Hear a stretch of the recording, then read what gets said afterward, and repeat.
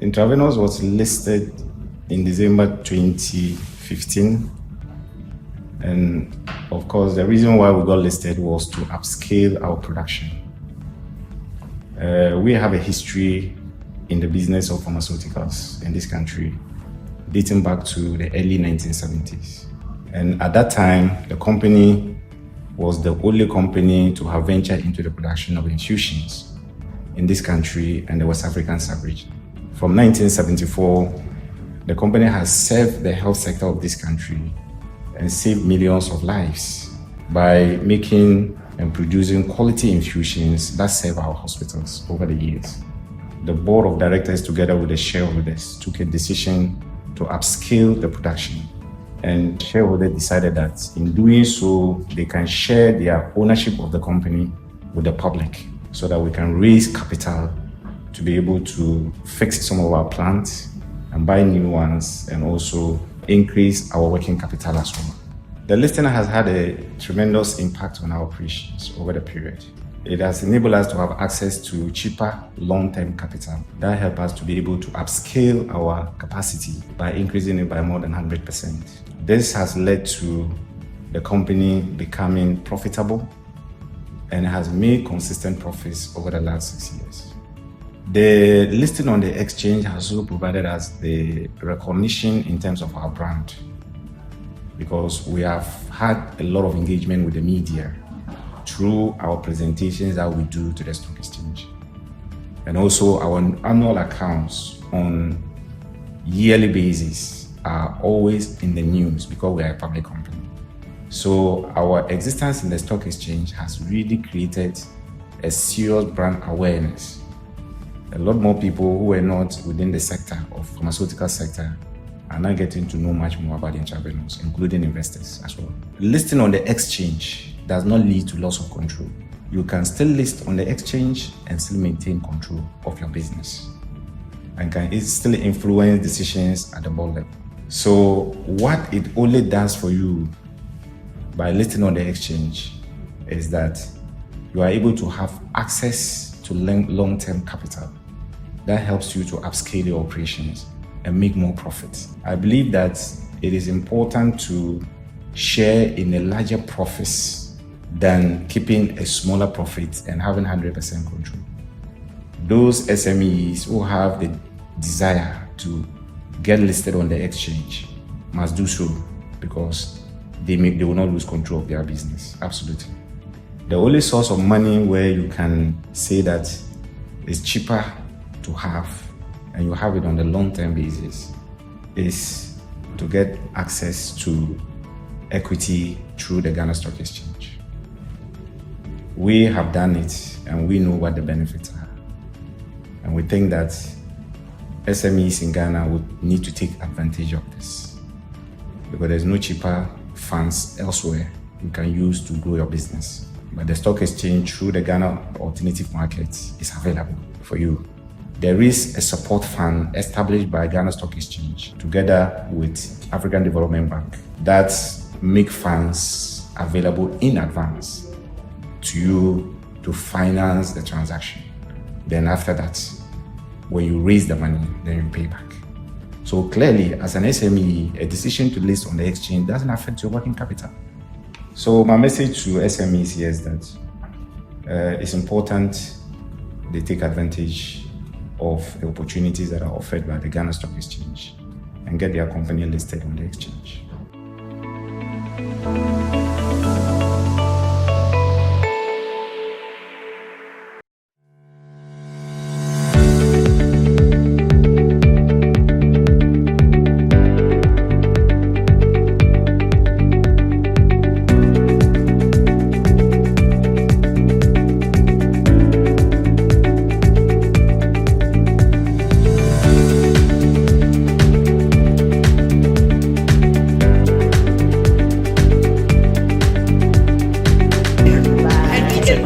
By end of day.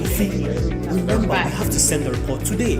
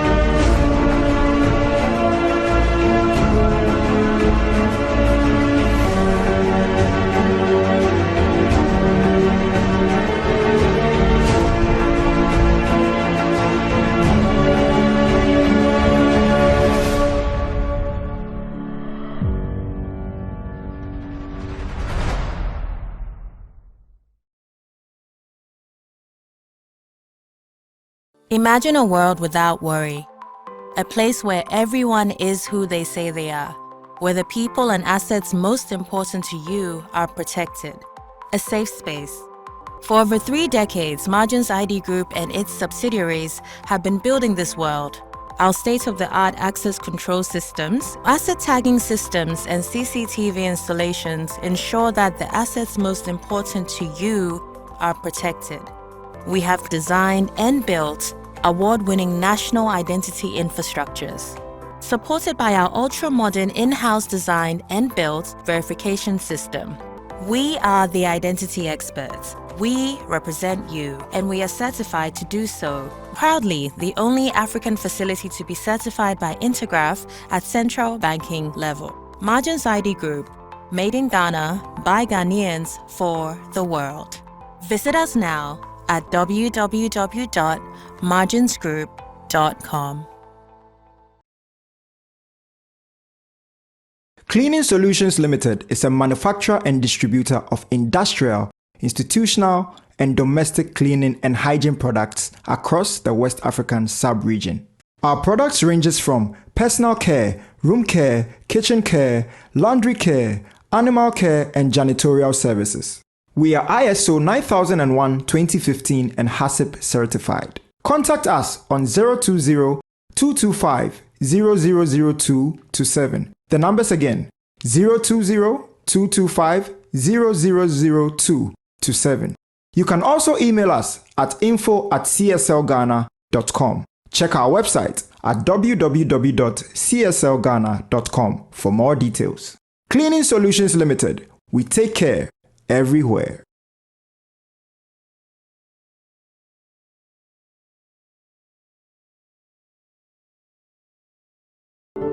The Automation Ghana Group consists of 3 member companies: Process and Plant Automation Limited, Automation Solutions Limited, and Electrical Switchgear Limited. So together, these 3 companies offer complementary services in electrical engineering, automation, process control, instrumentation, and the supply and installation of electrical and control switchgear. Over the past 20 years, the TAG has deployed solutions in the food and beverage, mining, oil and gas, power generation and distribution, telecommunication industries. TAG is also an expert in industrial automation as well as building automation. Under building automation, we deploy solutions such as building management systems, energy management systems, data center management systems, smart home solutions, solar PV systems, smart metering for apartments and offices and commercial buildings.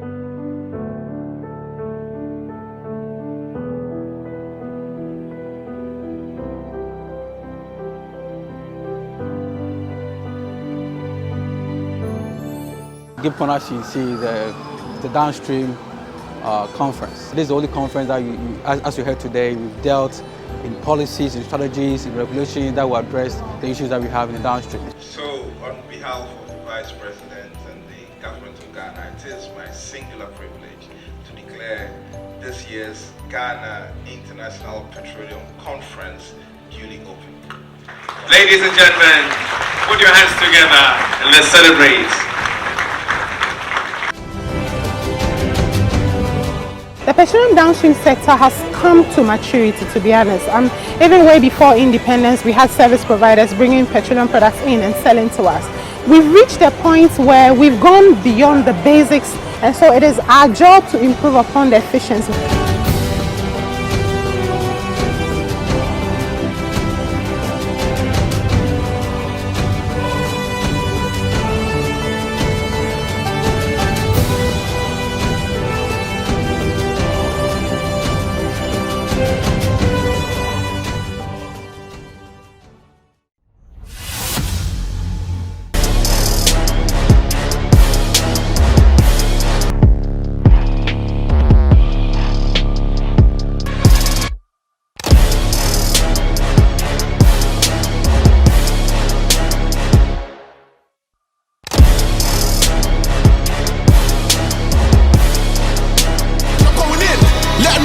One king. These are the summer. All this stress, I'm a jaraba. I don't be meant for your libido. But no, so let me go. No papi, no samana. We don't a joke, for we be do. We na joke, cabajo. We na joke, tamado. We na joke, cabajo. We na joke, tamado. I got so many dreams.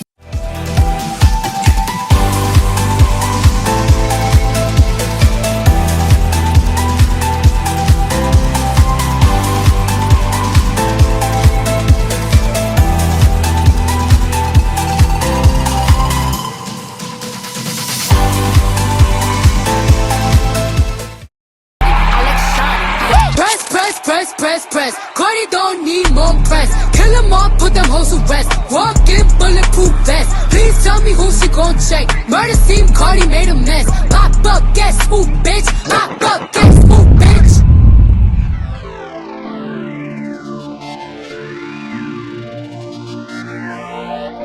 Me kai some ram me say me nam for force me the Ghana beko baby. Me kai madam for be a your friend call me ready. Yeah. And someone me living the egg no they wanna Mr. K. Hey. Ah boy. Hey.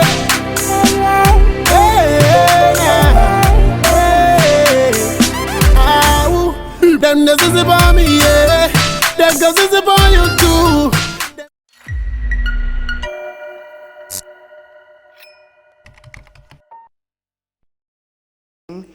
I'm going to pull you up here and have you identify yourself and do myself as you were doing in school. So please take a moment, look left, look right, ask the name of the person around you, and take a selfie on your table, please. Leave here taking a selfie of the people on your table. I'm watching. We are going to come and then pick one picture out from the people on the table and then project it on the screen. We have a special award for the group with the best pictures, just in case you didn't know. These are some of the surprises that are hidden. I don't see anyone taking a selfie. Yeah, we are not seeing the selfies. Are we taking the selfie? Are we taking the selfie? Yes, good, great. Take a selfie of the group you are on the table. I'm watching. I'm like the headmistress. I'm coming around. Great, awesome. Let me photobomb some of the pictures. Yeah. And please post this in your corporate WhatsApp groups. Let them know that you're actually doing something this morning. Awesome. You may be late, but you are somewhere. I mean, some really great pictures. Oh, what's happening on this table? That table, they don't have a phone? Oh, no, but you have to take your selfie. Oh. How do you leave without taking any this selfie? Table, they are shy. You see, they can't even identify who should take. Okay, I've nominated you. Please take the selfie. And don't make the selfie dry. You can do hand gestures.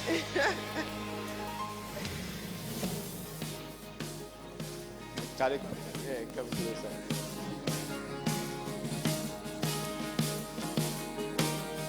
Awesome. So you can now post it in your WhatsApp group. Oh, it looks like everyone is done. That's great. Oh, I see you chatting. That's beautiful. What's her name, please? What's her name? Apia. The tag saved you. Okay, I think we are great to start now. Where did my MC go again? I'm here. So my name is Deridin Dazi, and I'm the CEO of Heritage Labs Limited and a member of the Stanford Seed Network. And I'm here with Deborah Asma. I'm also a member of the Stanford Seed Network, and I'm with Impuntu Technologies. It's a pleasure to have all of us in today. I think we would acknowledge all the sponsors that have helped make this possible today, and we would be acknowledging them throughout the program. Okay, so yes, Derry, let's get rolling. Yeah, so you know how these event organizations are not easy.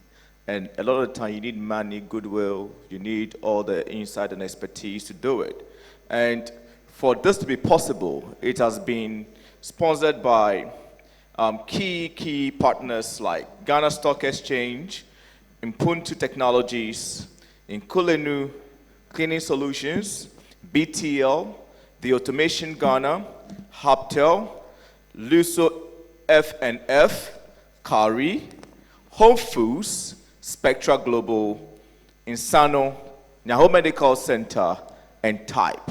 We say a very big thank you for your generous support, and I know that this is going to go a long way to make an impact into the Stanford Seed Network and then also the ecosystem. Yes. So to set the tone for today's event, we are going to welcome our president, not of the Republic of Ghana, but of Stanford Seed, Mr. Carl Richards, to give us a welcome address. Can we put it together? Let's give him some vim. Yeah.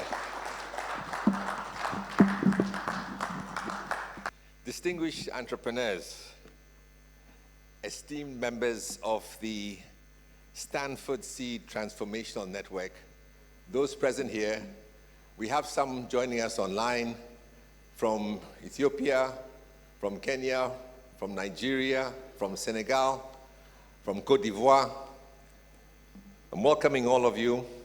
Of course, our rock star guests, Dr. Nwole Solis, we've all seen Mr. Baden, the keynote speaker himself, Deborah Asma, who we've been dealing with, who has welcomed us.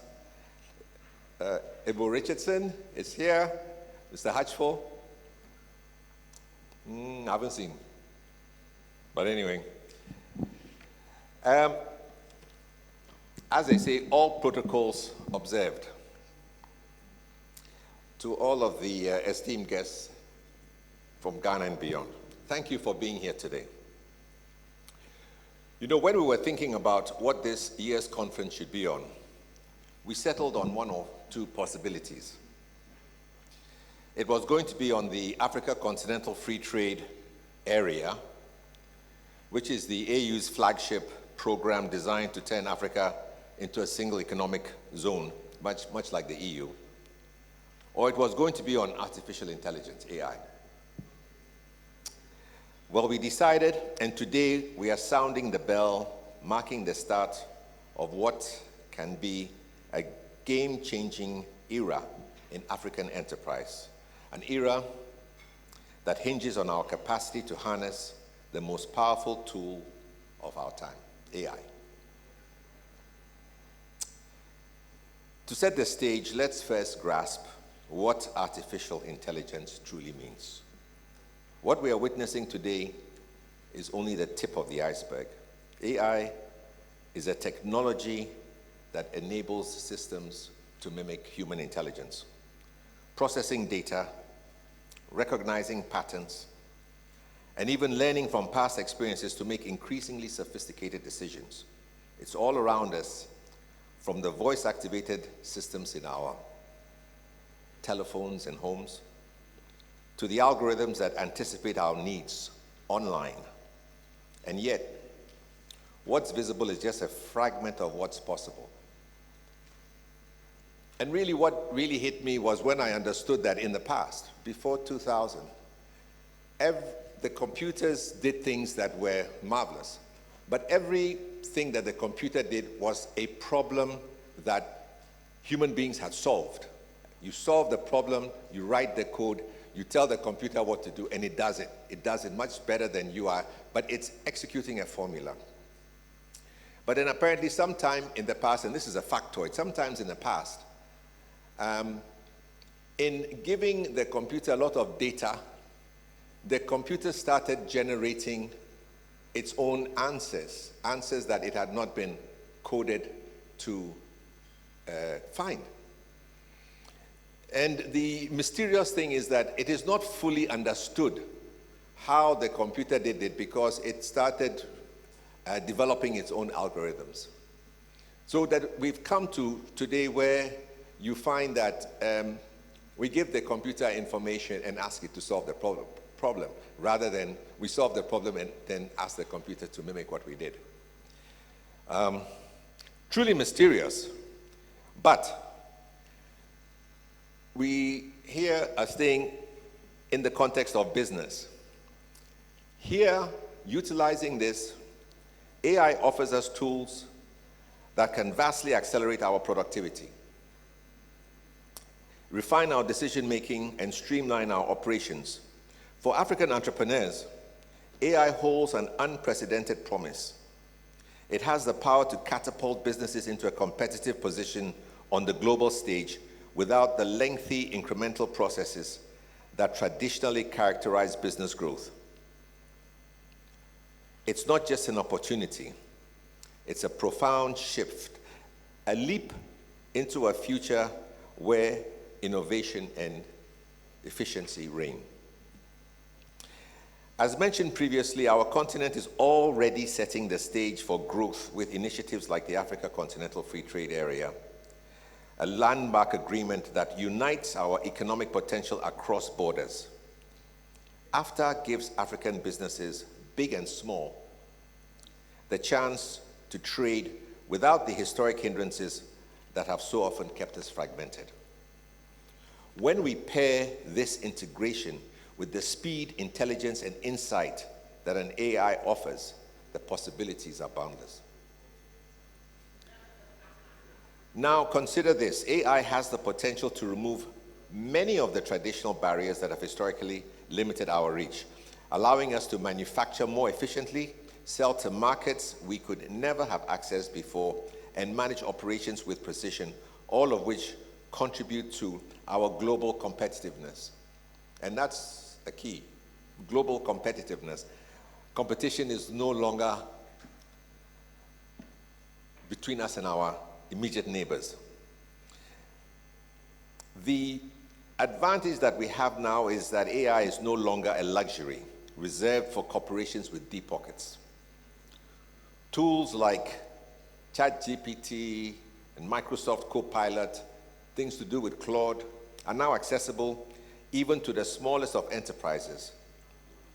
These tools can assist in drafting emails, analyzing sales patterns, generating reports in minutes, tasks that might otherwise take an employee hours or days to complete.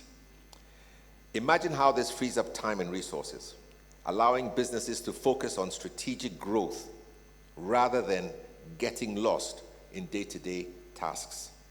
This accessibility means that AI is not just available to us, it is here now, ready to be used by any business looking to streamline operations and enhance productivity. I ask you to cast your mind back a few years when the big keyword was ERP, Enterprise Resource Planning, or Enterprise Resources Products, where businesses were told when you install things like SAP and products from Cisco that you would get your money back. And these installations used to cost $5, $10, $15 million, and they had to do with efficiency. These things are available to us now because the AI has come in and it helps us to have many eyes and many ears in our businesses.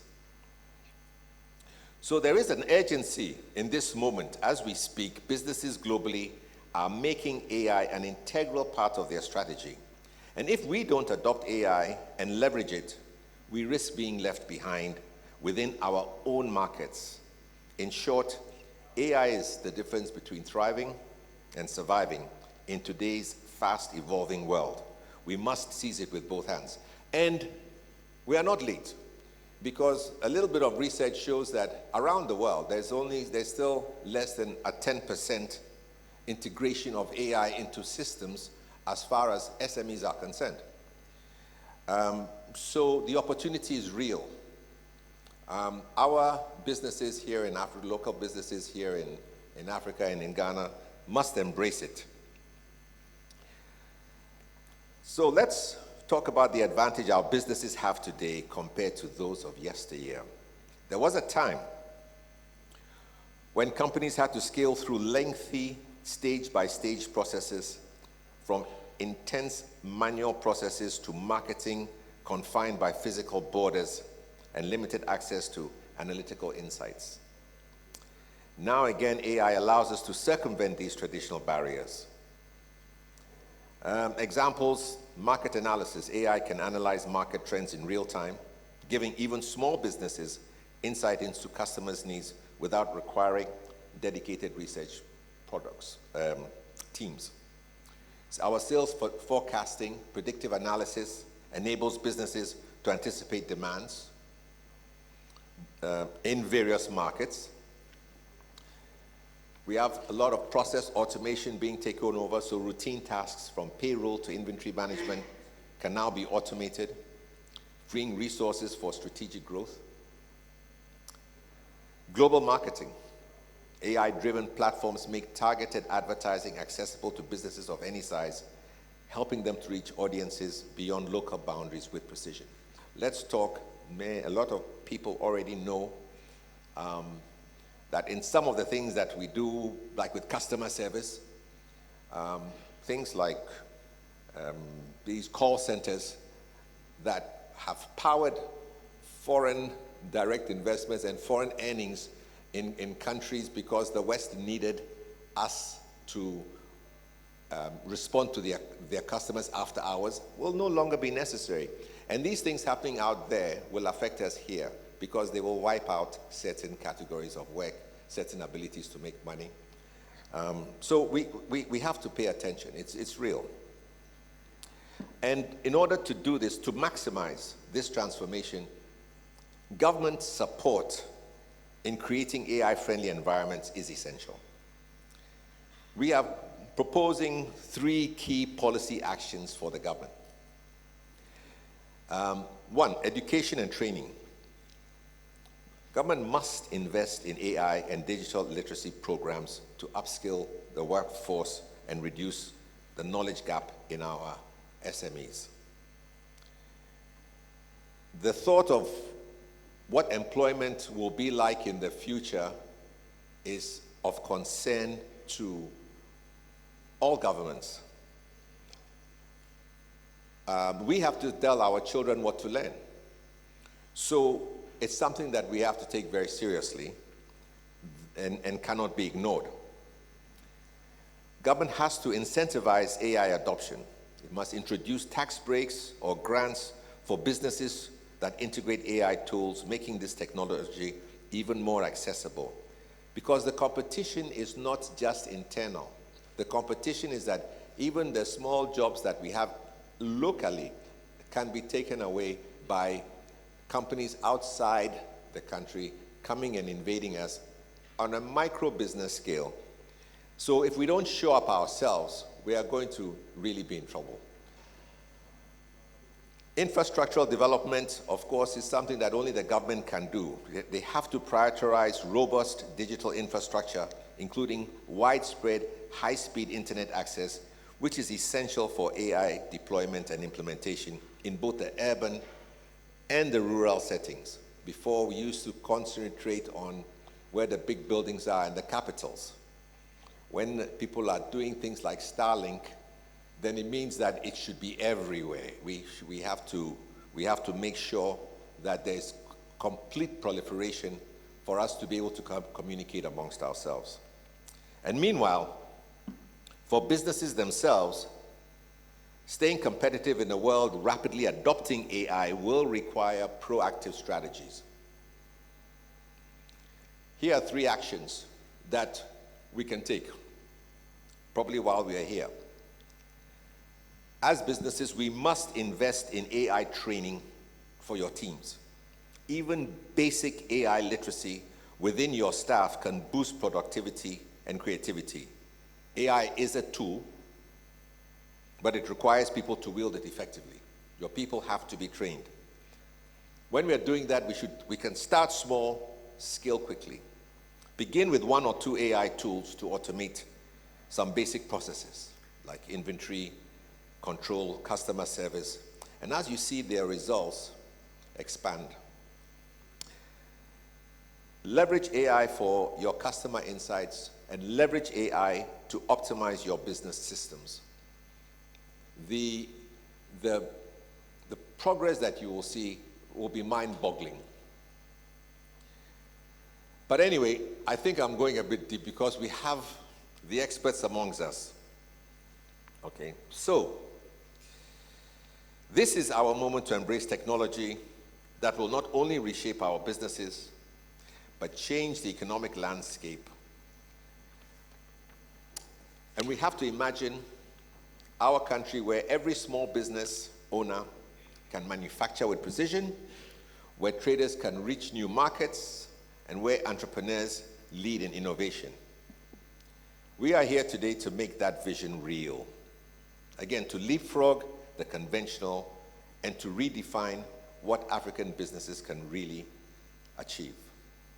So finally, I would like to recognize that your presence here today signals not only your commitment to your business, but that you do sense the potential that lies in AI. And you understand that now is the time to act. This conference is a springboard, a place to learn, question, and collaborate with the leaders and innovators who can help you build your roadmap. Make the most of their insights. Use this as an opportunity to refine your strategies, ask challenging questions, and connect with others on the same journey. And as we prepare for our breakout session this afternoon on adopting an AI blueprint to your business, know that this afternoon's session is designed to turn today's inspiration into actionable steps that we can take. With that, I would like to welcome you all to Stanford Seed's annual conference for 2024. Thank you very much.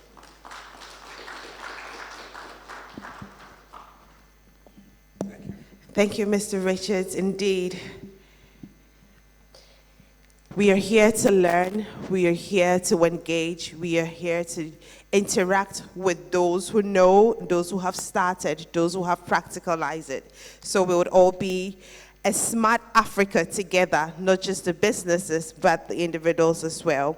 It's a good time to thank our sponsors once again. And as we have the video for Ghana Stock Exchange put up on the screen for us all to watch, can I have a rep?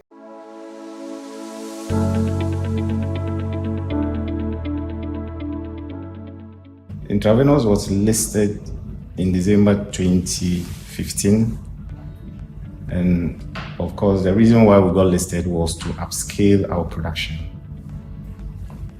We have a history in the business of pharmaceuticals in this country, dating back to the early 1970s. And at that time, the company was the only company to have ventured into the production of infusions in this country and the West African sub-region.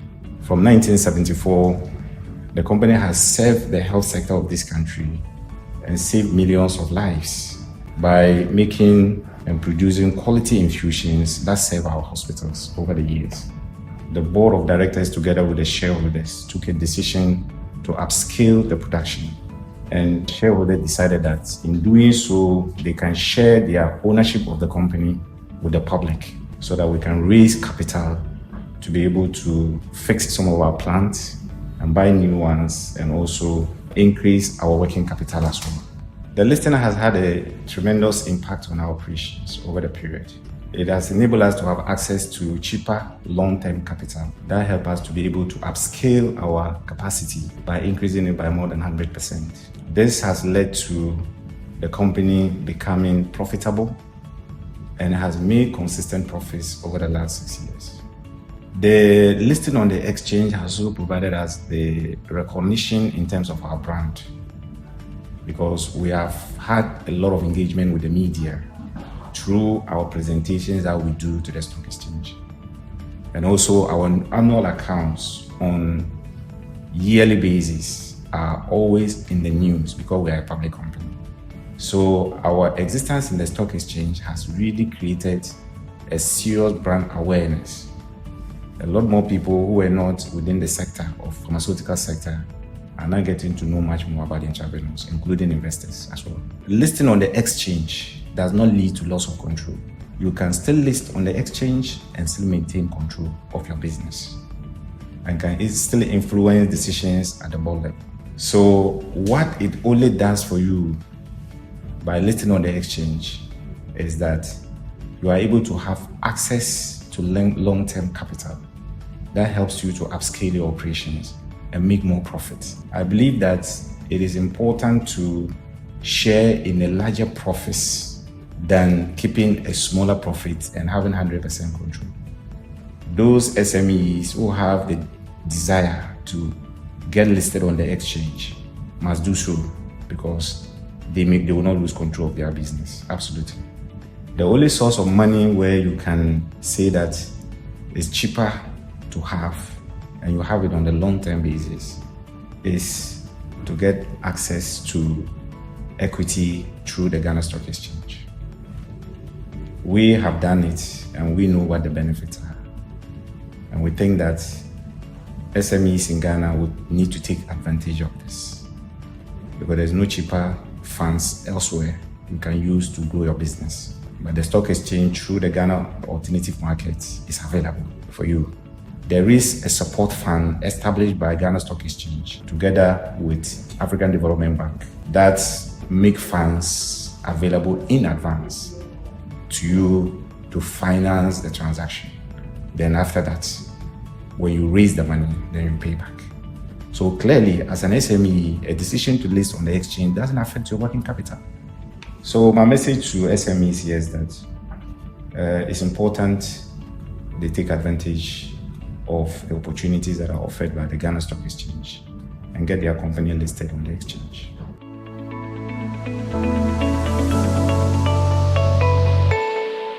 People ask me, how come a lawyer is doing technology? I always tell them that I studied law for 6 years and I've studied technology for 34.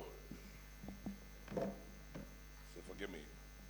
Now, down to the topic of using AI as a catalyst for trade and transformation in Africa. AI, I like to think, is the beginning of the 5th industrial revolution, not the 4th, right? And in a minute I'll let you know why. AI allows us to scale operation by fusing human intelligence with artificial intelligence. And the data that we used to analyze of old using analytics is now automatically analyzed by machines. And machines don't sleep, right? So whilst you're sleeping, the machines are working. And they're much more accurate. And because the machines are working when we're sleeping, it means we're on the verge of a new revolution that we haven't seen before. That is a mutating 4th industrial revolution into the 5th. So why do I say that? Every time in history something changes in terms of how we produce product solutions and services, that little change if not observed, leads to consequences that if we don't take advantage of, we get left behind. So in the first industrial revolution, there was a change in the agrarian economy to an economy where we discovered coal and energy, and factories started running. So you see that the people that used to wield the power, the kings and nobles, who used world power because they controlled the land and they controlled armies, which protected peasants and so on. And because peasants couldn't live on their own, they needed kings to protect them, so the kings became powerful. And that's how the power evolved. But with the evolution of the energy, you saw that there was a rising class of bourgeoisie or merchants, people who got their power from producing things in factories. That shifted the whole world. And from 1879, when the French Empire fell, the whole of Europe was swept, and we had a new economy. And that economy was also further enhanced by the change in the introduction of mechanical and electromechanical machines, which also produced another mutation. Then we got electricity, it produced another mutation. And by the third industrial revolution, we had information computer technology, which started in the 80s. And people like IBM were the most powerful companies, Big Blue. And then the internet was introduced. Once the internet was introduced and we could talk across computers and computers could speak to each other, another revolution started. That started the fourth industrial revolution because the internet introduced certain features. And as the features came together, they gave people the power to transform the world by creating a brand new infrastructure and economy that had nothing to do with the previous revolutions that had gone on. And so the features of this revolution was also, you had automation, you had 3D printing, you had augmented reality, you had Google, which was trying to compile all the information in the world. And things like music, how it was distributed, content, it impacted the print industry. You can see Kobe type. Yesterday, Franceman won a famous victory. And so let's see how many France boys are here. As Augustus, right? Or Augustus, I mean, they were paying off from France. Of course, I was very delighted and excited. I can see the Reverend Akama, someone nodding vigorously. And so I posted a message on the Fansform handle, and within 2 hours, I had 15,000 views. In the old days, you'd have seen it in the graphic, it has to be distributed the long day. And even graphic distribution might not even get that much. And people will have to spread it by word of mouth. We're talking 1 hour.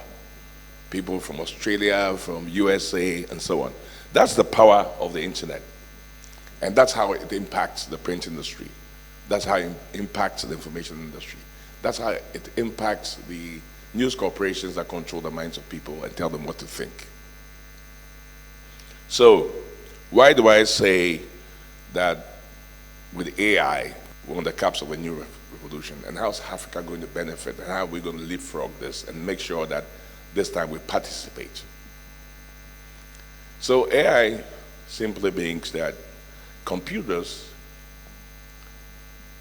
have large language models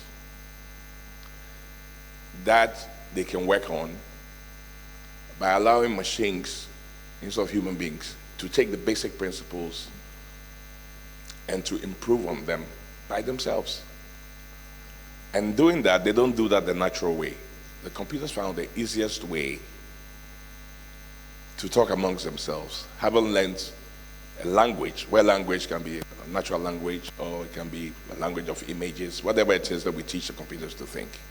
So computers doing interior design, for instance, you can give them a room and they can optimize the room because they've learned millions of combinations of design. So what's my wife, who's an interior designer, going to do? You know, I take my house, I say I have a 200 square meter flat. I want to optimize it. My emphasis on my bathroom, my living room, and automation. I put it into an AI design platform. Now this AI design platform is learning images of several 200 square meters data that is trained on, right? For literally hundreds of millions of combinations. So whereas if I tell Carl, okay, let's put the bed here, let's put the bath here, let's run the wires here, the computer already knows how the wiring is going to run, what's optimized, how to prevent fire, how to increase the bathroom and reduce the, where to put the audio, where you get the best sound setting. And it gives you everything in a second. And you get the blueprint, and then you send it to your contractor. And he comes and he does everything else. So where's the interior designer like my wife to be? You can't compete against a computer because it never sleeps. You just have to understand that for every single body of knowledge in the world, if the data is available and if the language model has been built, the computers keep improving on it. So when you come to trade in Africa, if we miss the first industrial revolution, then we have to understand what to build, the fundamentals of this what I call the fifth industrial revolution. Because AI, after the fourth industrial revolution, the internet of things, all this data gathering analytics has moved to another level, where the large language models and the capacity of machine learning and the advent of quantum computers that now can work at a rate that's unimaginable, makes the old economy that we live in now redundant, whether we know it or not. It's completely redundant. I mean, wars, financial market management, trade, everything is now on steroids. And what are the fundamentals that are going to help Africa to keep up?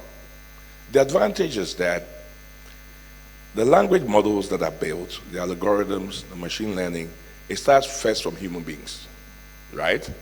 And then it goes to computers. Now, today, AI is a tool, and even generative AI, it gives very false information for those of you who need it. It's not perfect. I was writing an article because I had to go and meet the Asante Hene, also on mobile business, right? And so I asked, was this ChatGPT? I asked some of my people to find out what something about the Asante Hene that connects to fan sperm and all that. The AI was like 80% correct. But it took me to read to understand that the AI is only as good as the data that you're feeding it. Because they told me that Asante Hene went to France, which I knew to be false. So, there's a human aspect of how we interrogate the AI and how we use it to meet our purposes. But for every single field of endeavor, of expertise, you need human expertise to know how to prompt the AI to give you the right information. So I say that the best knowledge that Africa needs now is prompt engineering. And I'm not so sure that prompt engineering is even the language of scientists. I think it's the language of actually arts students, historians, philosophers, psychologists, because they can ask those questions to get the answers that are useful for solving problems, rather than scientists. When I was younger, I wanted to go into programming, because I love computers. But after a while, I realized that the answer is not programming, but rather what to tell the programmers to write to solve problems. We are the same place. What does Africa need in order to use these tools and even autonomous generative AI to solve the big problems of today? What are the fundamentals? And Carl mentioned some of them. We need to have access to the internet. So we need to concentrate on having infrastructure that allows us to have high-speed internet. Now, there's something called infrastructureless scaling, where infrastructure is scaling. I can scale on somebody else's infrastructure. So when you're talking to ChatGPT, it's not your infrastructure, but you have an internet connection to it. So you can ask ChatGPT to give you information that might be useful to you to solve your problems. But does Africa just need that, where the data centers that have the most powerful quantum computers belong to other people? The danger is that if Africa relies on the big digital platforms to find out answers to the questions that we need to leapfrog. What is going to happen? Imagine 1 billion people feeding ChatGPT information that is learning. Very soon, ChatGPT is God, right? It will learn everything in the world. And we are the ones training it for free. So if they give it to you for free, it's not actually for free. We have to know which parts of our solutions we should offer to the big digital platform that we are training.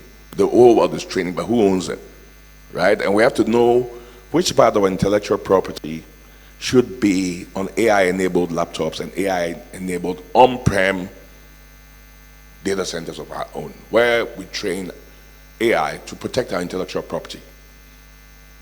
Because if we give our intellectual property to all the big platforms, then we'll have none, right?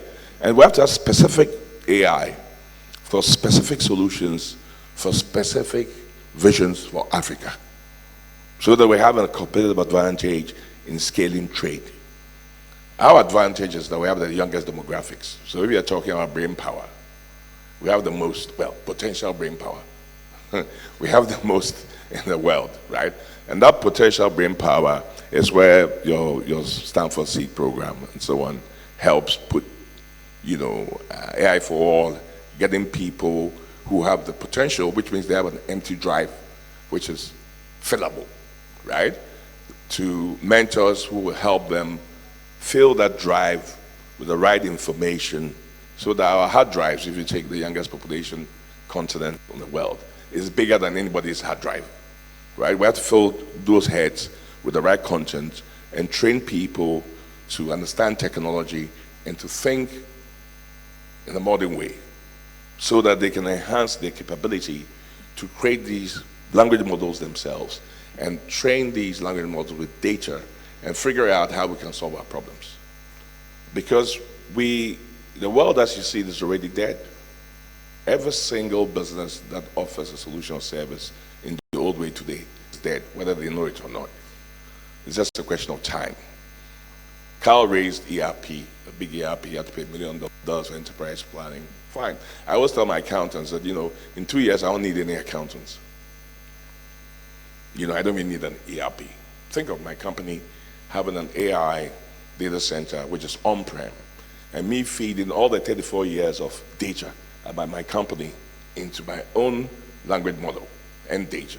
And then teaching AI by borrowing principles of accounting from different AI platforms, and now training the AI to understand the information that's useful for the business. And imagine that I have a voice interface to this AI. What do I need an accountant for? When I come into the office, I said, Magi's AI, tell me what our 10 biggest financial risks. That's all I need. It has the data. It tells you you're going to run out of cash in 10 days. You need to fire 50 people. Your bank interest is too high. You have to shift to this bank instead of that bank.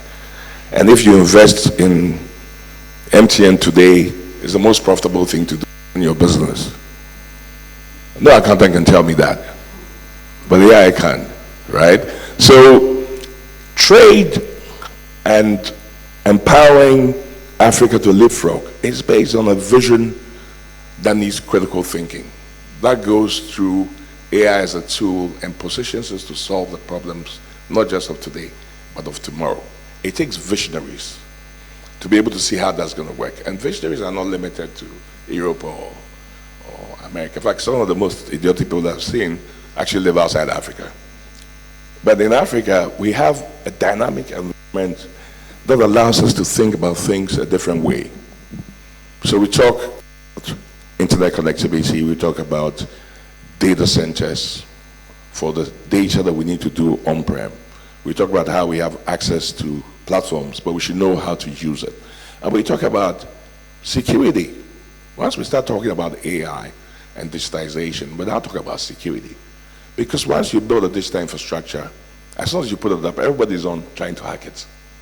And if you have no security, you have no trade, you have no business. Africa has to think about security, especially in the advent of quantum computing. Because whatever cryptographic system you use can be broken by quantum computers. So whilst we're thinking about AI, we have to think about quantum-proof AI. That means that AI that can be protected with multiple factor authentication to avoid the very leapfrogging that we wanted to do to be destroyed. When there was a marine cat cable, many enterprises suffered because they weren't able to think through, and this is not an AI thing, it's a risk management thing. It's to do a risk register where you look at all the possibilities and mitigate it. And as soon as we think about leapfrogging, we also have to think about security, because if we don't, everything can be wiped out. Marine get cut. Nobody thought that 3 cables can be cut at the same time. All of a sudden, people don't have internet, and everything is on the internet, and your AI is on the internet, and my robot that would tell me my 10 risk is also cut. So then, how do you operate, right? So as we do that, we have to think about security. Now, with internet, with local on-prem, with security, we now have to harness data. And that's come to my own business, electronic and digital identity. In order to get into the digital world, you need your digital avatar to go into that world, right? And when you go into that world, they interact. We have to know that you're who you claim you are. And that's the core of the Magis business. We create digital identity with security so that as you sign smart contracts, as you interact with AI, we know for sure that you're the one doing that copy and not somebody else pretending to be copy. You can only commit a crime when you wear a mask, whether physically or digitally. So in this AI environment, when we go and we interact with the system, we need to be able to protect our identity. And we need to be able to get our rights and privileges and discharge our duties and obligations digitally. Because AI lives in a digital world, right? So whether it's a corporate or it's national or it's whatever, digital identity is very, very important, because that gives you the access control that you need, whether at the national level or the local level, to be able to leverage digital resources. If you trade between here and Kenya, and you don't know whether the person trading with you on the other hand is a fraud, how you leapfrog trade? Digital identity is very important because it underlies commercial digital transactions, government interactions, and most importantly, payments. And security and digital ID enables us to function by leveraging AI to the next level. So when we create this ecosystem, the metadata that we get from trade, right, from financial interactions, from logistics, from whatever, we create all this data. And this data is what AI feeds on. The truer the data, the more secure the data, the more we can leapfrog. And this is our responsibility, not the responsibility of somebody else. So whilst we can leverage without building our own infrastructure, we have to know the infrastructure that we need in order to protect our identity, our intellectual property, and to fulfill our vision. But when trade is now metadata with security and identity, and it's an ecosystem where we can do this quickly, we're building data that allows us to do everything else. What does your customer want? You know from the data, right? If Kobe buys a Rolls Royce and then, Kobe, I hope you buy one, and a Bentley and a Ferrari and a Bugatti. When he starts buying, his profile has already been done. CRM, we know what it is. We know what choices he's making. It's machines learning this. They know what to offer Kobe next. We even know what sort of leather seats he needs. If there are 1,000 Kobe's and it's feeding into the car industry automatically, and it's going to a manufacturing field automatically, AI already figuring out how many cars we can build over the next 60 years, because there are millions of Kobe's, everybody buying cars. We don't need somebody to pouring over a graph or driving to Kobe and show him the latest. We already know Kobe, and we know what he wants. This accounts for every single product, solution, or service. And without the tools, what are going to be the risks? Than anybody who's been in the industry for 50 years. So let us see this dawn of this new, what I call the fifth revolution, fifth industrial revolution after the fourth industrial revolution, as an opportunity, but we also look at it as a threat. But certainly, if we understand our vision, and we understand where we want to go, we understand the threats, and we know the opportunities, and if we carefully craft our strategy by understanding how the environment works, we can leapfrog, because in this fifth revolution, industrial revolution, everybody's on the same plane. The old factors of land, capital, and labor no longer count that much. It's vision, it's determination, it's understanding, it's prioritization, and it's learning how we go from A to B, no matter where we are. That will create an environment that will let African leapfrog. I sincerely believe that there's never been a better time for Africa than in this fifth industrial revolution, which relies on vision and brain power. Thank you very much.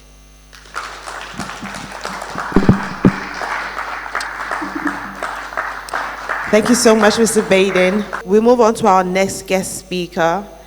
With a round of applause, can we welcome Dr. Stephanie Woolley of Impuntu Technologies, speaking on leveraging AI and digital transformation for businesses.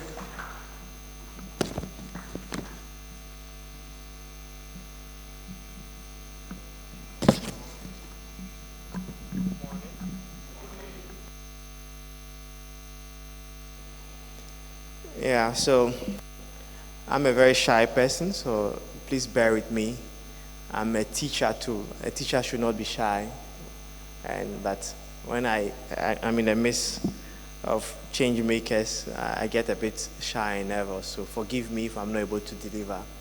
But I'm also a technical person, so forgive me if the jargons are too much. I'll try my best to demystify every conversation that we are having.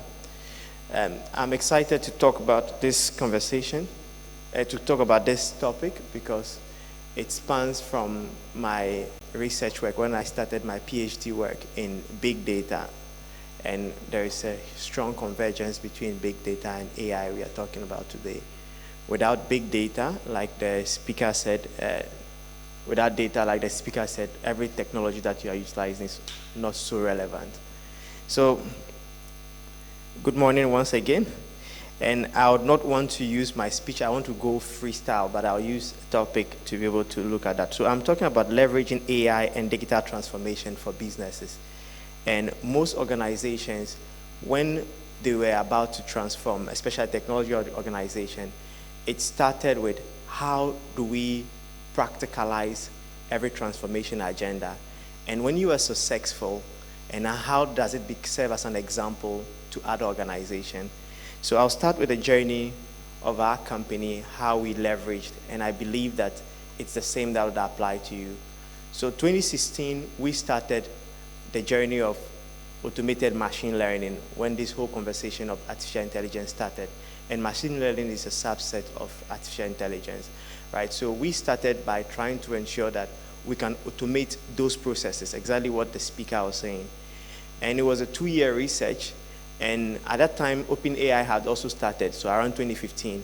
And today, most of the things that we are doing, a lot of people think that we are leveraging on the power of ChatGPT, Claude, and all that. But there are own models that we started. We want to start with that journey. And in 2016, when we started, within the 2 years, we spent time to understand which area do we want to be able to tackle.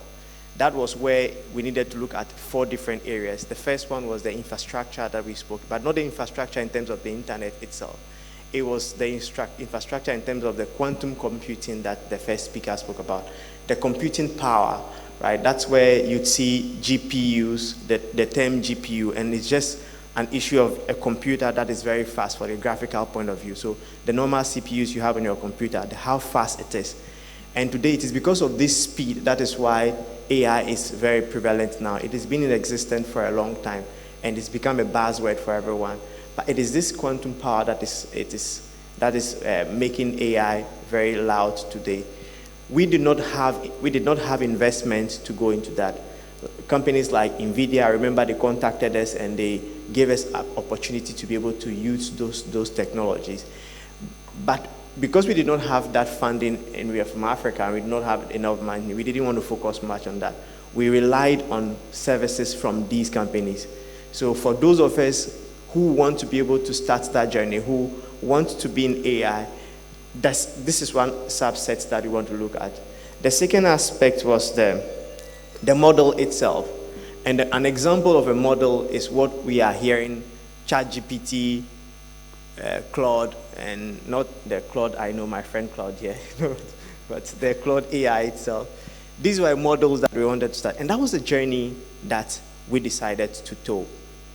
So we decided to build the model ourselves. We did not want to replicate what was out there. And we felt that Africa needed to have its own way. And the way we behave, the way we think, our culture, our spirituality, our religion, and everything, it needed a model that would understand us. And there were so many biases in terms of models. For example, any built system that is being built will be trained on the Western community. Either it's a white person, the accent, and all these things. We did not have opportunity to train it on our own model. So we decided to tow that journey. It was a very difficult journey. But we took time. So even if you go on YouTube and you type Ubuntu AI, you'd see 2016 we had launched it even before OpenAI had launched their platform. So we originally built that. How did we do that? Over a period of, before COVID started, before COVID came, right? Over the period, we had to work over 1,500 students every time on long vacation. It was expensive to work with these people, either remote areas or we bring them to our offices to work with these students. All that they were doing was to help us build the model that we had started and also label the kind of data that we had, because we had gathered a lot more data over a period of time. So when you come, you label this data to understand whether if you say, I am coming, does it actually mean I am coming, or it means I'm going to be late? Or if you say, I did go come, what language, what are the sentiments in all these things? So students from all over the universities came to help us label all these data. It's also a job area that today it's a huge opportunity for organizations, how to label this kind of data. That's how we started. And we are continuing. As of now, we are still doing this kind of research, but we have a research lab in our office to ensure that we can grow those things. So these were the areas. So we worked on our model, made mistakes, a lot of hallucination. And our first speaker also said something that Santini was not from Amphantipim. Those are hallucination. It always happens. Even human beings, you also make mistakes and all that. You need to train the data to make sure it works. And today we have been successful in doing that. That's the second model, building the second aspect of the AI journey. That's what we decided to focus on. And the third aspect is the data itself. All of us sitting here generate some form of data. When we go home, maybe when you go to our offices, or maybe in our offices, you have an HR record, you have a finance record, you have even on a piece of paper, you enter, this person has come to visit you, this person left at this time. All these are data that can be harnessed. How do we get this data in a form that we can harness it in the future? So we needed to see, how do we categorize this kind of data? We took our time to categorize all these data because we send a lot of SMS. At some point, we're sending over 100 million messages in a month. So all this data gives us a lot of information. We send a lot of emails. We work with people. We've built ERP systems. We have to partner with the World Bank to build a lot of applications. All this from getting consent was a way to work on that. Now, in getting data, there's a conversation that comes on. Privacy, security, and all this kind of form. So as a company, we were also intentional to ensure that how do we get data controllers to be trained? So our partner, which is Deborah, had to be trained from Queen Mary University to ensure that we comply in terms of privacy and security. So we had put ourselves in that journey to get to a place where we know that how do we leverage on the kind of AI, the AI to be able to make sure that we can be competitive. So we needed to make sure that we comply, we were registered, with data, because we are all data, we all have data, so it means you have to be registered with the data protection to ensure that you can harness this data or you don't violate any form of data. That was the third aspect of the thing. So we have categorized the data in a form that it doesn't even have to be in a certain format for us to make analysis on that. The fourth part is where we are today. Then we built a tool called Snowly, and it is our AI model, just like ChatGPT. So when I hear ChatGPT, I hear Claude, I hear Copilot, Google Gemini, I asked myself, why are people not talking about Snowly and all that? But I think we've not done well to be able to push it out there. Very soon, that is going to be the third force. So whilst we are seeing NPP, NDC, and all those ones continue, you see AI, Snowly also there. So my advocacy is that all of us should hook up onto that, and we should we should start using Snowly also so that it becomes more intelligent. So it's snowly.com. So that's the tool that we have built. And it has been trained on our system. It has been trained on the Ghanaian context, on the African context. So it understands our slogan. It understands our sentiment. Because when you go to, just 2 days ago, we saw ChatGPT say that they are now upgrading their system to have a search algorithm on that platform. And our team and my team sent me a message, and we were laughing. We had done that long time ago. So we went onto that same platform, and we said that Snowly AI is already doing that, where you can search on all that. So today, I want to change the topic from leveraging AI to leveraging Snowly, right? To benefit our organizations. That's the kind of topic I want us to be able to talk about. So what is Snowly itself? So Snowly is an AI platform, a large language model platform. It's named after me. That is Stefan Ngole. SNWOLLEY.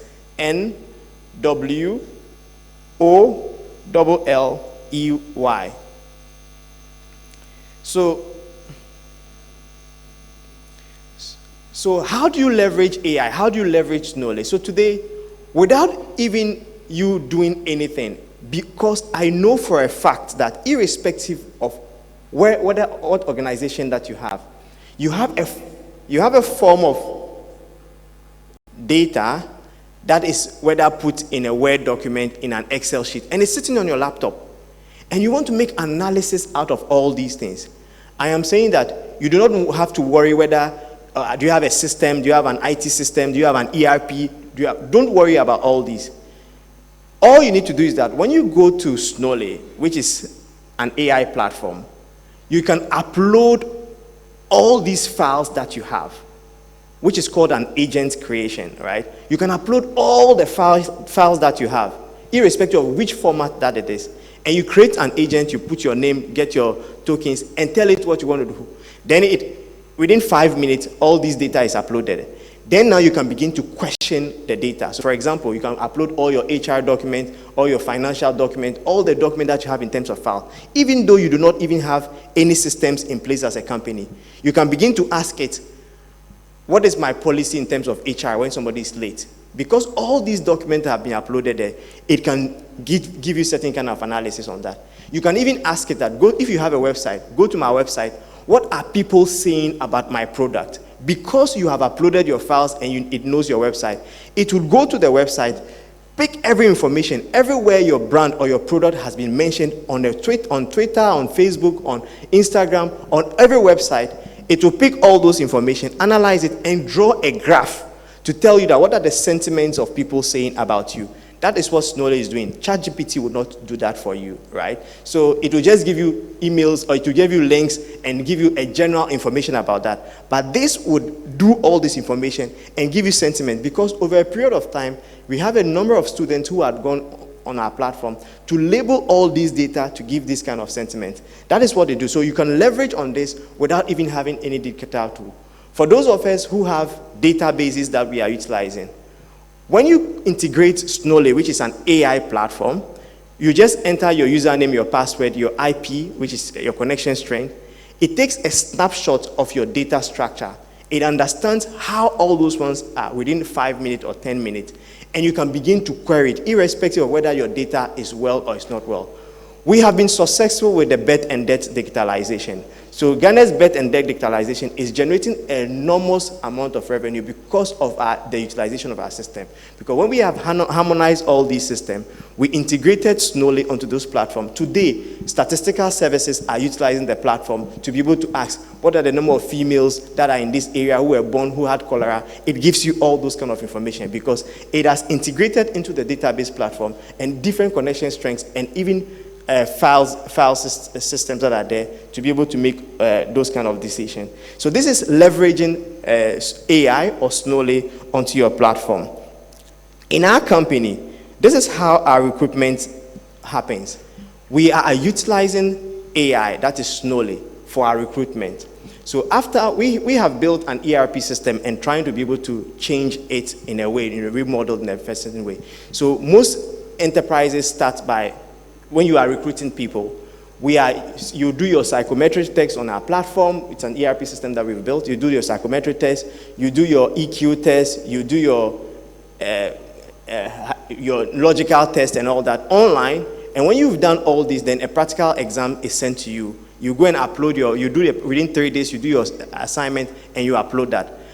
Then if automatically Snowly would select based on your CV, based on the things that you have entered, because before even utilizing the HR system, you might have uploaded your vision, your mission, your culture, your values, all those ones, your company policy onto Snowly. Then it has learned it, and it is able to set questions using case-based systems to be able to know that, look, I'll ask you a question on values about my company. How will you answer them? Culture, anything about culture, anything about maybe our policies, to see if you're a best fit.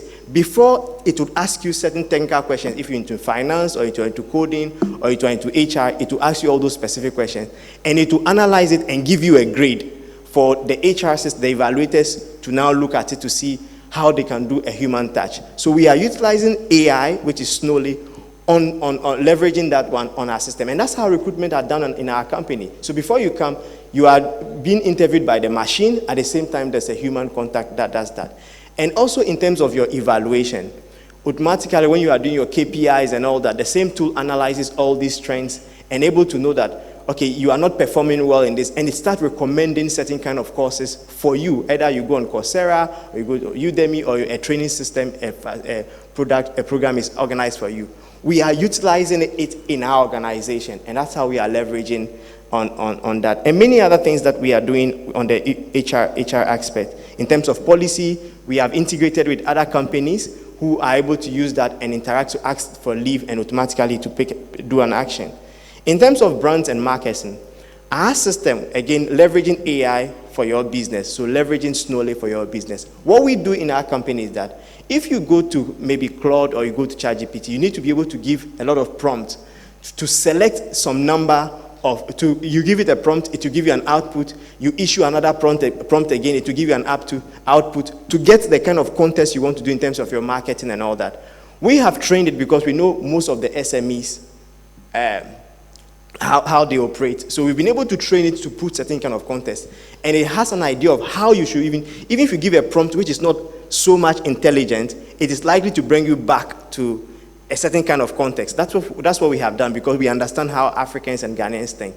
So in our branding, when you go to our platform and you type your company website and you ask, I want you to tell me my competitors, and analyze all that, it automatically goes to all their social media pages, it goes to the website and compares what you are doing and how your competitors are doing better over you, and how you should craft your message, and how you should be pasted across different channels, either it is TikTok, Twitter, Facebook, and all that, and that's that composition for you. It has been done automatically to suit that. With other platforms which you are using, yes, it is good. It's not like I'm marketing our company. I'm doing it for the Ghanaian community. So it does it in a way that you would be able to compare yourself with your competitors, and it does all those analysis, your search engine optimization, to position you better. It has been done in that way to serve our purpose. So that is for that. In terms of also customer bot, a lot of people are looking for chatbot, and very recently there's a bank that contacted us to see how do we change their bot into a platform to be launched. I don't want to mention the bank's name because we've not finalized the tool. So what we've done is that we're saying that, look, a lot of people come to your system and you have to receive a lot of customer complaints, your customer relationship executive, you have to attend to a number of people at the same time. We are saying that, look, upload all the customer complaints that you've had in the past. Upload certain things that you have. And now, within 10 minutes, you can create it yourself. You don't need ES to be able to even integrate that for you. So when you upload all those complaints, or even integrate it to your customer relationship management system, or to your software that are there, automatically, you create a bot for you. Within the next 10 minutes, you can do that on yourself. So now on your website, you can work within 24 hours, like the first speaker said. So you can go there and ask, what are some, I want maybe to open a bank account, and it will take you through that process. It's not a frequently asked questions. It takes you through that process and gets you a process flow and ensures that you can get your account to be open. Or you are having an issue of customer complaint, it automatically identifies you and realizes that these are some of the complaints you have had in the past, and you can begin to interact with that. The ones that makes mistakes, it sends a notification to a back end, and the customer executives will begin to only attend to that fact. So that's how we are using it for, in terms of bots, to ensure that your customer experience would also be served. For those of you who are in, for email, for also in our company, just 2 days ago, we have not done this yet, but this is what we have asked the team to do. We are receiving a lot of emails, and sometimes we fail to attend to some of the emails because someone says, okay, I didn't see it early, and the customers are angry at that. So I've asked my team that, look, you know something? Integrate Snowly onto all our email systems. So it will read all our emails, begin to compose that one, and try to respond in a way that it feels like you. And it will just ask you, do you want to send yes or no? That's what we are about to do. I'm sure that when we are successful, I'll send you a mail for that. Thank you very much. So that's what we are trying to work on. So that's for the email system. And I'm sure for those who are also providing services to customers, somebody will come and complain that I've paid, you have not sent me this delivery, I've sent you money and you are not attending to me. Are you doing spamming and scam to me and all that? We've integrated Snowly onto our platform. So you enter your Twitter username and password, your TikTok link. So first you have done the integration. It goes to your page and automatically knows that all the chats that you have had in the past, this is how you respond, this is how you act, and it has learned it. So now if a new customer comes to the platform and begins to chat with you, I want this thing, it will respond to the person as if it is you because it has learned how to do that. Because we realize a lot of small businesses are having a lot of challenge to support organizations, and instead of focusing on the product itself, and you have to focus on customer experience. So that's how we are integrating Snowly to other people. For those of us in the software and developing industry, most of us are using Claude to help in the development. So you want to build a software, you just go to Claude, integrate with Canva or Make.com, and you start building the platform. You are paying too much money for that. I can give it to you for free for the next 1 year. You don't have to pay anything. And now you can ensure that when you go there, it can help you build a system. So if somebody comes to me, I want a small database, a small website, you can go to our platform. It has been integrated onto IDEs. IDEs are editors that allows you to code and all those ones. We have created a plugin that allows you to code in that way. So first you import Snowly and you begin to code. It will do the database, and to do all those connections and create boilerplate or template sample code for you. So for those first in the software industry, that has been created and it can fast. Some project that will take you 1 month to build. Within 1 week, you should be able to build that and go faster. We are competing so much with Claude on that aspect, and we feel that Claude is so much expensive. We are coming in terms of pricing. That's what we've done in terms for those of us in the coding area. And lastly, we also created an AI-powered industry. And this was an idea from one of a renowned journalists who visited us and said that anytime he goes for conferences, he needs to listen to what is going on. And at the same time, every answers that are going on, he needs to be able to make sure that he can speak to it. But maybe he's not a master of that conversation at that time. How do we help him to do that? So we created a product called Snowly Meet. And it's on the Play Store, it's on the App Store, right? So in Play Store and on iOS and Android. And what Snowly Meet does is that whilst we are here, I'm sure that my team is recording it. So it allows you to record all the conversations that are going on, all the salient points that are going on. And when it finishes, it transcribes all the conversation, even including the jargons that we've had. Remember that I mentioned over a period of time, we have labeled certain information in certain kind of dialect. And now when it transcribes it, it will give you a summary of whatever conversation that we have had. That is a summary that's done. Then when you are done and you want to interrogate it further, you can hold on it for about 2 seconds and to bring you a chat. Then you can ask, what did this person say at this particular time? You can begin to interact. Even though you are not part of the conference, it can give you tidbits of all the things that has happened during the conference. So thank you very much. That I don't know if I've been successful in trying to explain to you how do you leverage AI into brackets Snowly for your businesses. I'll be available to take much questions. Thank you very much. Thank you. This is what you call practicalizing the topic. And you said you are available to take some questions. Can you give us a minute or two? Do we have any questions from the participants? Okay. Please introduce yourself, where you're coming from, and then ask your question. Okay, thank you. My name is William Halm from Spectra Global. We are architects and builders, so we run a design and build company.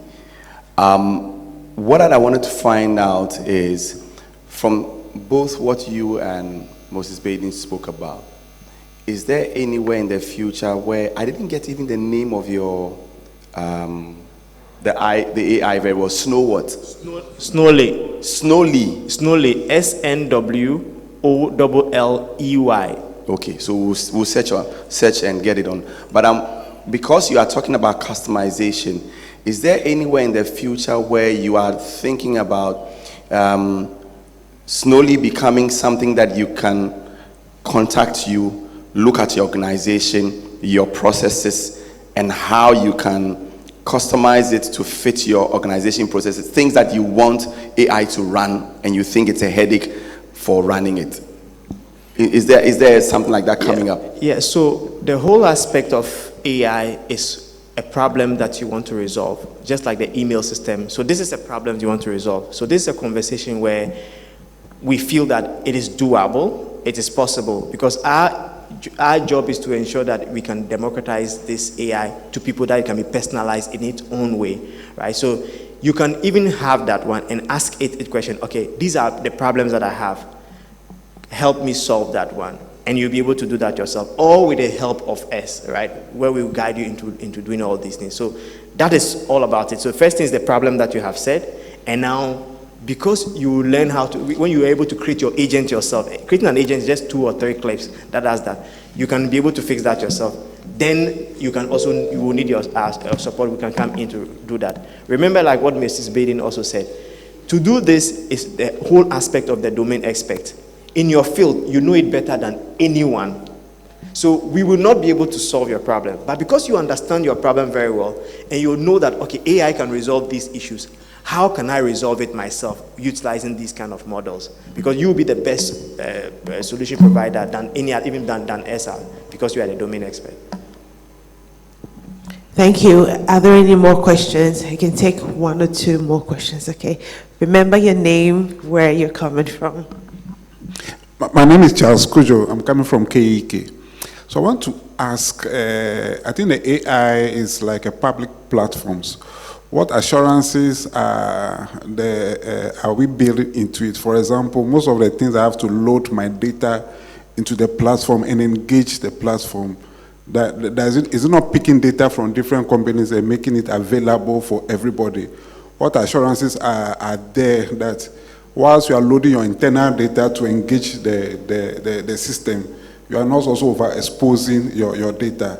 And can others go onto the system and learn about other companies because everybody is loading? Are there some safeguards being built into the platforms? Thank you. Yeah, thank you. So like I said, when we were starting, we also were intentional because this was the next conversation that comes. Most of us are using ChatGPT already, and you can anonymize your data to go and make your analysis and get the output that we have. And we gladly do that with Copilot, we Copilot or Gemini and all that. Some other companies say that, look, even there are policies where people say, don't use ChatGPT, don't use Snowley, don't use Claude. There are companies that have passed those policies that do not allow our data to go all this.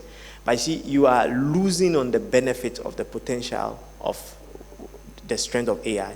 So what we have done is that because the model belongs to us, we did not copy it from anyone.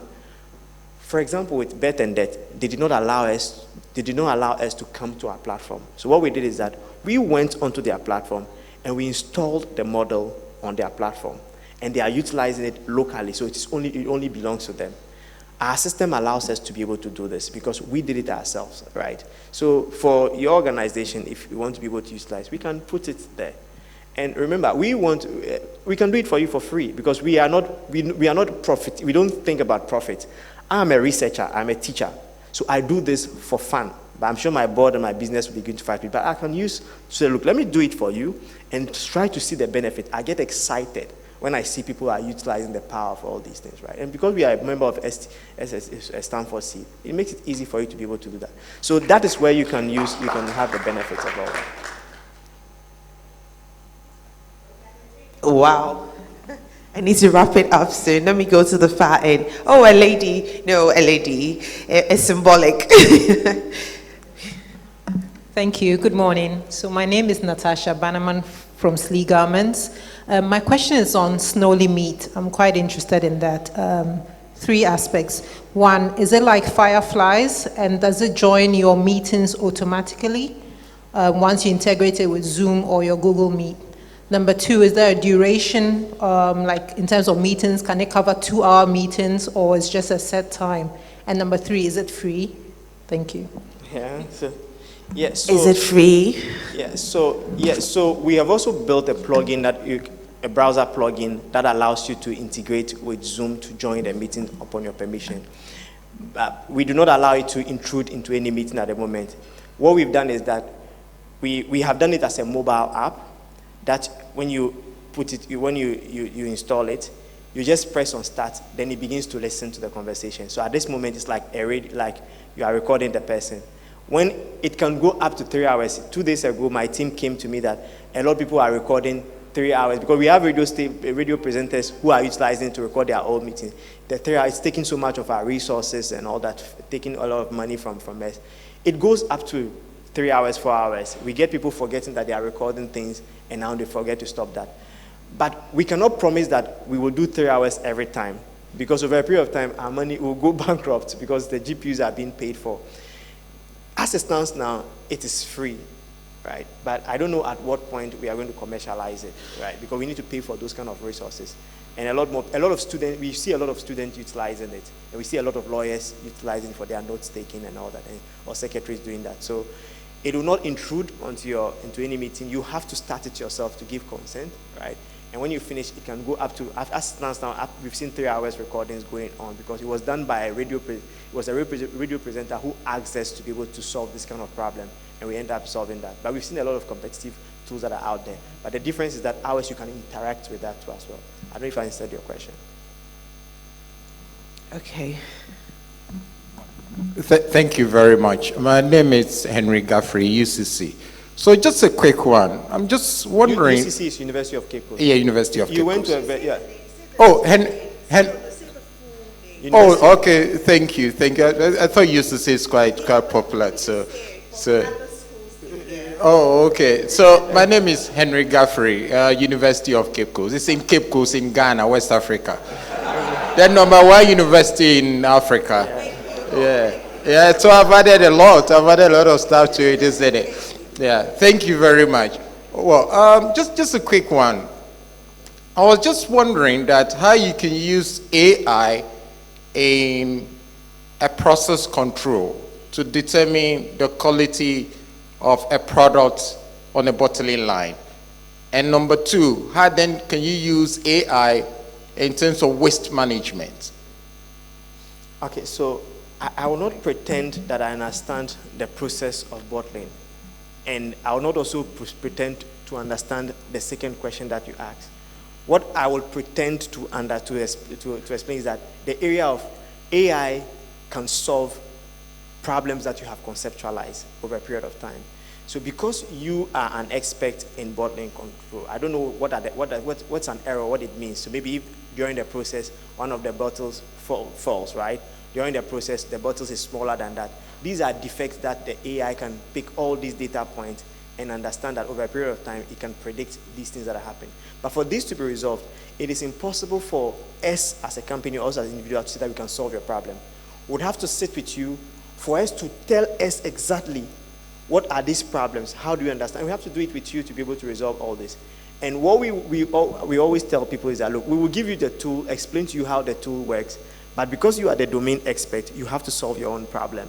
And that's what the whole aspect of leveraging AI. So you understand the AI, but you are the domain expert, and you can solve. Recently, we are doing something for, I don't want to mention, for a power consuming company, right? And it was the same. We don't understand exactly what happens there. But we sat with them and we told them that write your problem statement. This is how the tool works, and we are working with them to be able to resolve all these things. So I will not pretend I understand those issues, but I believe that it is solvable because you know that the problem exists. Thank you. Because we're working with time, I really have to wrap up, but please feel free to engage him outside this, and we can take some more questions during the panel discussion. Thank you so much, Dr. Nwoli. Thank you. Can I have the ad for Ghana Stock Exchange come up now, please?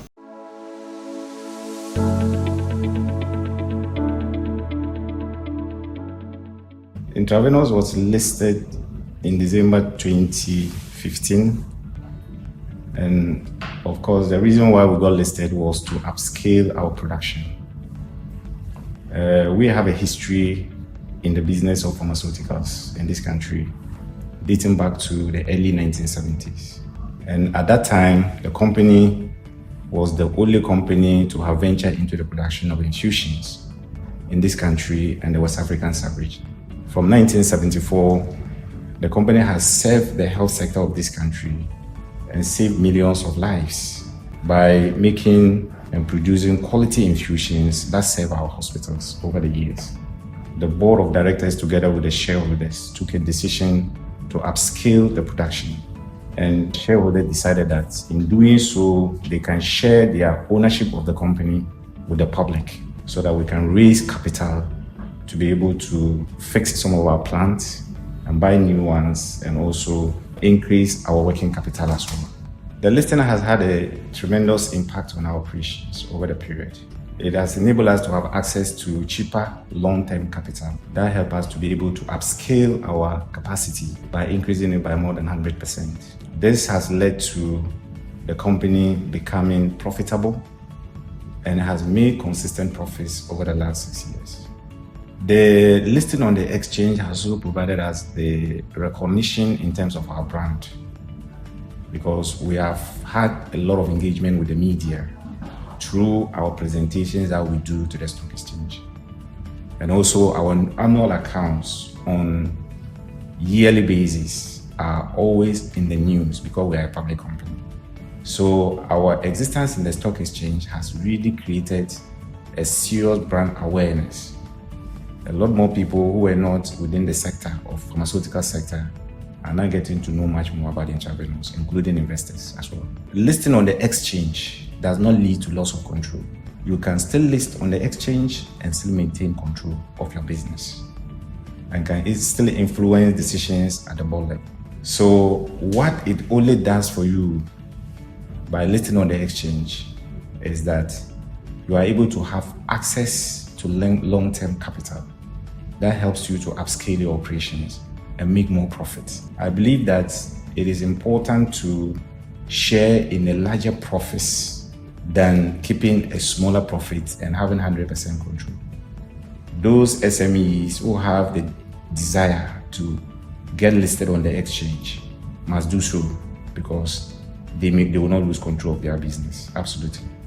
The only source of money where you can say that it's cheaper to have and you have it on the long-term basis is to get access to equity through the Ghana Stock Exchange. We have done it and we know what the benefits are. And we think that SMEs in Ghana would need to take advantage of this because there's no cheaper funds elsewhere you can use to grow your business. But the stock exchange through the Ghana Alternative Market is available for you. There is a support fund established by Ghana Stock Exchange together with African Development Bank that make funds available in advance to you to finance the transaction. Then after that, when you raise the money, then you pay back. So clearly, as an SME, a decision to list on the exchange doesn't affect your working capital. So my message to SMEs here is that it's important they take advantage of the opportunities that are offered by the Ghana Stock Exchange and get their company listed on the exchange.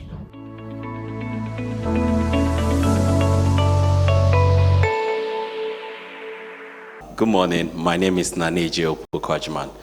I work with Blackstar Brokerage.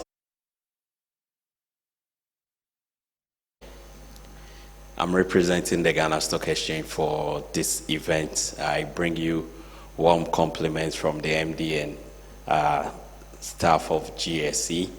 And my work here is just to tell you briefly about what GSE has been doing over the past few years that we think it's also to help SMEs and how they can thrive and build businesses that will survive our generation. I think for every entrepreneur here, one of our greatest wish is not necessarily to build a business whilst we are alive, but when we pass on and there's a new generation and whatever you build is still being held up. At the GSE, a lot has gone on, and even in this year, we have launched what we call the commercial paper market for business people, and I'm speaking with business people here. The commercial paper is typically an ideal solution for businesses that have their payables cycling faster than their receivables. And as business people, when we work for our clients and they are not paying us in good time, and you have to take care of very critical payments, your statutories and all the rest, commercial papers are such ones. The caveat here is more closer to issuing maybe a treasury bill, which is for sovereigns. So practically the practice has been that it is large organizations. However, institutions that are smaller are able to issue it because of how you package yourself or what your worth is like. There's also been the over-the-counter market that was also set up to help institutions that are not listed but have shareholders, so that it creates a market for shareholders who want to maybe exit or get positions in these institutions. So for instance, if your company has like 20 shareholders and you have to check out and none of the existing shareholders is willing to take it up through the OTC, you might have a match and somebody might take your shareholding. There's also been the green market, and I always pass this joke in my office that it looks like the next big thing to happen is indeed AI, but AI will not go without the word green or ESGs. So the green market was launched, and I know a lot of SMEs also target these core areas. So if your business is being run or whatever you're doing is also helping the environment, there is an opportunity for you to get funding through the green market, which was launched. But let me bring it a lot more home so that it doesn't look like this is something for big institutions. For years, the GSE thought about this, and they set up what is called the Ghana Alternate Markets, that we simply call the GACs. And the GACs was purposely set up to list SMEs. There have been some SMEs that have been listed.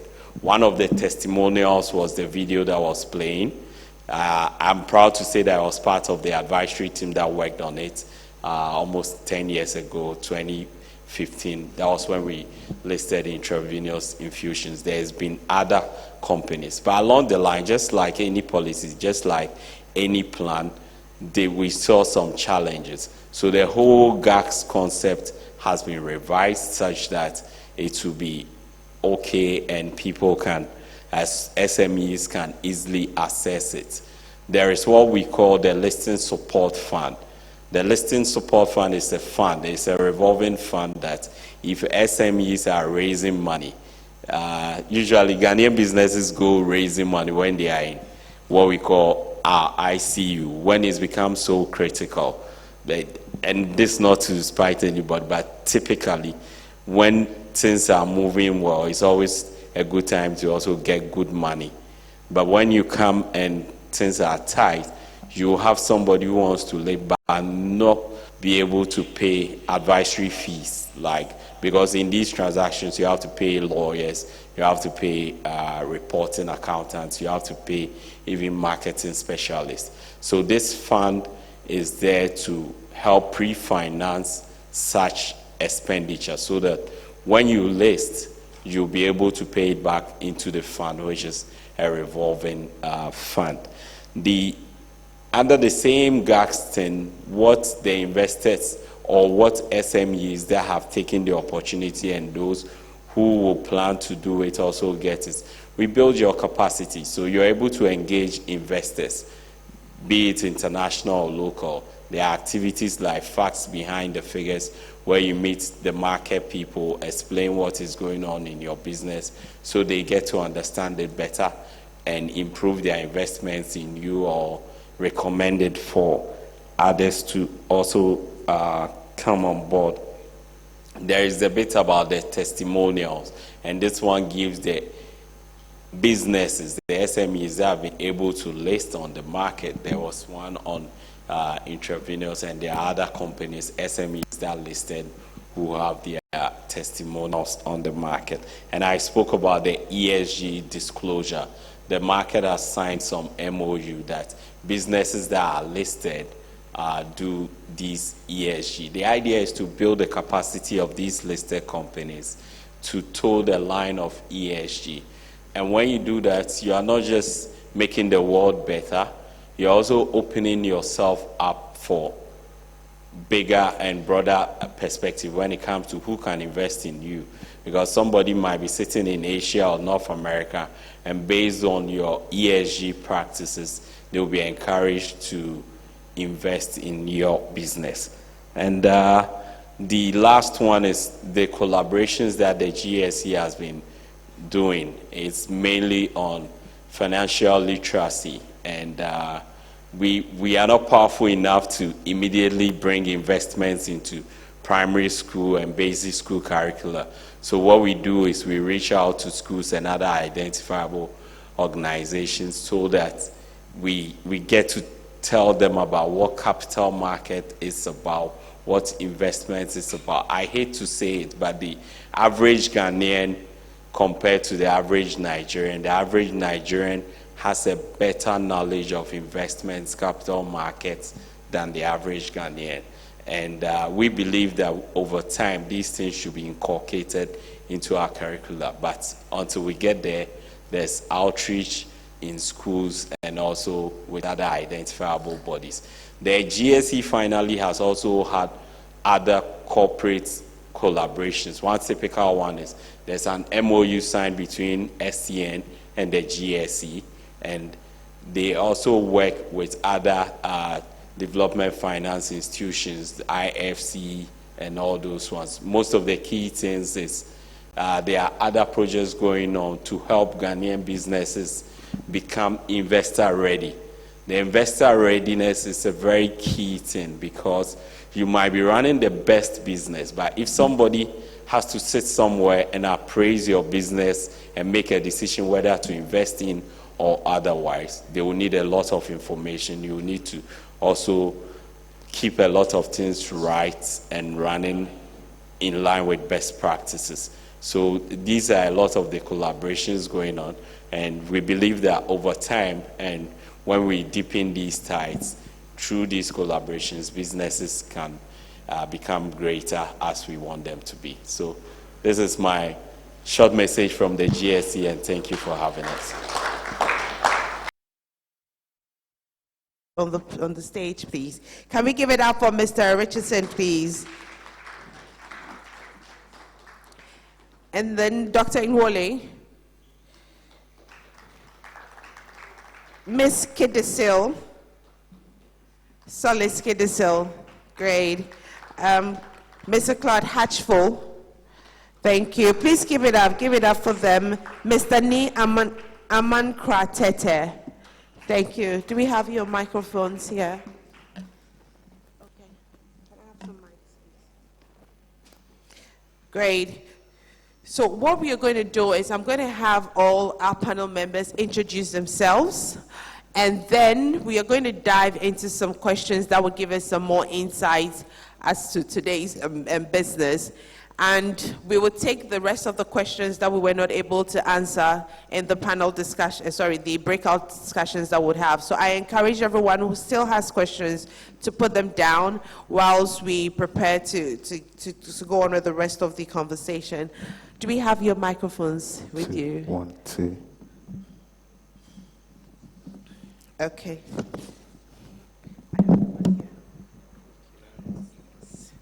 So I can have Mr. Richardson start with his introduction, and then we can continue with it.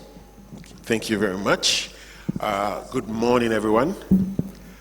It's a privilege to have the opportunity to, share some of my thoughts and experiences with such an eminent audience and an equally eminent, panelist sitting up here. I have an engineering background. I started as a computer science person many years ago. You can see the gray hair that I've accumulated over the years. These days is a fashion statement. Well, I think the people who came up with that were just trying to, create some positives. But anyway, so I've been in the computing space for a while. More recently, I do more of digital transformation work, and obviously AI and more of the contemporary technologies are all related to that. I'm affiliated with BTL Africa, which is one of the main reasons that I'm here, and I look forward to the conversations. Thank you. Thank you so much. Okay, my name is Stefan Wole Jr., so I'm the CEO of Ubuntu Technologies, and I'm a teacher in Ashesi University. I teach in the computer science department, and I'm more into research, so most of the things I do is doing research into new technology. Thank you. I'm Solis Kidiso, Chief Operations Officer for Insano Limited. Basically making sure things run well. I have an engineering background as well, so found myself in IT, focusing on fintech. Good morning. My name is Claude Hatchful, CEO for Cowrie, Ghana, and Cote d'Ivoire. I am a 20-year-old veteran in technology. I love it and very avid user for AI, and happy to share my thoughts and ideas on how we can leverage AI. Thank you. Yeah, sorry. Cowrie. So Cowrie is a financial services company. We provide digital access to movement of money, credit, revenue-based financing, investment, and insurance for businesses and individuals. We currently operate in Ghana, and in Cote d'Ivoire. Thank you. Thank you, and thank you for having me. My name is Ni Amankratete. I'm CEO for Letseho. Many years ago, I started out as a student of agriculture, but somehow found myself in retail banking. The last few years, I've been doing a bit of financial inclusion, and my passion is just working with teams to just create tangible change. Awesome, thank you so much. So I'm going to start with you. Can I call you Ebo? Yes, I'm going to start with you, Ebo, as a digital transformation consultant. We've spoken about AI, we've spoken about the tools, we've spoken about the use cases. But my first question is, what are some of the significant challenges companies face in adopting AI and digital transformation, and how can they be overcome? Awesome. Thank you very much for the question. So, first of all, let me start from the digital transformation side, and then I'll dovetail into the AI. Many people can be forgiven for thinking and believing that digital transformation is about technology. But those of us that have worked quite significantly in those areas find it to be more about people than about technology. Why? Because more often than not, the technology is given. More often than not, the people and the organizations, the OEMs that will build technologies build them anyway, because that's their agenda and that's their drive and purpose. To be able to leverage them effectively, you have to bring the people and the technology together. And we find that more work is required on the people side than on the technology side, because you're essentially bringing the people to embrace the technology. So in that respect, one of the challenges that we've seen is transposing, moving the people into a sphere where they can maximize or even optimize the use or the leveraging of those technologies. And that's been one of the real challenges. And we are seeing that more and more with AI as well. Because yes, AI is there. Are we going to move it beyond just having prompts, ChatGPT prompts that we sort of, write essays with? Sorry, and slowly prompt as well, that we write essays with. Or are we going to move these things into a sphere where people are so comfortable with them and people are able to use them to solve real problems that plague us, not just in our organizations and businesses, but also as a people, for our countries and stuff. So that's generally one of the challenges that we see.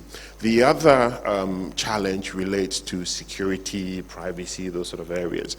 It's not for nothing that cybersecurity is now seen as one of the main disciplines when we talk about technology-related matters. It's typically the case, and I think our eminent speakers alluded to this when they spoke, that when you introduce some of these new capabilities, you introduce such power, you're going to simultaneously introduce elements of risk.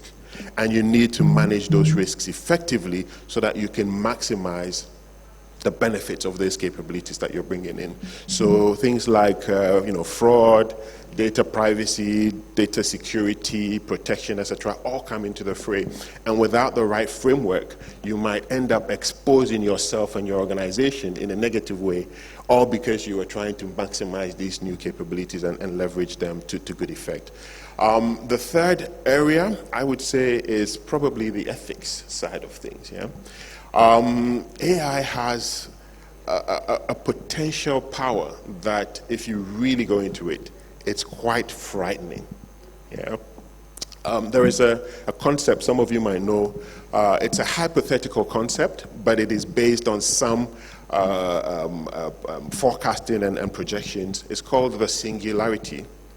And the singularity is, as I said, hypothetical point in time where it is projected or estimated that the total combined machine intelligence will outstrip the total combined human brain power. That has been set for 2045-ish, around that time. And whilst it may not necessarily hold out to be true, even the mere concept is quite frightening.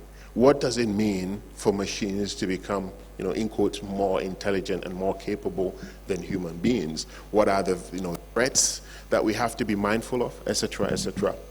What mechanics, what policies, what ethical protectionist mechanisms are we going to put in place to make sure that whilst we leverage these awesome capabilities and this awesome power to improve human life and human existence and commercials and socioeconomy, etc., what are we also going to put in place to prevent some of the potential pitfalls and some of the risks and the threats that might potentially harm us or people take advantage of? So these, for me, are the key areas that I think we need to pay particular attention to as we rightly embrace this awesome power. Because I agree, with our eminent speakers, this is not something we can leave ourselves out of. This is something we must completely embrace and find the best ways to leverage. But we must also deal with the other side of it as well. Thank you. Thank you. So we are looking at people, we are looking at security, we are looking at ethics. Solis, I think I'll just dovetail to you. Considering the use of AI in businesses now, how do you think we can balance innovation with ethical considerations around data privacy and security? I mean, picking from what Ebu just spoke about, how do you think we can balance innovation and the ethical considerations around data privacy and security with the use of AI? Okay, so we are looking at the aim of the business, or which is engaging in AI. Generally, for SMEs, I would think that the aim is to create value. The aim is to make sure you survive the next iteration of your industry, whatever that may look like with the advent of AI. and to stay relevant. Now, I think Stefan even mentioned that there's a question of what form does this data exist in. And a lot of the conversations we've been having is around how to anonymize the data such that it is still relevant given the necessary demographic factors that can allow us to make sense of what we intend to improve, but then protect the data subjects. So for my business, FinTech, we have access to a lot of data from different channels. And from the onset, we put in a policy to say on our central platform, if you got any data, you couldn't really use it to do any harm because it was transactional data stripped of identity, right? So from this kind of data, I pick it up, I'm aggregating this data, and I can make sense of generally what it would mean for my AI objectives. So for most of the companies, the consideration you have to make is the data you are presenting. Does it come in any form that one can harm the data subject by exposing something about them that should be privately held, or exposing something that could be used against them in the future? And the biggest concern for me generally is how government is going to use the data they have on us.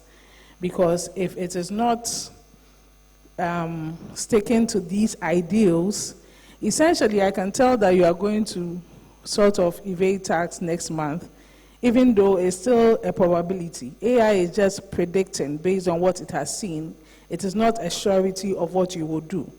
So for our ethical considerations, I think we should pay attention to the form of data we are keeping, pay attention to the kind of protections we put around it, especially where agencies or industries are larger than life, right, to protect the rights of the data owners.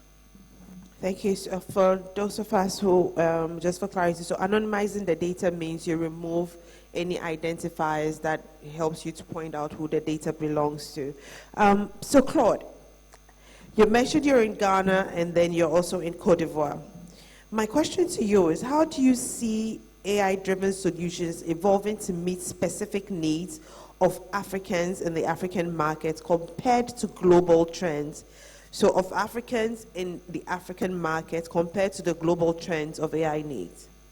Yeah, so I think, speaking to businesses, right, who are on a transformation journey, right, the first question that one needs to ask is how can I leverage AI to leapfrog my business or accelerate my transformation plan? Because at the heart of it, one of the gains from AI is that you're able to reduce your cost of delay, right? First mover advantage, second mover advantages are really important, right? So for us going into, let's say, Cote d'Ivoire, I'll just speak about that a bit because I know many businesses here, as part of their transformation plans, have an intention to go across the continent, right? So definitely language barrier is one of the challenges that we had. Of course, in translating lots of our documents, let's say terms of use, interacting with people, sending emails in a foreign language, you can leverage AI. Assuming you've done all the anonymizing and all of that, which is very important, you can leverage AI to help you speed up, right? So you can think of it as having experts in various fields right at your fingertips, right? Which basically means that you can reduce cost, right? You can reduce time, because if I'm engaging a lawyer, let's say in Cote d'Ivoire, on a particular regulation, I'm able to, let's say, put that regulation into an AI platform, maybe Snowly, right? Or ChatGPT or whichever one.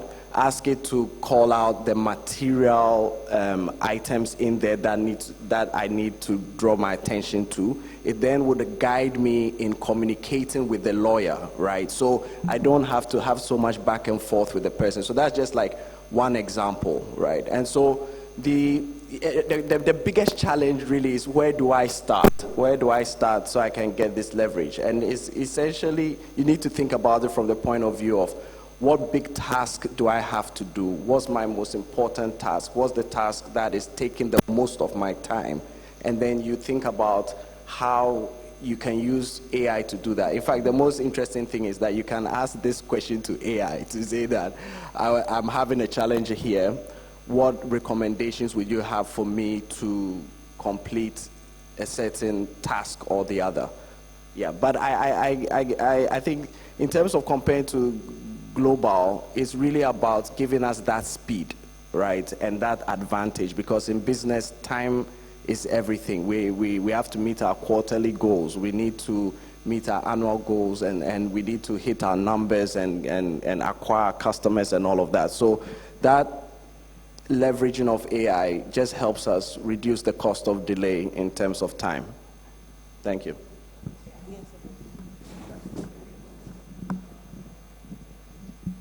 Yeah, thank you very much, Deborah.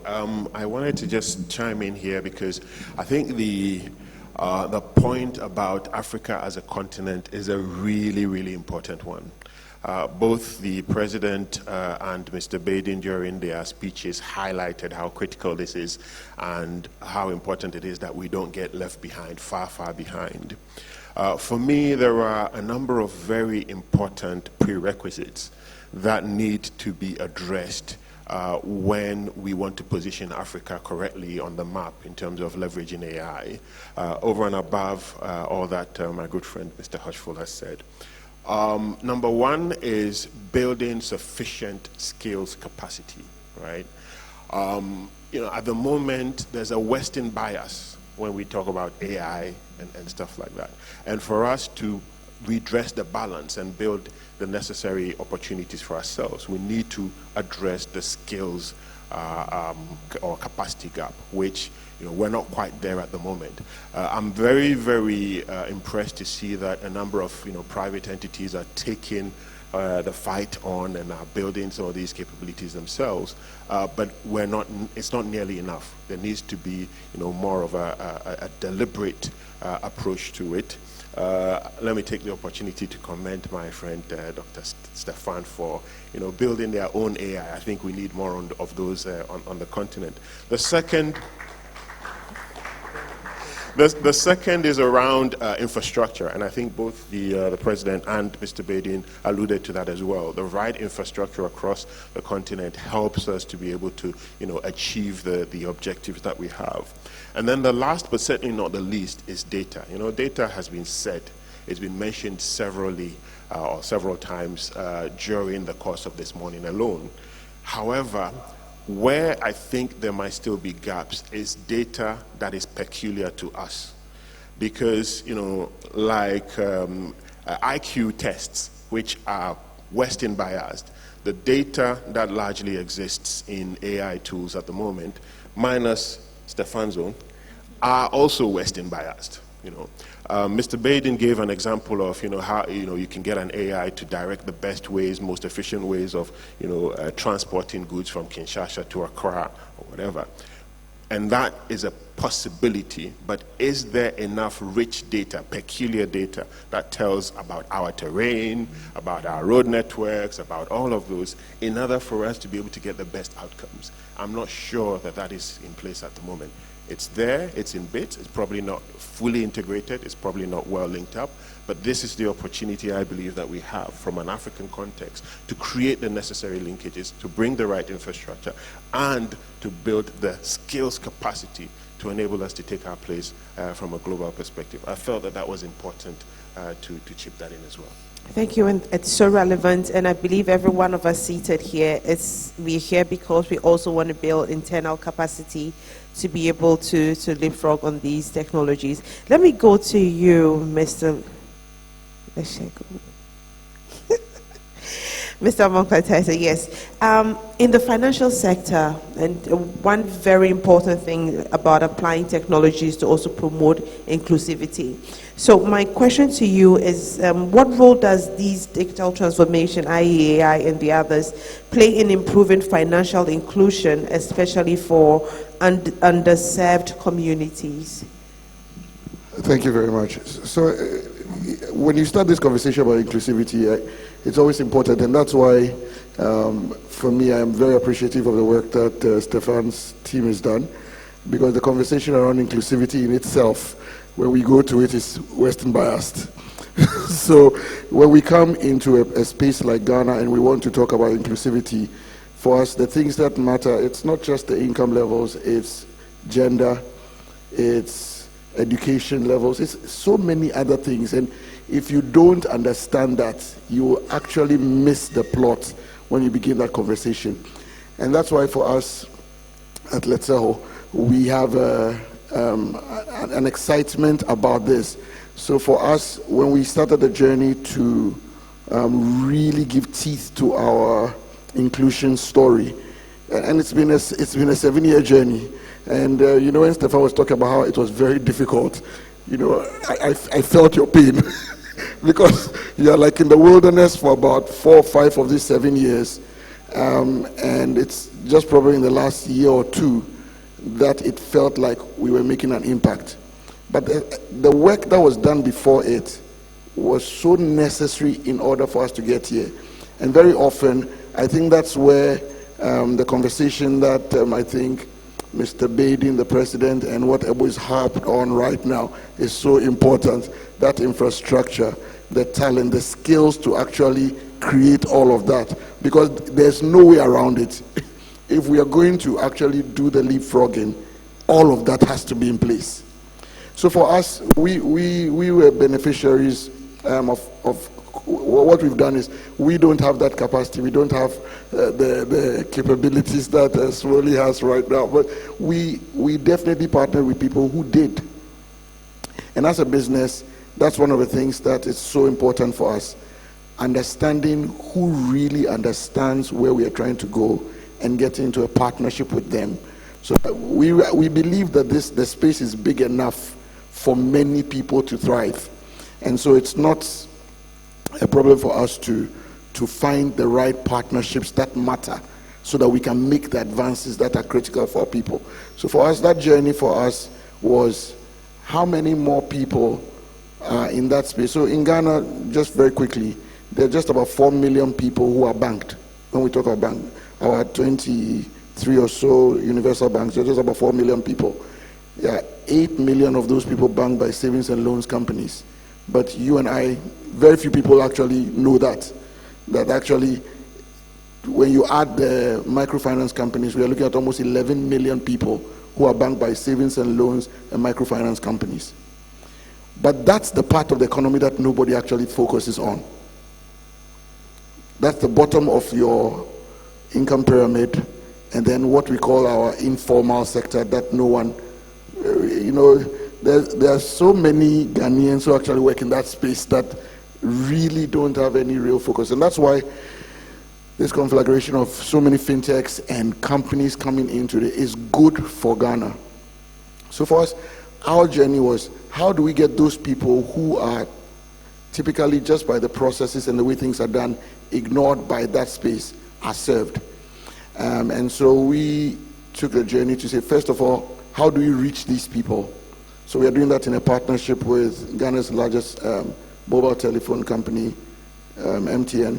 And then we are doing that in partnership also with Jumo, who have done this in several other African countries, have tested this data over and over again, and so it makes a lot of sense. The thing about this journey was that immediately what we've started to see because of that is, for example, the number of people we are talking to in non-urban areas has gone up by almost 48%. The people we are talking to in women who previously have never had any funding has gone up by 32%. So just having all of those pieces in place that we were talking about earlier, and us just willing to take that journey over the last 7 years, finally put us in a place where we're able to reach these people and provide the inclusion that was critical for them. Thank you. Just want to ask you a question. How do you pronounce your company name? With pleasure. Leapfrogging. It's a Setswana word. The G is pronounced H. Leapfrogging. Thank you. I feel giddy already. It's a very interesting conversation we are having here. We are touching on the key points for the various sectors, for capacity building, for security, for entry into other markets. Dr. Stephan, there is a convergence happening between AI, digital transformation, and business growth. And I know we are talking about the here and the now, but a visionary is also one that can project 3, 4, 5 years down the line. So my question to you is, what are the key trends that you see coming up in the next 3 to 5 years with this convergence that we are having in AI, digital transformation, and with businesses? Yeah, so I would want to use a sector which I'll put them in a certain business, then I'll answer the question. So for example, the Ministry of Education, so I'm trying to see the convergence between AI and digital transformation. So Ministry of Education wanted to transform a certain area where they felt that there was a challenge in how do students get the right content to learn, and are they getting areas of support when it comes to certain kind of learning.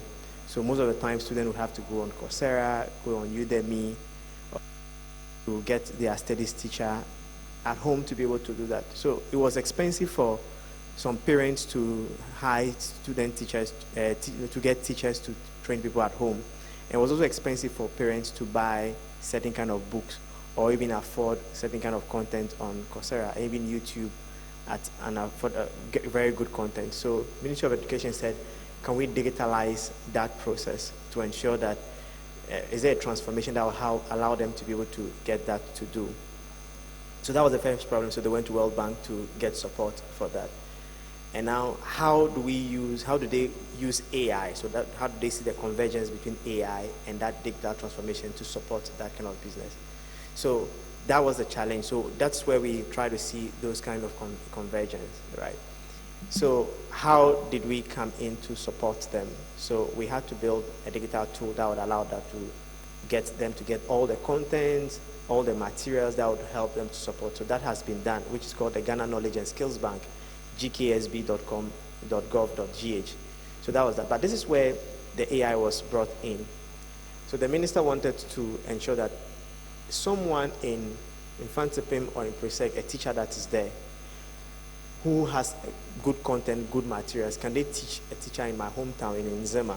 Can they teach a student in Nzema with a little digital platform?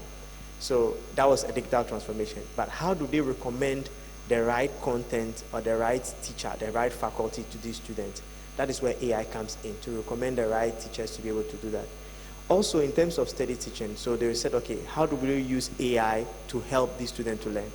We have been in classrooms where there are times where teachers have been teaching students, and during that process, after a first concept of knowledge sharing, the student, 2 or 3 students would not understand what is being taught, and the teacher would ask, do you understand it? There's a likely 1 or 2 would say, I do not understand either the whole show or these parts that I didn't get. And the teacher would try to repeat the whole process itself. Now, there's a likelihood that after that repetition, they're going through with the teacher, and he asks again, did you understand? There's a likelihood the student would say, I did not, okay, we all understand. It is because maybe they might be shy, that the other student, they are dragging the class, and now a knowledge gap begin to exist. So next time you think that the student is having issue and all that. But it's because the teacher could not go over again, they were shy. So the Ministry of Education said, how can we use AI to solve these kind of problems? So we had to build TutorMe on Snowly on that same platform. So TutorMe allows students to now understand a certain concept. So maybe you want to do logarithm of maybe 10, or maybe you want to do a certain kind of calculus.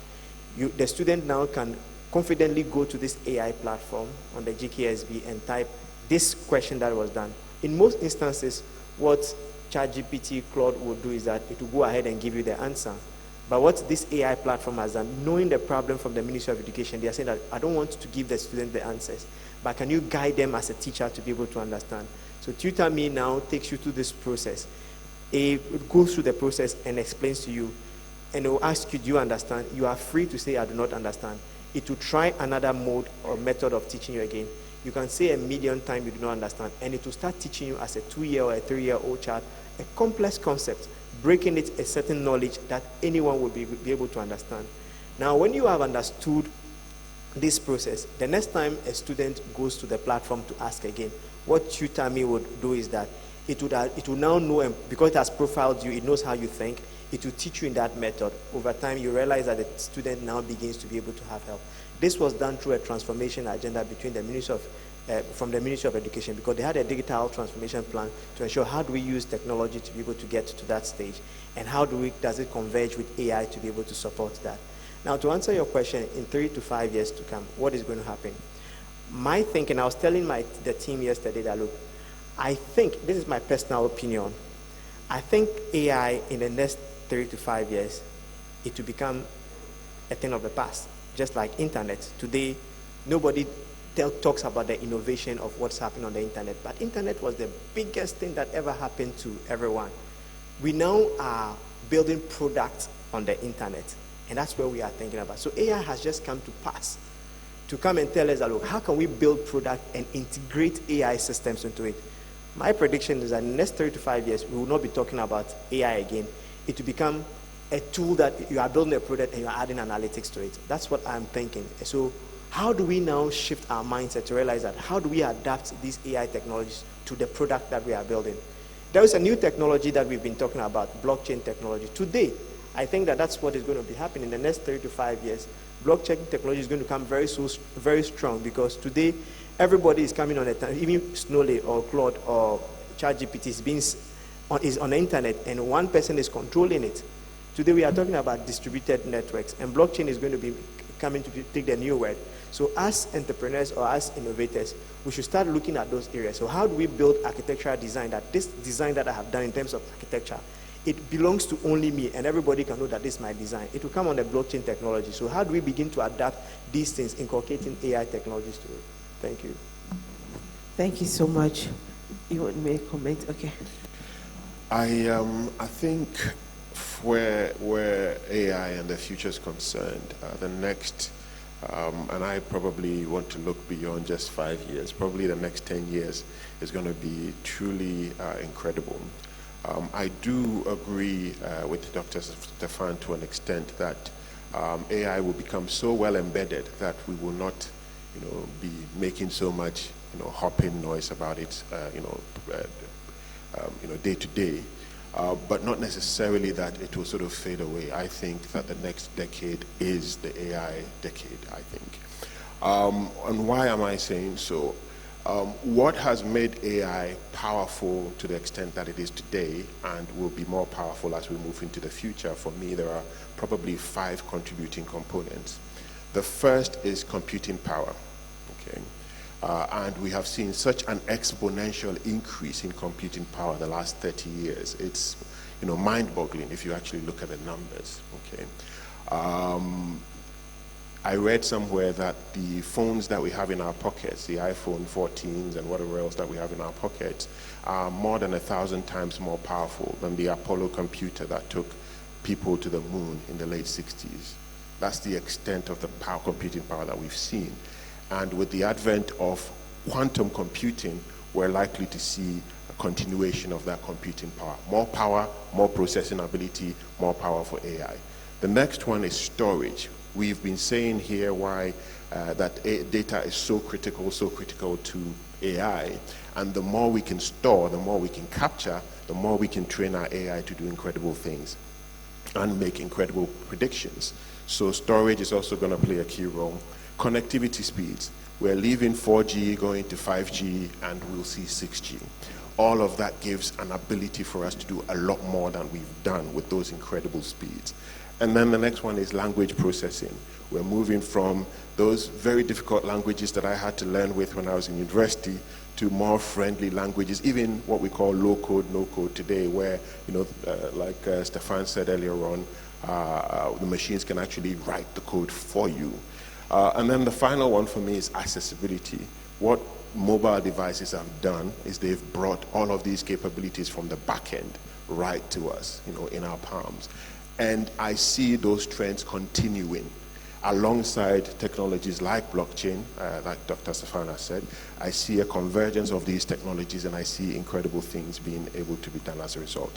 From a business perspective, what I expect to happen is that there will be those organizations that will embrace some of these things and find the best ways to leverage them, and they will thrive. I see those that will make investments, but they will end up being wasted investments because they will not embrace it fully. They will not go through the process of aligning those new technologies to the entire business models, which they need to if they want to maximize it.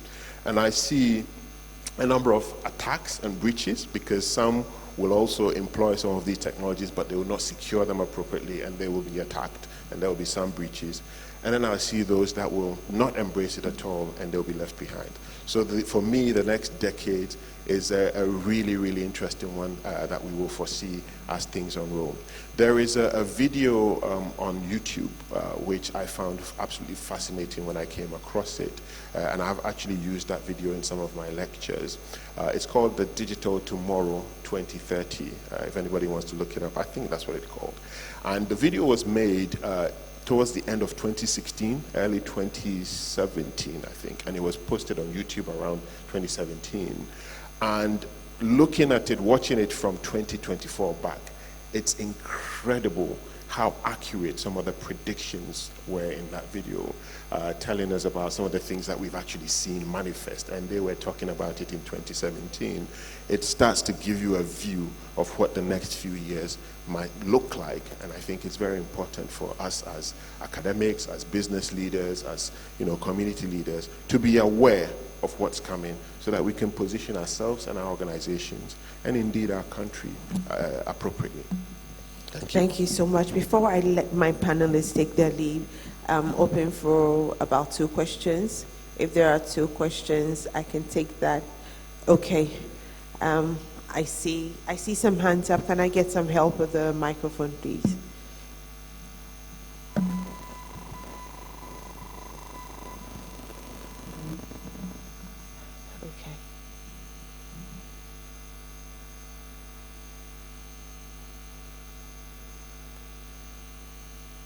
Thank you very much, panelists, for your submissions. My name is Ashbawood from Type Company Limited. When Stefan was giving his submission, he talked about platform. So are you going to integrate your AI to the company's platform? Which platform are you referring to? Is it the company's ERP platform, or you are going to build a platform for the company so that you can integrate your systems into it? And then my other question is, you keep talking about data.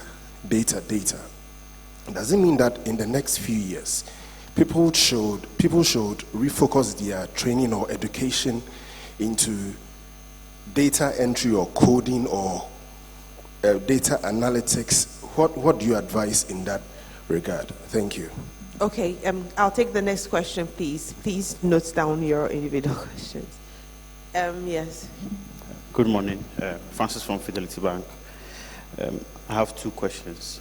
My first question has to do with the notion or the kind of discussions that we're having here. I just want to find out, in a country where we have a majority of our businesses in the informal sector, in the SME sector, are there things that we are thinking about, and how are these businesses going to be able to also take advantage of the AI age, and how they can also use that to also transform their businesses? So to the panelists, how or do they think we can use that to also transform the informal sector, which tends to contribute more in terms of level of employment and also the number of people within that sector?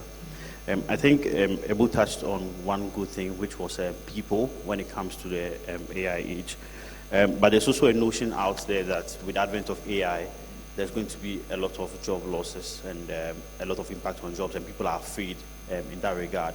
So my question in that regard is, in a country where we are already rivaled with a lot of youth unemployment and a lot of things, what is the discussion around that stage? I know there's a lot of discussion around reskilling, retooling, and all of that, but what is his opinion or his thoughts on how, as a country, as long as people are automating processes, a lot of jobs will go out. What is the discussion around that also? Thank you. Thank you. I'll take my final question. If the mic can be given to the lady, please. Thank you so much. Ifua Mante, Panacea Pharmaceuticals. So, beyond this conference, which has been very insightful, I would like to ask the panelists, what ways do business owners build further our capacity so that we can utilize this AI to leapfrog our businesses? The last speaker mentioned that it's possible that we can invest in these AIs and even underutilize them. So that's my question. And then the second one, or an urgent one, is what human resource do we need to pull into our companies to help us in this regard? Thank you. Thank you so much. This shows that our participants were paying attention. I'm so pleased. Can we give it up for ourselves, please? Just give it up for ourselves. Thank you so much. So, Stefan, you take the first question. It has to do with the platform, what you mean by that, and data. Where should education and training be focused on now? So I would only take the first question, and I'll leave the rest of the question to data transformation experts. With the platform, what I mean by that is, you see, every organization current at the moment has a system that is running the business right now, and the system can be a paper-based system where you are writing on a piece of paper, or you have an Excel, or you have Word, or you have an ERP, or you have any tool that is running your business right now. All these, they are generating data somewhere. So what I mean by integration AI into those platforms are those different kind of platforms, right? So AI can be integrated onto either your current existing platform. So API or URLs can be shared, or maybe a folder can be put at a certain place that Snowflake, ChatGPT, Claude, or Google Gemini can come there and do those kind of analysis. That is the platform integration that I'm talking about. Within ERPs too as well, it is easy. All of them have certain APIs. They are Odoo, Kedeba, Zoho, all those ones. They have APIs that they can easily share, or we can easily consume between two different systems and all that. That's what I mean by platform. In another instances, maybe you want to also even digitalize the whole process. Maybe you need the services of the data transformation officer, personnel, to come and help you go through that process. When that has been done, at that process, they would advise that, look, you need to be able to do this kind of integration with this kind of platform. If both of them are not even talking to each other, it is an opportunity for them to advise that, look, you should get these people who have built your existing system to share URL or APIs to maybe either ChatGPT or Snowflake on that. I don't know if I've answered your question. Okay, so I'll leave the where should data If you don't have any system. Yeah, if you do not have any system, you'll have to contact companies like Cowrie. They'll build those systems for you, for us to be able to integrate and all that, those ones. So you have to, even you can contact us to also to be able to build that system. Many other people are also build this, or your internal team. If you come up with your whole prototype, they will be able to build that system for you for that integration to happen. But you need to be able to ensure that you understand what kind of data do you want to analyze. Because at the end of the day, what are some of the questions you are asking every time? Maybe you will be asking, okay, we are not making so much money at the moment. Are we a cash trap? For our organization, one thing I take pride in our organization, I don't remember the last time we have had no cash flow, no cash. We always have money to run the operation, no matter how small we are. Even if it is 1 CD, we know that the 1 CD that is left, it is doing its exact cost because we have integrated our existing ERP, our ABC system, to our AI. So it's always able to predict that. So every time when I get to the office and everybody sees I have frowned, everybody knows that the system has generated the cash flow, negative cash flow for me. Then I say, okay, we are about to go have a cash problem. In about a month's time or in about a week's time, I start frowning. I'll be asking marketing, sales, finance, are you collecting the money? Where is it going? So these are some of the integrations that we're talking about. Okay, thank you. I guess I'll pick up the questions on data, the education. Maybe I'll mention a word or two on the job losses, and then the business owners question. Okay. Then I'll leave it to these eminent colleagues of mine to. So in terms of data, so we often say that we've lost a lot as a people, and when I say as a people, I mean Africans as a whole, because a lot that we have known and come up with over generations and generations were lost because they were not documented. Yeah. Sometimes I hear from some of my olds that there were some herbs and things that had very powerful medicinal purposes that were only known to some grandmother and their siblings or whatever, and when they passed, all of that powerful knowledge was lost. So when we talk about data, essentially we're saying that we have to capture all of this knowledge, all of this information.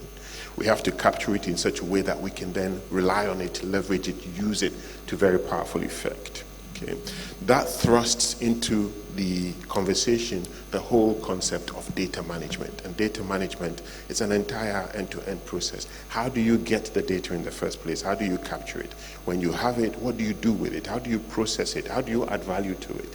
How do you store it? All of that. And those of us in the space, we are mindful of all of that. For us to be able to leverage data, we need to become very good at doing all of that. That's where the skill capability is. So we need to build sections in our organizations that are able to do that for us, because the AI guys will then come and take that data, as Dr. Stefan has been saying all morning, take that data and be able to process it, manipulate it in such ways that it gives us insights that we could never have gotten otherwise. So are we going to then, how are we going to do that? In our own organizations, we can make investments, into those kind of skill sets, develop people, train them. But I think it goes beyond that. I think it goes, to even tertiary institutions having the right sort of courses aligned to the future and where we're going. I had the privilege recently of being invited to contribute to the design structure of a program in one of the tertiary institutions in the country, and I thought it was a very, very good way to go. Ultimately, what I think we need is a new model of PPP, public-private partnership, where government and corporate Ghana or corporate Nigeria, Kenya, or whatever, come together to create a model that enables us to build the capacity that we need over time. Not just data, but AI engineers, data scientists, etc. that I think we need. So it's a combined thing I think we need to do. But as an organization, we need to start by investing in those areas that we need to thrive to start off with. The question on job losses, very, very interesting, because the obvious thing to say is, as we get more technology, as we introduce some of these incredible tools, people are going to lose their jobs. And that's a fact. People are going to lose their jobs. There's no two ways about it. But we also have data from the early 1900s that tells us that for every job that technology took out, 4 other jobs were created. Okay. So it's not just about jobs being lost. It's about us as people being ready to retool, to retrain, and do different things. Because initially what the technologies will do is they will take out the more repetitive, mundane, low-level jobs. That's what they will do to start with. Are we ready to take up new jobs that will be created that are more value-add? If we are not, that's when we will see some, societal issues and challenges. But if we are, then I think we will move along the trajectory of creating new jobs and diverting human intelligence, human energy into more value-add areas. That's what the data suggests, and I'd like to think that that's the trend that will continue if we approach this the right way. And then the question on the business owners building capacity. I think I alluded to that in my previous submission. Yes, you can make investments and those investments don't go the right way, or at least give you the outcomes that you're looking for. I know organizations, even today, right here in Ghana, that have spent, a couple of $1 million, $5 million on technologies that didn't do anything like what it was promised. Why? Because the application of those technologies, the integration of those technologies were not done in a way that helps to maximize those technologies. So here, I think people will need help. They will need guidance from, consultants, etc., who know what they're doing. Not just the people that are selling you the technologies, because they have an inherent interest to sell you the technologies. You need to talk to other people that are not necessarily connected to that and will help you maximize, how you set that up. I think as business owners, as organizational leaders, we need to start by thinking very deliberately, very intentionally about this, but also very strategically. We must start with policies. What are we trying to achieve, and what mechanics must we put in place in order to be able to, move in the right direction? And I think getting the right support help is very important in that regard, and making a commensurate investment. Yeah, the investment must be commensurate to the outcomes that you're looking to get as well. So I think those are, my contributions to the questions that have been asked. Thank you very much. Mr. Tessa, I would love for you to take how we can use these technologies to transform the informal sector, with your experience with working with people in the informal sector as well. I think it would be great if you can touch base on it. The SMEs in the informal sector, how can they leverage on these technologies? I don't know if I captured your question correctly. My gentleman from Fidelity. Thank you. No, thank you. Thank you very much. Quick story before I go into that, because it helps explain it. When we started out doing our mobile lending, we initially set off thinking it was a retail product, and we're targeting individuals who needed urgent consumption to be done, maybe hospital bills, child school fees, some short-term need, and that's what we're thinking.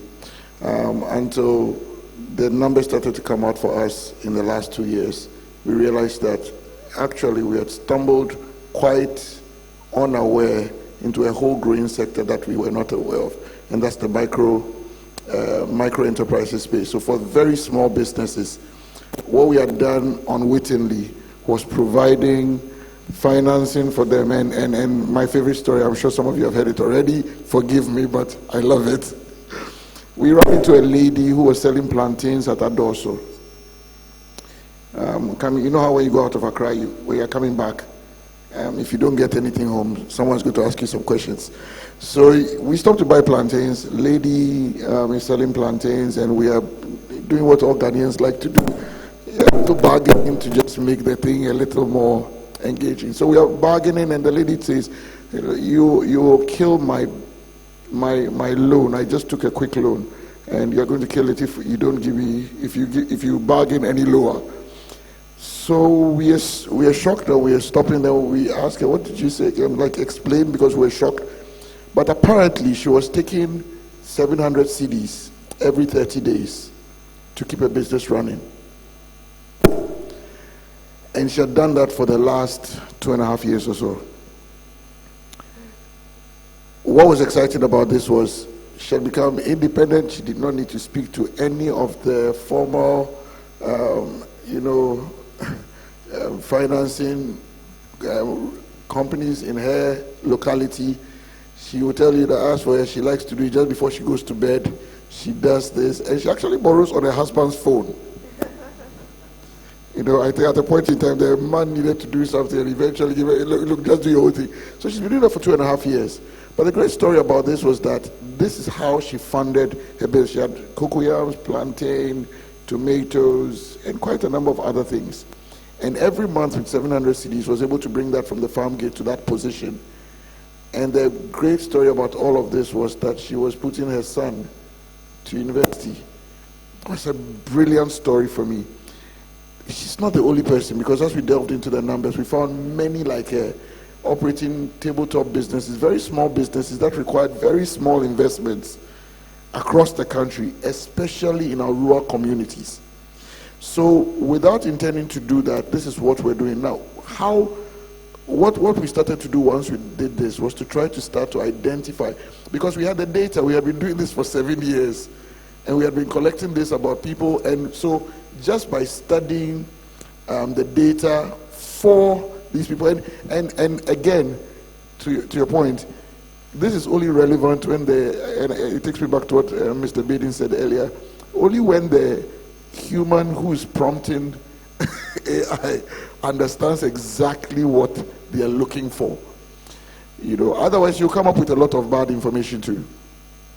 Okay, so as we got better at studying the data and understanding what we're trying to support, we've been able to almost price out of that data tweaks in the credit scoring, in the data metrics we're looking at that allow us to actually see the people who need that kind of funding for that period, where it's not pressure for them to have it for 30 days, which matches their kind of borrowing need specifically.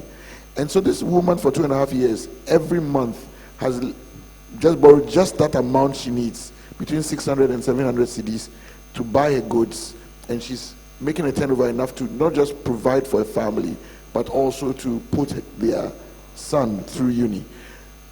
There are many other applications that are relevant if we understand what we want to use the data for. And I think that's where, for many of us, understanding this is critical. And to what Dr. Stefan said, at the point that it's going to be, like, how we now use like Excel sheets. There was a time when Excel training was the only training in town for anyone was using Microsoft. Remember?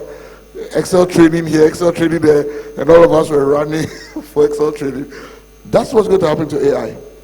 And we are going to need to, it's not going to be something that is just, ephemeral. It's something that we need to actually practicalize for each of our businesses.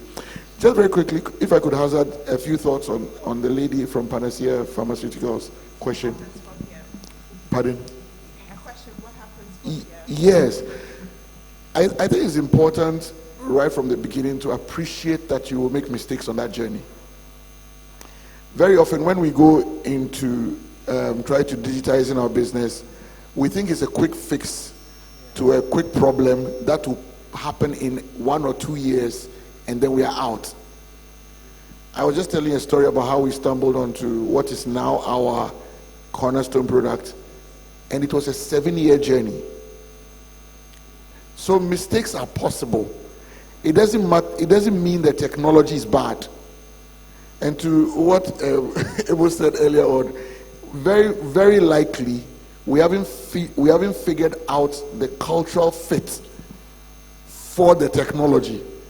So we brought it in, we want it to do something, but we simply don't have the skill set to actually, lift that. So you're going to engage with it, and that's why you need the help of people who actually understand it, who are not necessarily selling you the technology. I will thank you for that point.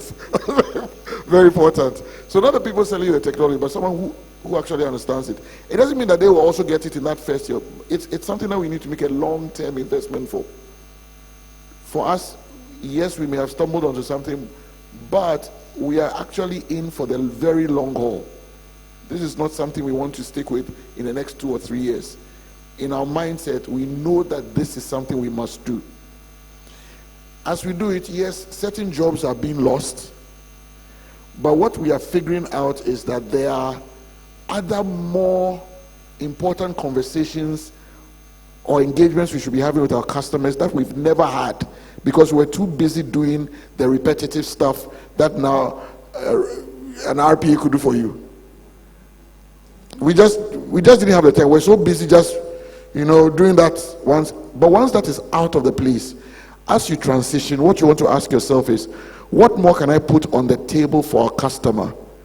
What else is there that could make this process almost exciting for the customer?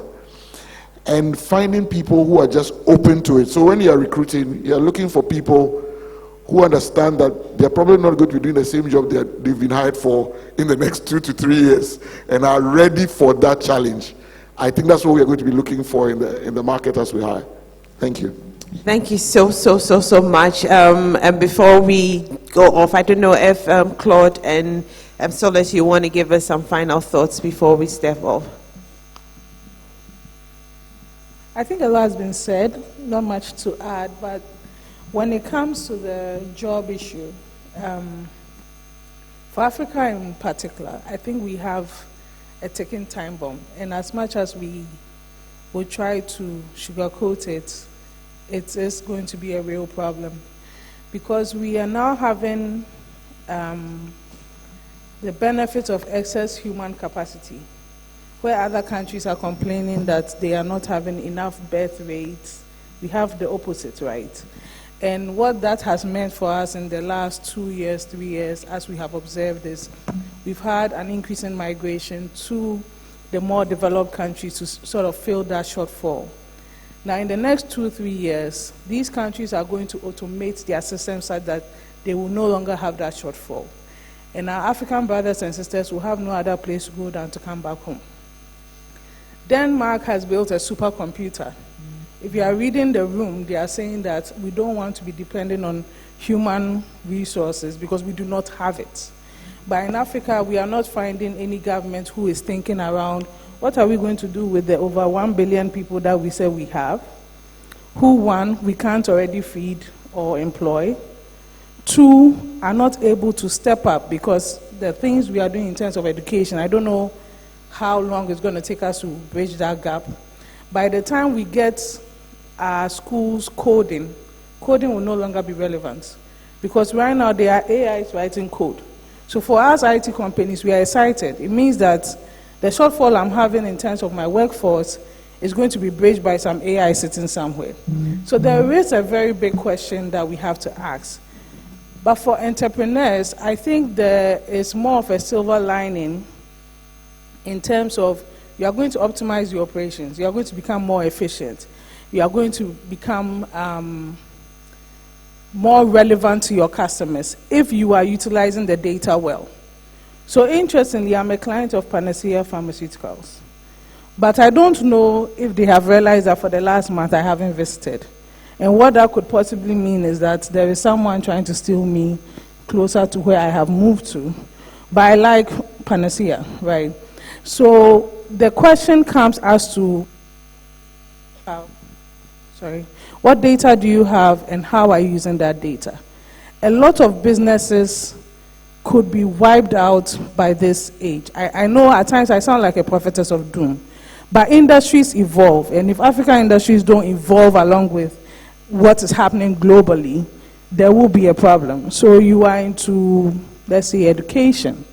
And education is not a Ghanaian thing. It's not even an African concept. It's global. And now we have platforms like Khan Academy and Co. that became a bit more popular in COVID.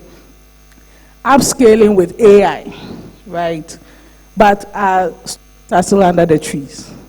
There is a big gap there. So to my mind, as entrepreneurs, you have to sit down and evaluate how relevant your business will be in the next 5 years.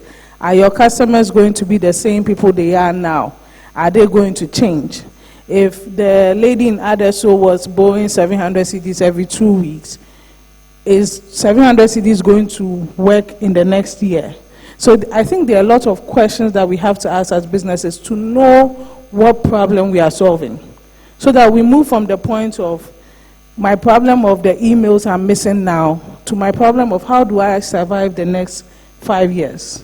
So let's have that broad, narrow to broad perspective of how can I use the tools available, how is my industry changing, and how should my operation also change to keep in step with that.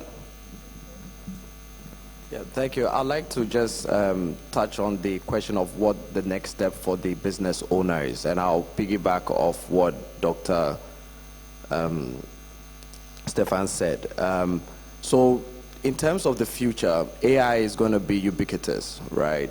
It's going to normalize, and everybody is going to be using it, right? So for the business owner, the most important thing is to leverage it immediately just like those who invested in crypto ended up becoming crypto billionaires, right? So we have this window where we need to take that step. And the question is, what do I do? Because it's a big space. There's a lot that's been said. Some of the items are abstract. Sometimes it sounds like it's for technology companies. But what can a simple business, what can a business that's not in technology do? The most important thing here is to have it as one of your goals to integrate AI into your plans for next year, right? Once you have that goals, you can then break it down into your key results, which may involve engaging consultants like Stefan or myself, right, to help you. But the key thing is to try and establish a roadmap, okay? You don't need to go all the way to the... You're putting in your data, right? You can start by simply incorporating it into your culture by focusing on how you use it to improve productivity, right? And at the heart of everything is the customer, right? So if in that roadmap you end up having to now take pictures of defected bottles, right? So that the AI can now use computer imagery to let you know the level of quality you have and so on and so forth. That can be your end game. But if you don't take the step and if you don't put in that roadmap and your competitors start doing that, you literally don't have a business in the next 5 years. So I think I'll end on that. Thank you. Thank you so much. Yes, let's give it up for them. It's been a very great panel discussion. We have a 10-minute snack break. Before my panelists step off the stage, can we have a group picture?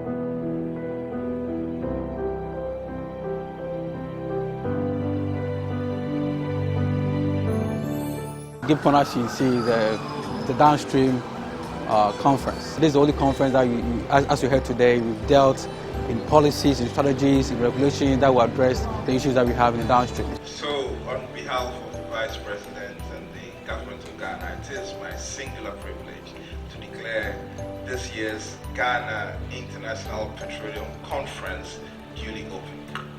Ladies and gentlemen, put your hands together and let's celebrate. The petroleum downstream sector has come to maturity, to be honest. Even way before independence, we had service providers bringing petroleum products in and selling to us. We've reached a point where we've gone beyond the basics, and so it is our job to improve upon the efficiency.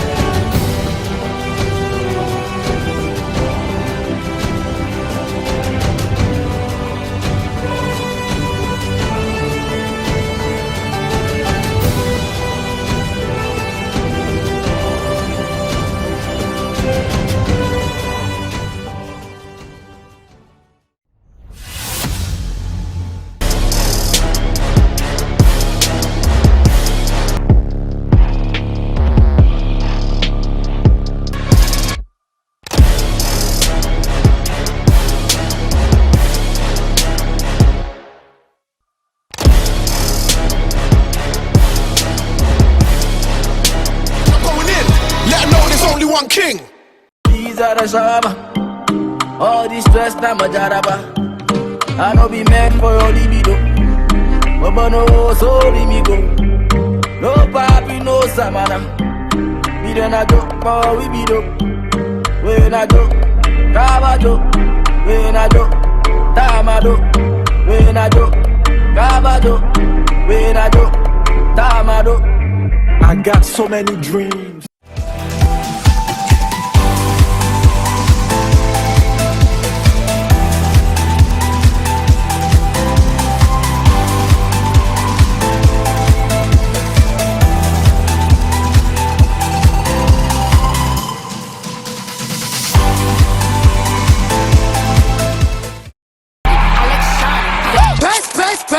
Press. Cardi don't need more press. Kill them all, put them hoes to rest. Walk in bulletproof vest. Please tell me who she gon' check. Murder scene, Cardi made a mess. Pop up, guess who, bitch? Pop up, guess who, bitch?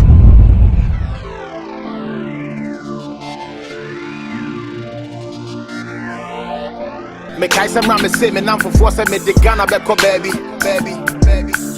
Me kai Madam Fubia your friend call me ready.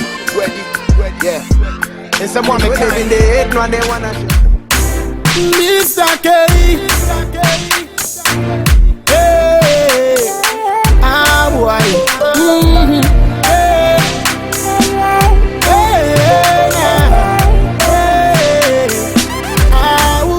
Them this is about me, yeah. Them this is about you too.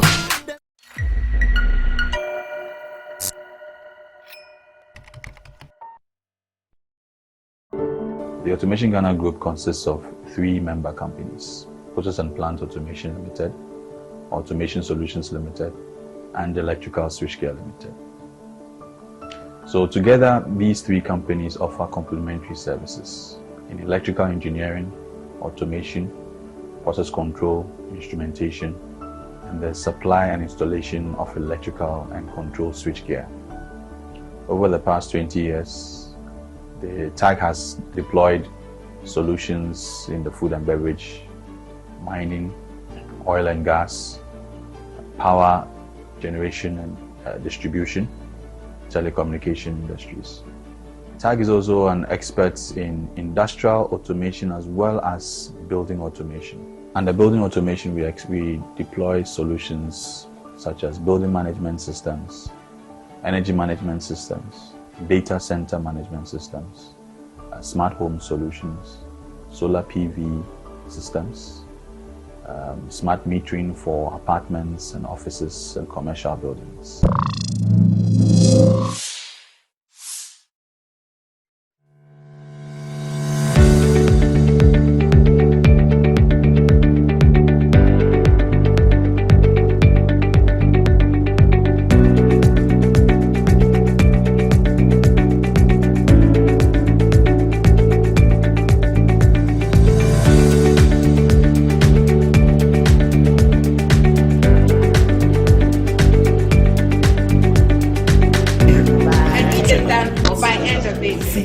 Remember, I have to send the report today.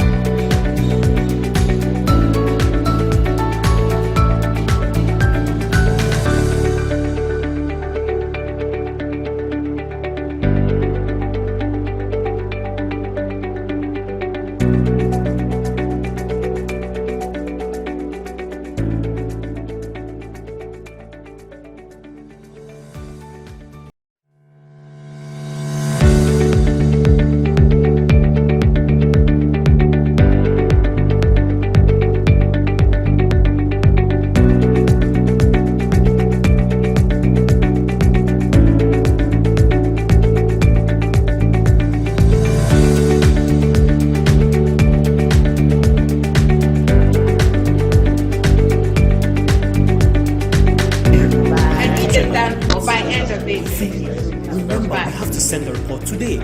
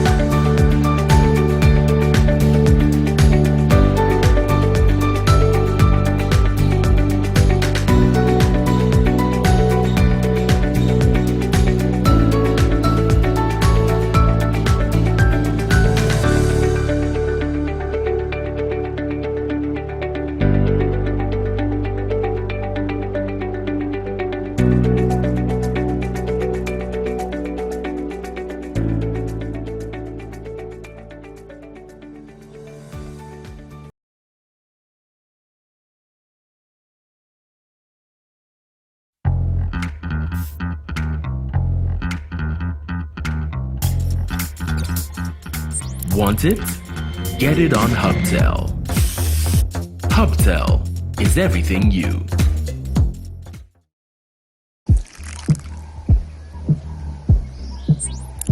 Want it? Get it on Hubtel. Hubtel is everything you.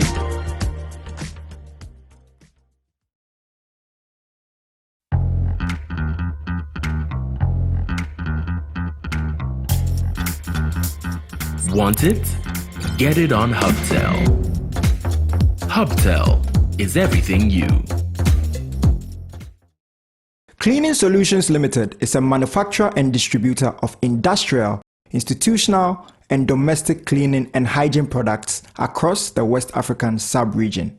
Our products ranges from personal care, room care, kitchen care, laundry care, animal care, and janitorial services. We are ISO 9001-2015 and HACCP certified. Contact us on 020-225-0002-7. The numbers again, 020-225-0002-7. You can also email us at info@cslghana.com. Check our website at www.cslghana.com for more details. Cleaning Solutions Limited. We take care everywhere.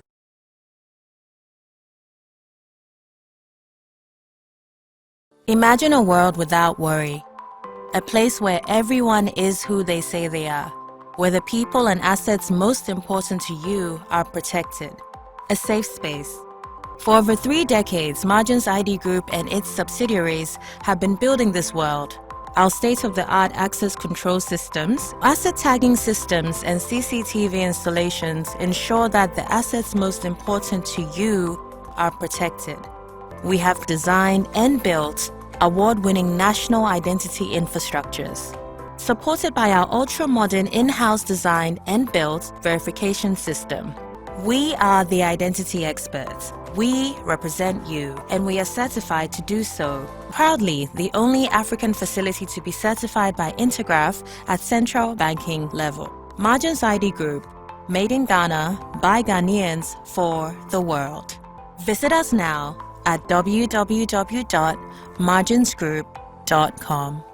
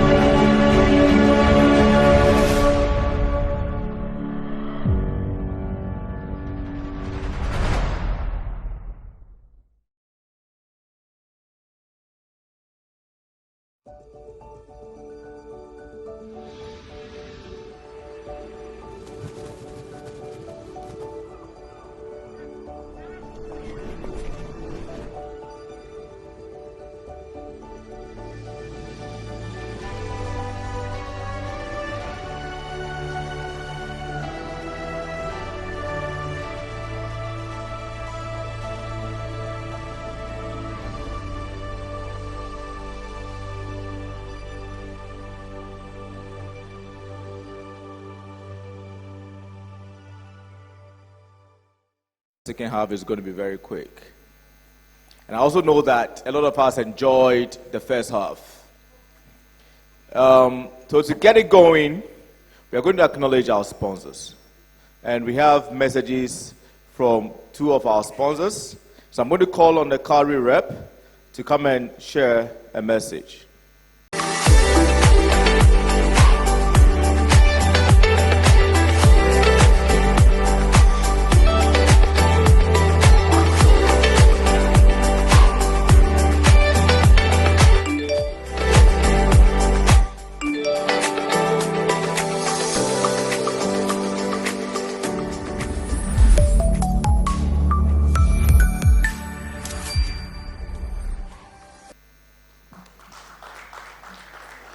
She's called Obinachuku.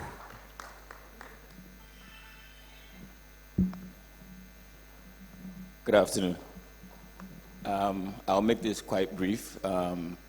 So the CEO already spoke about what Kari is in terms of what we're trying to do, but I'll talk about two elements of the business that we're trying to build. The underlying passion for Kari really is to help with access to money, right, across board. I think one of the panelists mentioned how there are only 4 million banked Ghanaians, right? And to the CEO of Lechego's story, let's say who? Let's say who? Right? To his story, that sort of tailors to what we're trying to do as well, right? So it's this story of helping people find a way to survive, because that has become so crucial, especially where we live, right? So, you know, in the broad way, in the broad sense, you'd think that Kari was like a payments app, but that's actually not what we're doing. We're building a 4-quadrant system, right, where we have people get access to funds, right, and then give them a way to get insurance, and then give them a way to invest, right? So we're trying to build a cycle for people who are not necessarily within the mainstream earning space to begin to build an ecosystem of survival for themselves, right? That's the very first core part of what we're doing for our business. That's the individual side. On the business side, we're doing two things, right? So we're looking for ways in which we can empower people who are running their businesses and who are struggling to keep doing that. We know that it's quite difficult of late to get access to credit, right, from your mainstream financial players, right? So one of the things we're doing with Kari, for example, is we're looking for ways to help average entrepreneurs and average business owners capitalize on running businesses in Ghana. The climate has become quite interesting over the last couple of years, right? So one of the things we've done, one of the core areas of our focus was healthcare, right? So with Kari, for people who are running Kari, we have a system where we allow them to get credit as healthcare facilities, right? Just by virtue of the fact that you have patients coming into the hospital. One of the things we realized was that, you know, you had patients coming into hospitals and hospitals doing business, but the hospitals not being able to access money, even though they were doing active business, right? So we've deployed a system and we've gone into partnership with MCF and Advanced Pharma, where just by virtue of the fact that you have people coming into your business and you're collecting via Kari, we can use that as capital, right? And then allow people to apply for financing. So what happens then is that you have healthcare facilities who, by virtue of the fact that they are doing business, right, are able to now access funds and keep the facility running until National Health Insurance pays off or whatever, right? So they don't have to go into this debt, this cycle of having to look for debt and getting turned down because of things like collateral and stuff like that, right? And then what we've done for pharmacies as well is we've gone into a partnership with Advanced Pharma, where essentially we will give you a 10% discount on restocking, right? That's number one. But also number two, you only restock what you need. So via Kari and Advanced Pharma, we deployed a system where the system, so to this conference, AI, the system understands your stock. They understand what you're running out of what you're running out of the most, and they allow you to stock just that, but also give you a 10% discount in that regard, right? So if, for example, you have folic acid, and folic acid is the thing that doesn't go as much, but you have Postino 2, and for some reason in your area, Postino 2 is what you're always clearing out, then you can stock on Postino 2, and if you make... Why are you guys reacting to Postino 2? But essentially, right, so then on that order of Postino, you can just order Postino 2, so you don't have to spend all the money restocking your entire inventory, and you can restock in real time. But also, what happens is that you get a 10% discount on the stocks you are making. So with those two partnerships that we've done, for example, we're allowing healthcare facilities to drastically reduce the cost of their operations and we're giving them a much longer runway to understand these things. Now, based off this system that we built, which is essentially an intelligent partnership, we've opened a third element of the business, right, which is AI. It's called Kari Intelligence. And that essentially is an advisory service that helps other businesses understand how to use the technology, what the opportunities are for the technology within your business, and also how to use it. It's not really about having the technology, right? So you can have access to GPT, for example, but the core idea is how do you use the GPT? Because the difference that is going to reflect in the next couple of years is how well we use GPT. We actually compete against people and their skill level in AI, right? So we've built a consultancy that also helps businesses, local businesses, understand how to deploy the technology, but also understand how to interpret the local case studies into context to better utilize the technology. So that's what CARI is. Thank you. Thank you very much, Obinachuku. So CARI has some amazing offerings that I believe, especially small businesses and businesses that want to utilize digital tools, can reach out to them, reach them. So we're going to the next sponsor, Input It Technologies, and they have a video.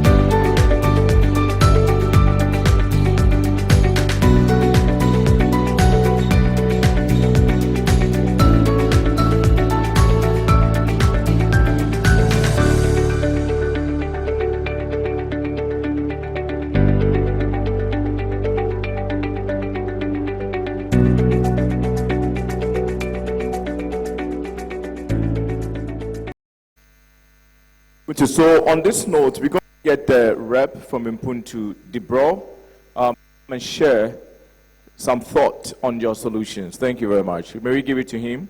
A round of applause. Good afternoon. I needed to check the time to see if it was still morning or afternoon. But at Impuntu, as the name suggests, it means growth. Impuntu comes from the Akan word Impuntu, which means growth, and we seek to grow in every aspect of industry verticals. What we do mainly is into big data and AI, software development, and we offer valued added services. Now, in the big data and AI segment, we have the Snowlay, which the keynote speaker had spoken so massively about, and it allows you to do API integrations. I think whilst I was seated there, I heard a question about how we can integrate the Snowlay into our everyday business. So it allows for API integrations, and we also have existing platforms that have the AI already integrated into it, like our Kedeba, which can support your HR activity. So in today's world, if you have a host of people applying to your company, the Snowlay is able to do a first level review for the HR manager, where it's able to advise the HR manager based on the elements that they are looking at recruiting. So it does a review and shares the summary to the HR manager, and the HR manager is able to take a decision off of it. Now, in the valued other services wing, we understand that small and medium enterprises would like to reach out to their customers. Now, how does AI play a role in here? We have a platform that we call Dayroll, which enables you to send bulk messaging to your target audience. Now, before you send out an SMS, what you want to think about is, how do I generate the right content that would give me the right revenue or the right customer attraction? So if you come to Dayroll, there's an AI-assisted generation message feature on there. When you click on it, now we are approaching the festive season. You can go there and ask AI, draft a Christmas message for me that is creative, inspiring, and would help me attract the best of customers. Once you do that, the AI crafts the message for you, and then with a click of a button, you can just send it out. So the Snowlay engine, as you said, and the genesis has been elaborated upon here, is available. We have already existing platforms that industry verticals can ride on, and then we have APIs that are readily available for plugin for your use cases as well. So kindly engage us. We are Impuntu. I wouldn't elaborate on it further because you've said so much about us. Thank you, and I think the video has also done justice. Thank you very much.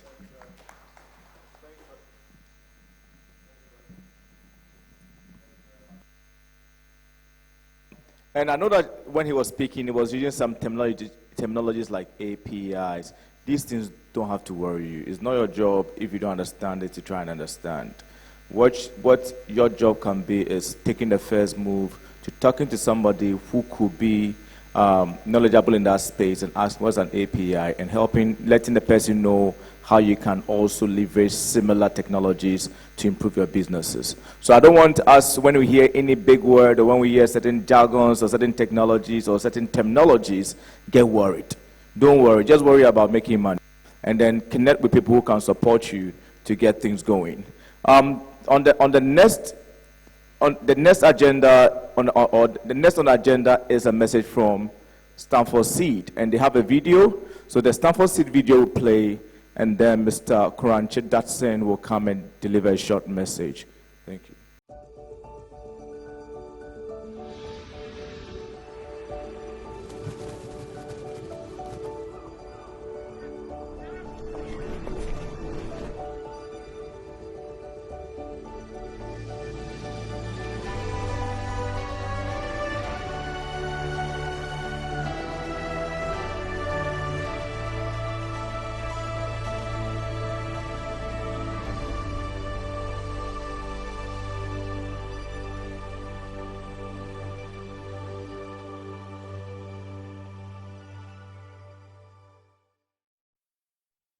You. I hope you're all excited now. As you can see, we have our global summit. How many of you came to the Mumbai summit? A few of you? Yeah, I see a few hands. And that was amazing. They can tell you all about it. this one promises to be even better. So we'll soon give you many more details about how you can register. It's from the 3rd to 5th of April next year. Put in your calendars. You'll have people from South Asia, you'll have people from East Africa, Southern Africa, and it will just be a fellowship of love and, you know, networking and everything with all the good things that you can expect. So just look out for it. And one thing, you get a huge discount if you completed your annual survey, which I know I bugged many of you about in the last few weeks. So give yourself a big round of applause if you did do it. Thank you so much. The data means so much to us and our sponsors and our the people who founded the program. So even when we call on you year in, year out, we really appreciate that information. This is just a very short message. I'm really, really excited to be here. I think that your executives have done a marvelous job doing this. I mean, look at what they've done. They are not event organizers themselves, but they just put this wonderful thing on, and the work of Stanford Seed is going on very well. So see you all in South Africa, I hope, and you'll get more information about it very, very soon. That's all I have to say. Thank you. Thank you very much, and we hope to see us all in South Africa. So, and talking about sponsors, I still want to mention some sponsors so that we acknowledge their support to making this event happen. So I want to thank Stanford Seed, Ghana Stock Exchange, Impuntu Technologies, Inkulenu, Cleaning Solutions, BTL, the Automation Ghana, Haptel, Luso, I don't know what I'm pronouncing it right, or Lasso, Luso, F&F, Kauri, Home Foods, Spectra Global, Insano, Nyaho Medical Center, Type Company, and then the Margins Group. So I want to say a very big thank you to our sponsors for making it happen. Now we're going to move on to the next on the program, which is a panel discussion that focuses on AI strategies for assessing new market. And I'm going to call our panel members to be ready to come on stage. We have from Kauri, Mr. Patrick George Quanson, the Group CEO for Kauri.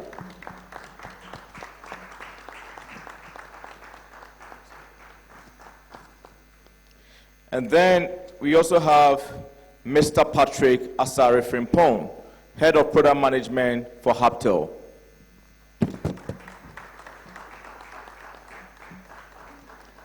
And then we have Mr. Isaac Kofi Mafu.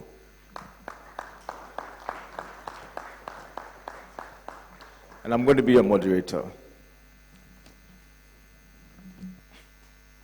So we're going to have a conversation, and we're going to focus on how we deploy strategies to assess new market utilizing AI, right? And I want to start with my man on my right, Mr. Quanson.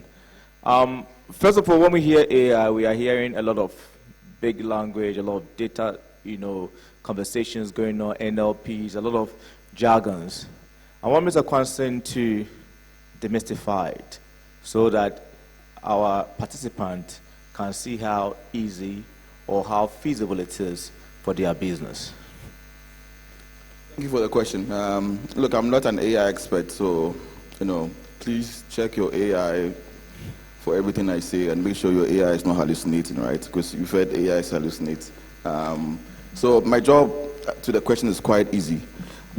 Look, AI has been around for the longest time. So, I suspect that to the organizers, the heading should have been Gen AI, okay? Because if you use Google Maps on your way here, you've used AI today, right?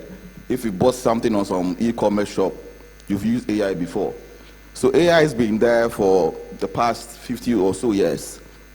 I think for business people in the room, CEOs, functional managers, what you need to pay attention to is Gen AI, okay? Why that is important for you in very simple terms is that it is the first time in the history of mankind that we are getting computers to think like us, okay? And this is significant because to all the acronyms that is being said, etc., we've designed the computer to think in a sequenced way. The computer is just guessing, literally, every step of the way. But this is the first time that we are getting the computers to think like our brains, okay? And despite our wasteful nature as human beings, we are the most terrible species. We kill for fun, we pollute for fun, we pollute for money. No other species do that, right? So despite our terrible nature, our brain is perhaps the most complex thing ever. And nobody seems to understand the brain, even though we have all these neuroscientists around. Gen AI is beginning to do that. It's beginning to think in a structured way to mimic how your complex brain is thinking, okay? So if you're a business owner here, just simply think about Gen AI as your tool that helps you think, okay? So when you say Gen AI, you're saying generative AI? Yes. Sorry, let me not throw another acronym, okay? Generative AI. Because we want to stop using acronyms. Please don't. Think about Gen AI, the latest version of the AI that everybody is using. And to demystify it better for you, it is the AI that allows you to chat with the AI as if you are chatting with a human being. Okay, because today if you take your Google Maps, you don't chat with your Google Maps like a human being, right? You put in direction, and then the thing is thinking in a computerized way to get you to your destination the fastest way. But with this new level of AI, you can ask the question, how do I enter Cote d'Ivoire? Who are the competitors in Cote d'Ivoire? What is pricing like in Cote d'Ivoire? How do the people in Cote d'Ivoire respond to pricing? You can ask it just like you're thinking with your consultant, right? That is what the next level of AI does for you, okay? So if you are confused about the jargons, please don't get confused. I would worry if you are here as a CEO and you're hearing all of this for the first time, okay? If anything you've said in the room, despite the jargons and the explanations, comes across to you as, hey, this is really new, then you are late already, but you can catch up, okay? So that's what AI is doing, and I tell you a very relatable story. 3 weeks ago, we were in Ivory Coast, enabling Ivory Coast, because we've now expanded our business into Ivory Coast. Look, I can't speak French to save my life. If you put a gun to my head and told me to speak French, I can't speak it, right? I've been to Ivory Coast a number of times. Every time I go with a business interpreter, so I never feel lost, right? 1 year after I go there 3 weeks ago, and my business interpreter has left the organization, so I'm there alone. And look, I swear to you, I was speaking Pidgin one day, literally to try and bridge the communication gap, because just Ivory Coast, and you have a language problem. Okay, they speak French, you speak English. So if you don't speak French, how are you going to communicate, right? I went into my chat GPT voice. I told it in very simple instruction ways. I'm having a conversation. Listen to the conversation and help me translate. And I went one step further in that sequence thinking to say, don't interrupt with the interpretation so fast. Listen, and when I tell you to respond, then you respond to the person in French. Very simple instructions, as I would have done with my interpreter. So I say to the person, I want to buy a bottle of beer. Sorry, I did a lot of that. So bottle of beer. And then it says it's in French, all right? And then, the lady says to me, there are 2 types of beers there. And I didn't know that, right? But now I know. And the thing just says it back to me in English. And I say, how much? And it says, combien. And, it says this mule or whatever. And the thing just says to me is 2,000 CFA. And I pay and I go away. Look, I couldn't have figured this out, right? So think about the complexity if you are now going to establish your business in another country where the language is different, where the people are different, where pricing and competitive natures are different. How are you going to do it without AI today? You would have gone to hire a very expensive consultant to get you out of the way. But with your cell phone now, you can do that. You can venture off into Ivory Coast. And by the way, if you are here and you're not thinking about Ivory Coast as your next market, then I don't think that you want to make money, by the way. Because the economy is doing much better. The unit of scale are much better. But I'm saying if you want to go there, to Derry's question, to demystify it, get onto ChatGPT, get onto Snowly, get onto any other AI platform, and let it help you think in a very structured way how you take your business there, as you'd have done the way you did it in Ghana, essentially, right there. Yeah, thank you very much, Patrick. And it brings me to Patrick too. And sorry, I've added two to your name because I need to distinguish.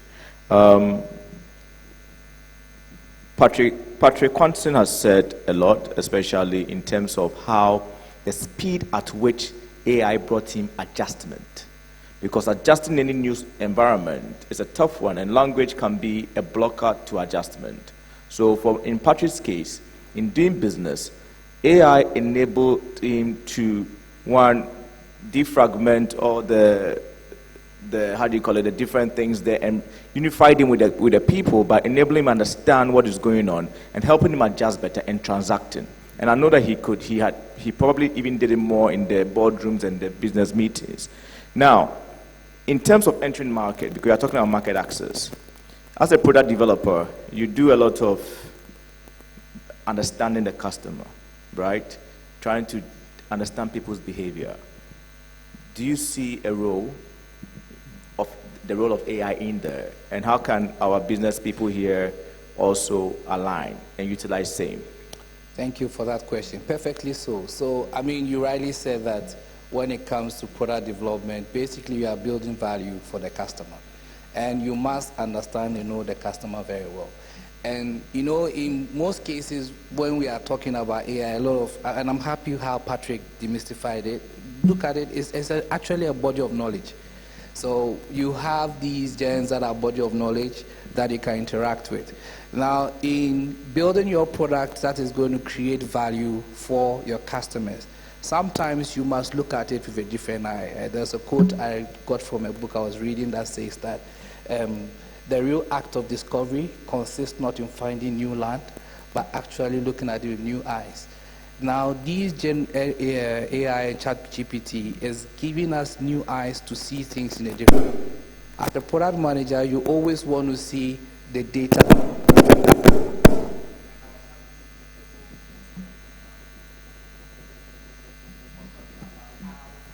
They didn't even know the lady.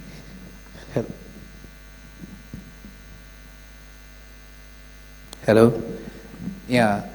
I mean, let's say we were talking about how they didn't even know somebody was doing 700 CDs every month in improving their business.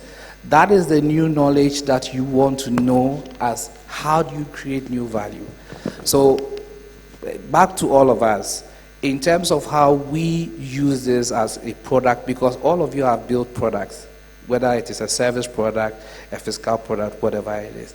This is a tool that helps you to understand and use the body of knowledge that is already there, interacting with it in a different way, and be able to see how it's supposed to be. Let me give you an example. I mean, you know Haptel, so we also do a lot of this transactional business. One of the major things that we kept on fighting around in 2019, 2018, 2020 was personalization, social fraud, where people impersonate people and get them to agree on giving them their PIN code, and then they will send money to wrong places. It was very heavy. All our telco partners were looking at it, and at the same time, we were also thinking about a way to go about it. So we looked at it in a different light with these models that had come. Interestingly, we started seeing a specific form of pattern that if you just look at just 2 months of data or 3 months of data, it does not show you anything. But as the cumulative amount of data that was coming and we're seeing all those who were involved in this social engineering, we began to see all this pattern. And our platform moved from where at a point we're having about 15% of all transactions that is happening potentially becoming a fraud transaction to as much as below 3%, which gives you the insight into how these tools can help you look at the value you are creating for your customers in a different limelight and be able to use this same body of knowledge to make sure that you're able to bring out all this information and these points that are very key and insightful in it. I can cite a lot of examples, but I think to answer your question, that is how I see it. Right. So what he's saying is that with the help of AI, they can actually do what we call pattern matching, so that they can distill very nuanced insight about how customers are behaving, and that enable them reduce fraud on their Haptel platform. Yep. And that is very, very, it's a no-brainer. It's saving you a lot of money. Because fraud comes what we call chargebacks. Fraud comes with customers complaining. Fraud comes with attrition. So AI is saving them money and is making them money. And that's reputation. Your credibility, your trust, So having said that, so we've gone from demystification to distilling customer behavior. Now, we want to walk the talk, because we don't want to live here and people are talking plenty, AI. How do we move from mere conversation to AI adoption into businesses? Walk us through it in your own way, no theory, in your own way, practical. How you would do it? Maybe somebody will learn from it. How do we walk the talk? You know, there's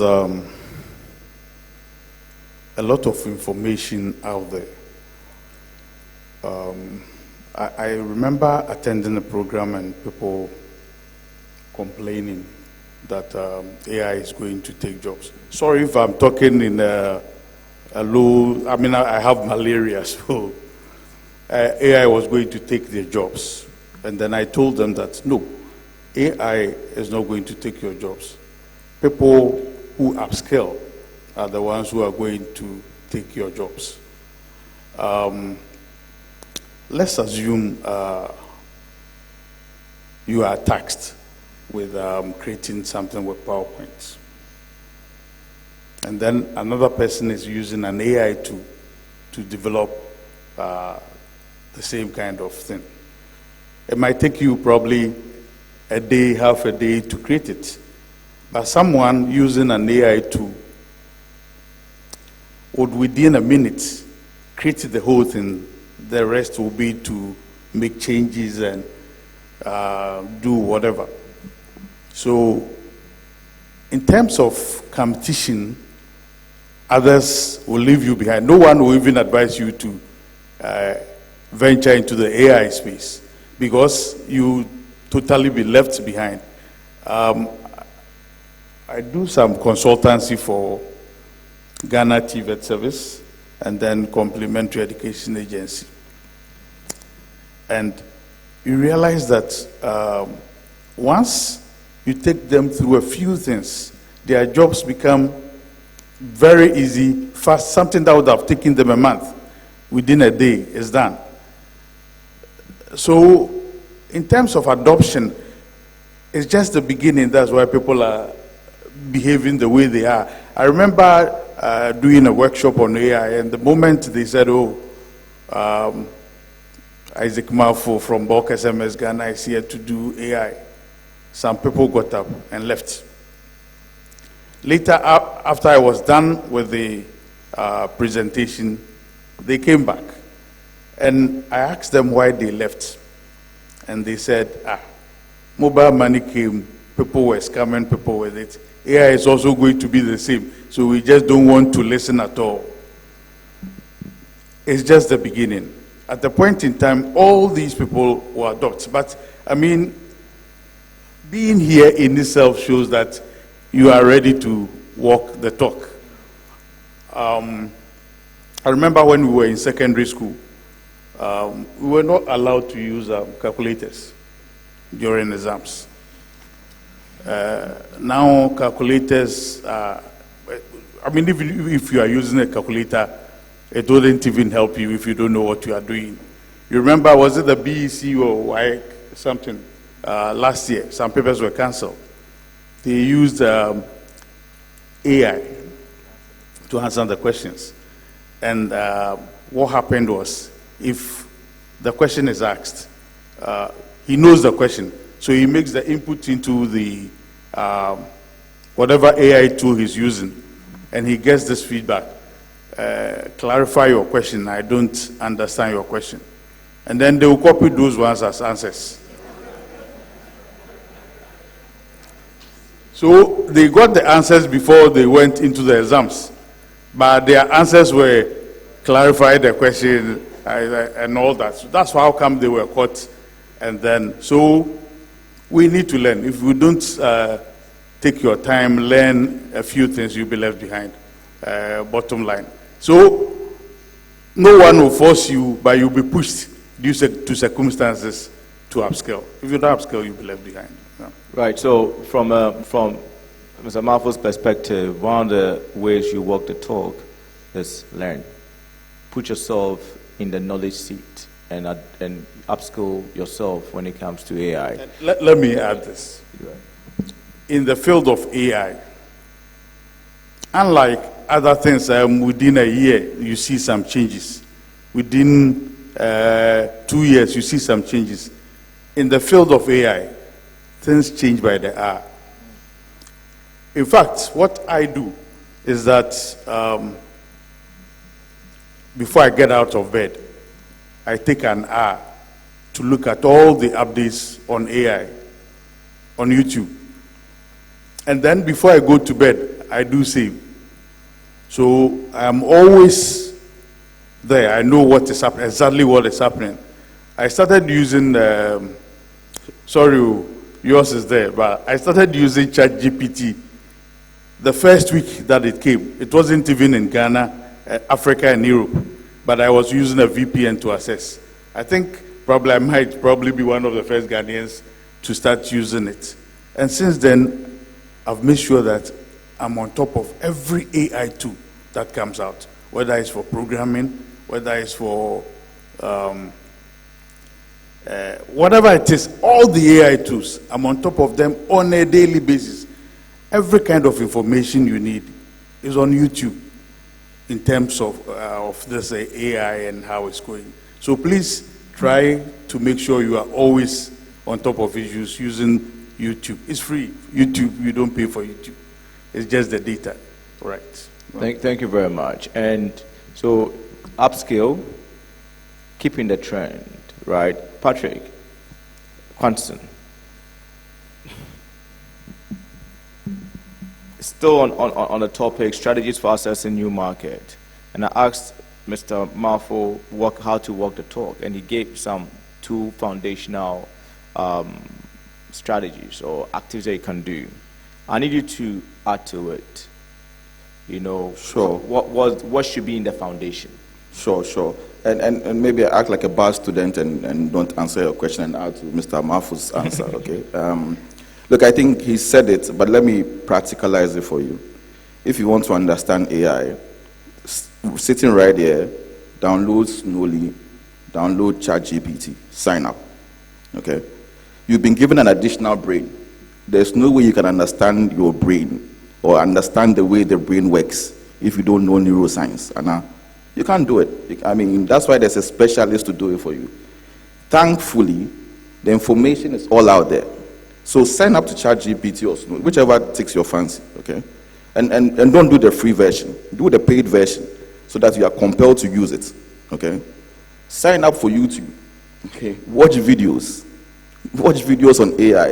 If you're going to substitute your, I don't know, telenovela time as an example with YouTube's video on AI, a lot of these things we are saying will not need the mystification, okay? And by all means, get the paid version of YouTube, because there's a science around if you pay for it, you'll be compelled to use it. Get the understanding first as the chief executive officer, as the chief whatever it is you call yourself. Super important. You can't do it otherwise, okay? I think the number 2 practical thing is, learn what you can, but find some young, brilliant person to assist you, okay? The panelists have spoken about digital skills and all these things. I promise you, your kids know more about AI than you do.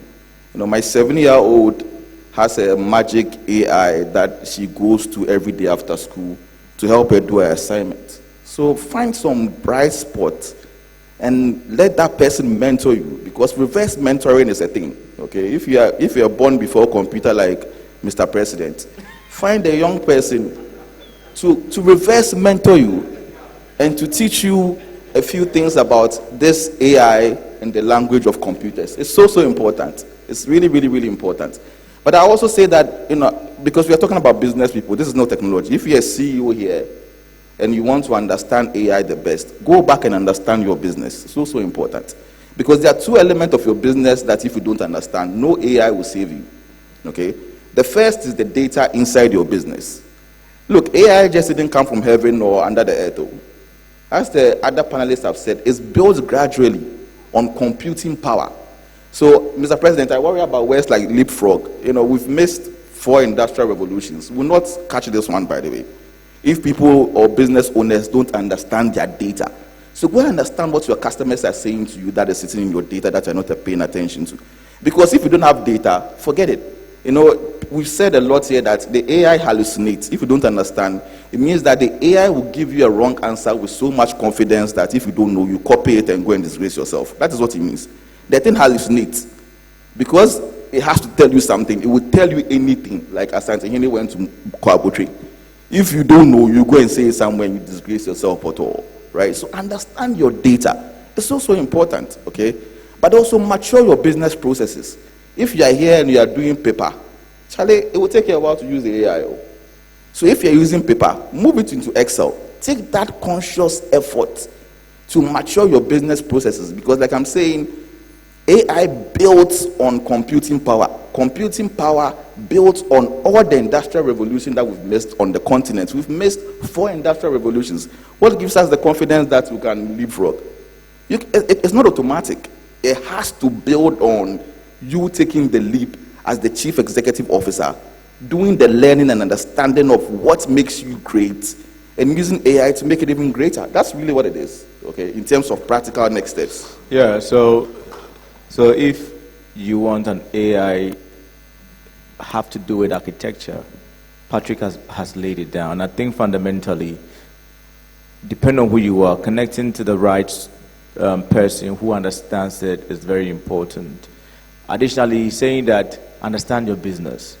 Understand the data in your business. What data are you generating? What data have you generated over the years? All your accounting data, all your HR data, all your marketing data. That is where AI starts from. AI works with data. That's it. So all the ChatGPT data is because they have organized the data of other parts of the world.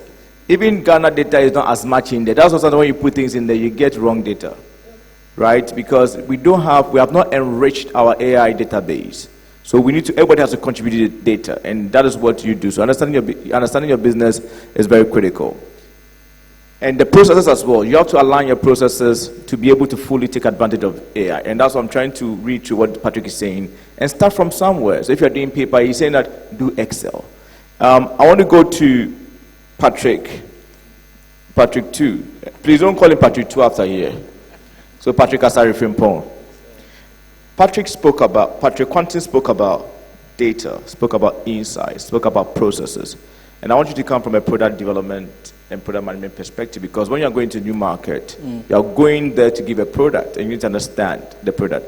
What can the businesses here do to ensure that they are collecting the right data, they have access to the right data to enable them access new market? Because that's why this panel is here. Yeah. That's a very good question. And just to also piggyback on what Patrick said about, first is the main steps is what he gave. You have to think of how do you digitize. If you haven't done that, that body of knowledge is not going to be there for you. Like the example I gave about social engineering is because we had that data and we were able to organize it in a way that the models were able to help us to understand what it is. Now, new market could be in 2 folds. It's either you are going to another country, like Patrick was saying, if you don't go to Cote d'Ivoire, you're out of the market. Or it could even be in your existing market you are in the country, even looking at different product lines around there. The first thing is for you to have deep understanding of the value you want to create. That's the main thing. After you've been able to do that, AI will now be able to give you ways in which you do, in our world we call something prototyping. Basically running pilots to agree or confirm your hypothesis that you have. And AI tools are the best, for my experience. These are the tools that I've seen work very well. So for example, I want to move into a new market of, let's say, insurance. But you have been very heavy on transaction sending of money. How do you move into insurance? What body of knowledge do you have? Now, based on those models, then you can compare it against the insurance and the sample data you are getting from there to be able to understand and know whether you can move into that.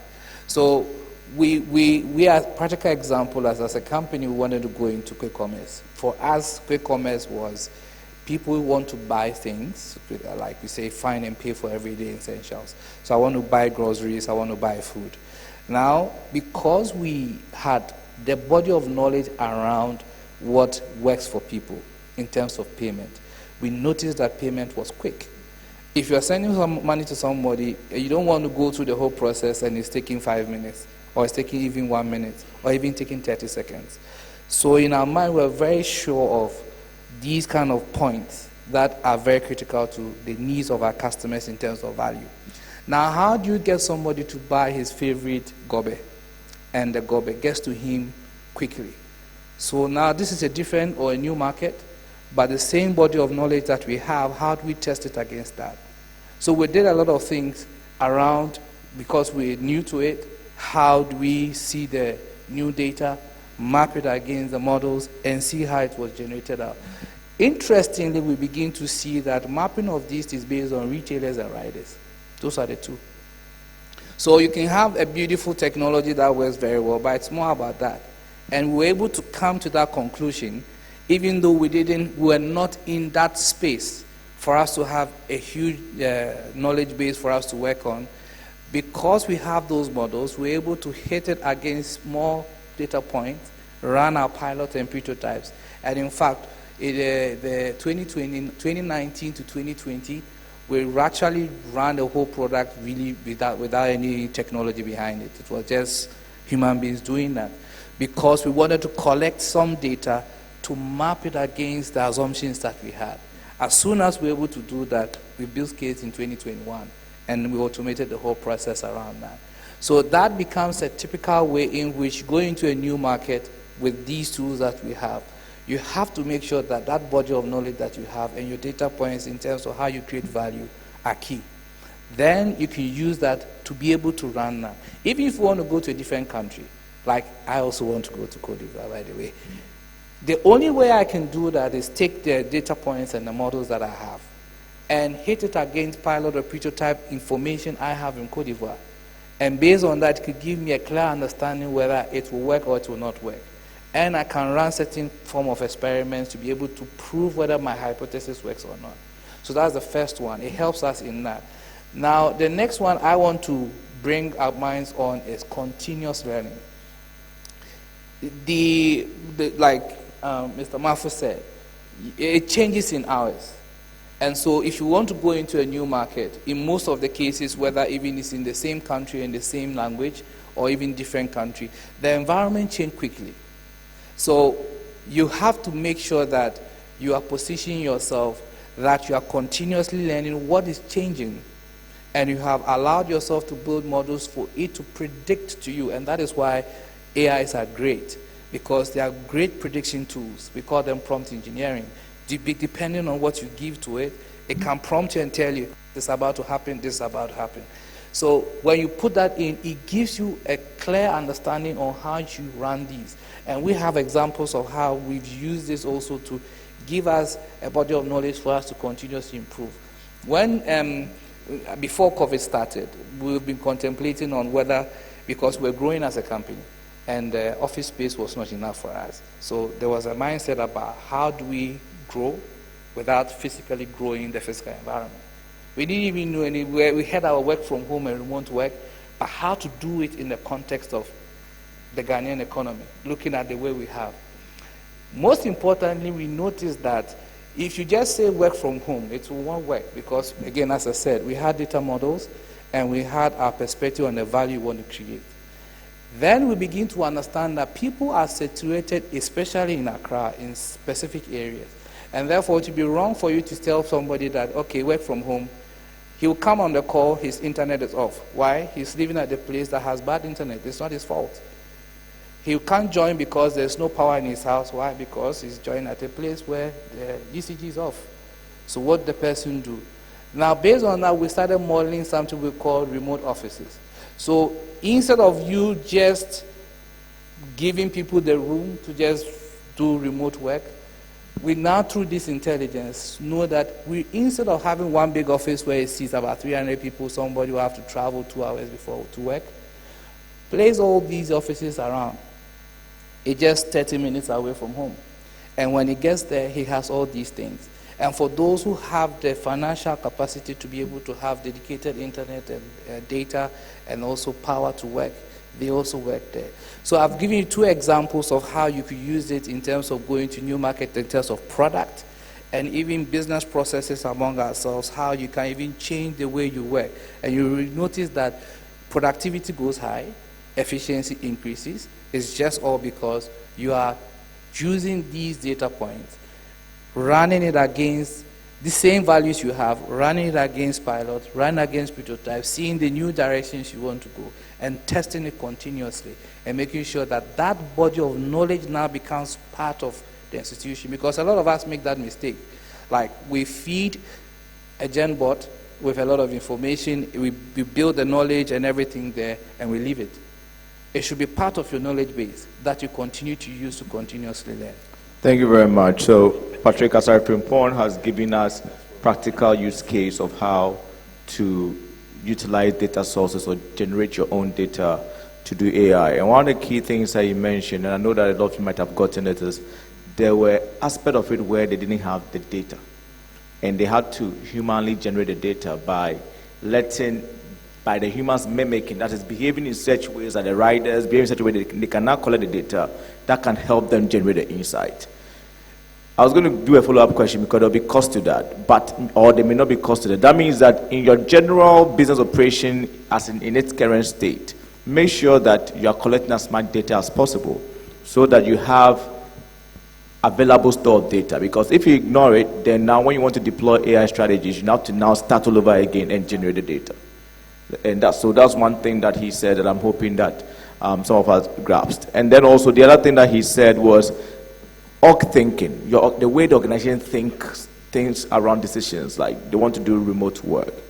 They use data through AI to now determine, to come up with the concept of work from, what do you call it? Work from home.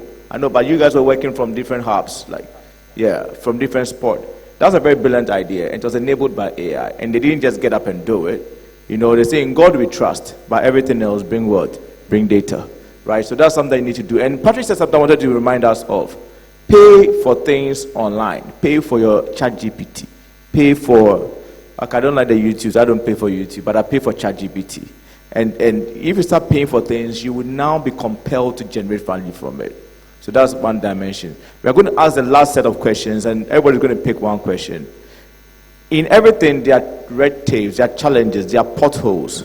So, Patrick, I want you to look at what potholes should people expect when they are riding the AI train, or not train, the AI car, or Tesla, whatever. What pothole? We are in Ghana, lots of potholes. What should they expect, the challenges, and how can they mitigate it?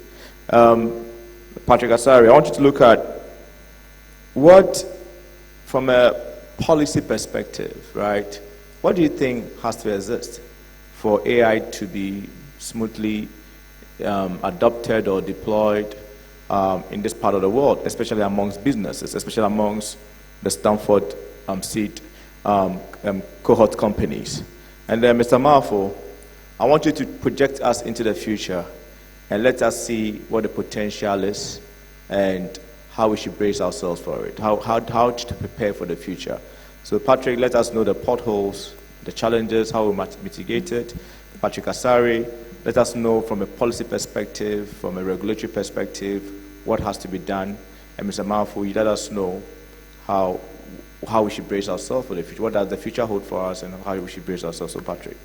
Okay, sure, thank you. Look, I think the version of AI that has made AI so popular, and I don't want to call it a name so that you walk out of here with a name, it's very early days yet, okay? So, you're thinking about data privacy issues, you're thinking about, ethical issues. I always say that if you say to an AI if you ask an AI, how do you save the world? It will probably say kill half of humanity so that the few can survive, right? So there are all these issues really around what would AI become? And I know that uncertainty for a lot of business people is a lot of losing sleep. So I think you must think of that we are very early days yet, but to the point of Mr. Marfo, this thing is moving so fast. I don't pity him in the question he's been asked to answer, right? Because I don't think anybody knows just yet. Embrace the uncertainty, because that is the biggest portal in the way I see it. That this thing is going to morph, interestingly, in 6 months from what we've seen it now. And if you're not conscious enough about it, then you are at a disadvantage. I think that's the second portal, right? In all the industrial revolutions, as has been said by Mr. Baden, if you use it, it gives you like an edge, right? But AI in this revolution is very different. If you don't use it, you are at a disadvantage, okay? Because it's not so much that AI will take your job. It is that the person using AI will take your job and take your customers, okay? So very, very important. I think that you must contextualize that properly, as a portal. But I think the others are more structural and they've been discussed, but I'll go over it. I think digital skills is real. I think just data, and to the point, having very relevant African data is something that is missing in this new world, because we haven't done the hard work of doing the basics, right? So you're going to still have to fund with a lot of data that is not African-based data. I think we can run away from infrastructure, and it's been said again here. It's Internet of Things, is storage, is huge infrastructure, and I think that's why we can't leapfrog. We can, as an example, on the continent, begin to process data like Amazon's overnight. It takes a lot of financial resourcing, it takes a lot of investment. So that is a very huge disadvantage that we must think of together and block as a continent, and how to put very relevant African data to then take advantage of this AI boom, etc. And of course, human skills, etc. So you must consciously and patiently grow skills, essentially, in just really then embracing this new future. So those would be the few. So be skills ready, very, very critical, the skills, because that's one portal that you face when you are going into the market. Very, very important. Patrick, tell us about what policies you have. Policy perspective. So, like, again, all the things we are talking about, it's a body of knowledge, and we need to find a way to exchange. I think what is really hampering us, in my opinion, in Africa is that we are not used to sharing data. We're always suspicious about who we are sharing data with. And I think for me, if we're able to have that policy framework that gives people comfort. The Europeans have the GDPR, so it's a very strong way in how they protect their data and everything. We haven't had that strong one. So even among Stanford seed companies here, if you ask one to kind of share a body of knowledge, they have another one, I'm not sure you'll be very successful at that. So in terms of policy perspective, we must have a policy framework that gives people comfort around this, because the only way we can be very good and better at this is not to have silos of knowledge. That is not it. It should be able to have ways in which there's an exchange, that your gen can speak to another gen, and there has to be that collaboration. If we're able to have that framework that gives everybody comfort and able to allow them to know that what we are engaging on is not, because I remember there was a question by KK, and he was asking that if I'm uploading all my information to your Swonly, what does it mean that Swonly is the one going to have the, you can't run away from it. That's the main thing. For companies to adapt AI and for us to leapfrog, there must be a framework that gives that comfort. If that doesn't happen, we all sit on the same silos we have. We'll say we have AI, but we have built these small bots or chats on top of our small data, and there's no exchange that is making us expand. But if we have a policy framework that do that, we do. Second thing I think the policy should address is that because we have, it's heavy data dependent, like Patrick said, we can't build another Amazon, but they have made that investment. You can't compete with AWS, you can't compete with Azure, you can't compete with Snowly, right? So the only way you can do that is to make sure that there is a policy framework that allows the data storage and collection easy. I mean, if a pharmacy wants to do that, do they need to now go and buy a server, do all these kind of things? I mean, it's too much. And the only best way to do is not to do that, but rather go and pick something that, in opinion, is a cheaper version. And that is where the loss of data and loopholes might come into. So these two areas might have very strong policy direction. I wish that the governments of countries could do that, because when you do that, then it gives that comfort that everybody operating within that space, understand the regulations around it, and therefore we freely give. If you see what mobile money interoperability did, it's basically getting two people to say, look, you people should share the data. That's all. It wasn't nothing. It's just agree, share. Nobody will steal data. Nobody will do anything. And somebody is on top making sure that happens. That's all. So if we do that, I believe strongly that that will put us in a way in which it will leapfrog us. Because we have a lot of, there's a story, last 2 years we were in Singapore. And there's this very big company in Singapore, Grab. So we went to see what they were doing, and Grab was very heavy on Google Map because that's what they use for. And they moved from Google Map and they're doing their own map. And the question we're asking, why is it? So interestingly, even though Singapore has a very good landscape, they have shortcuts. In Ghana, we call it shortcuts. Like every neighborhood has a shortcut. And their riders were actually using the shortcuts instead of using the main routes because they are very good in the area. So they saw that if I use Google Map, it doesn't really have the local data in terms of the routes. So now they moved to now use some cameras with the riders and ask the riders to use these small routes. And therefore, they have mapped a very efficient movement in Singapore, a country well organized like that. That is so much better than the Google Map that they have moved on from Google Map and using that one. On top of it, they've decided now to share that information with the other Singaporean firms that are also in this same space of using map geolocation.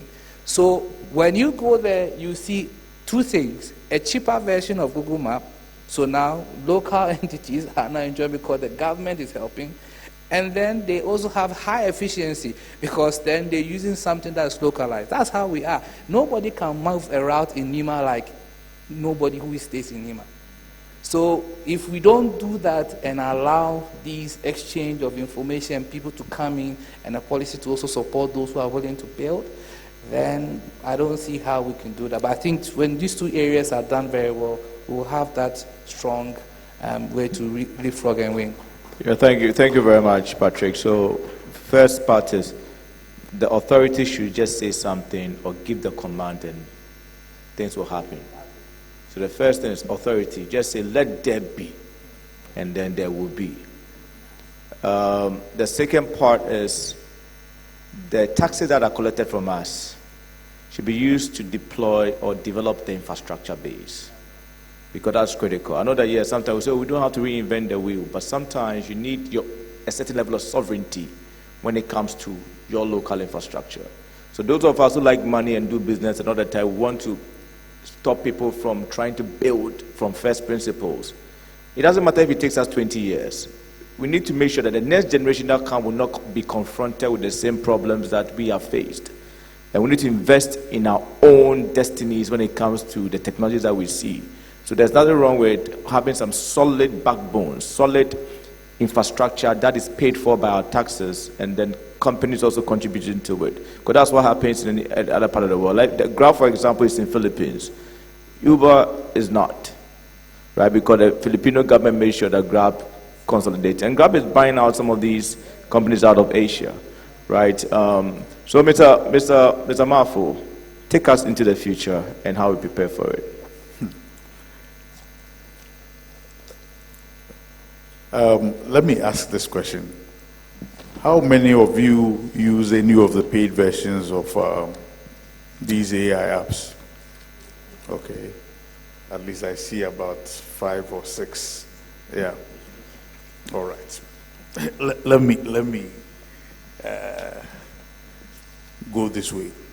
So for those of you who are using ChatGPT, I think for most of you, because you are using the free version, you are using the 4.0. The 4.0. Okay, for paid users, we are on a different tangent. We moved from 4.0 to 0.1, and then now there's a 4.0 canvas. The 4.0 things like a high school level person.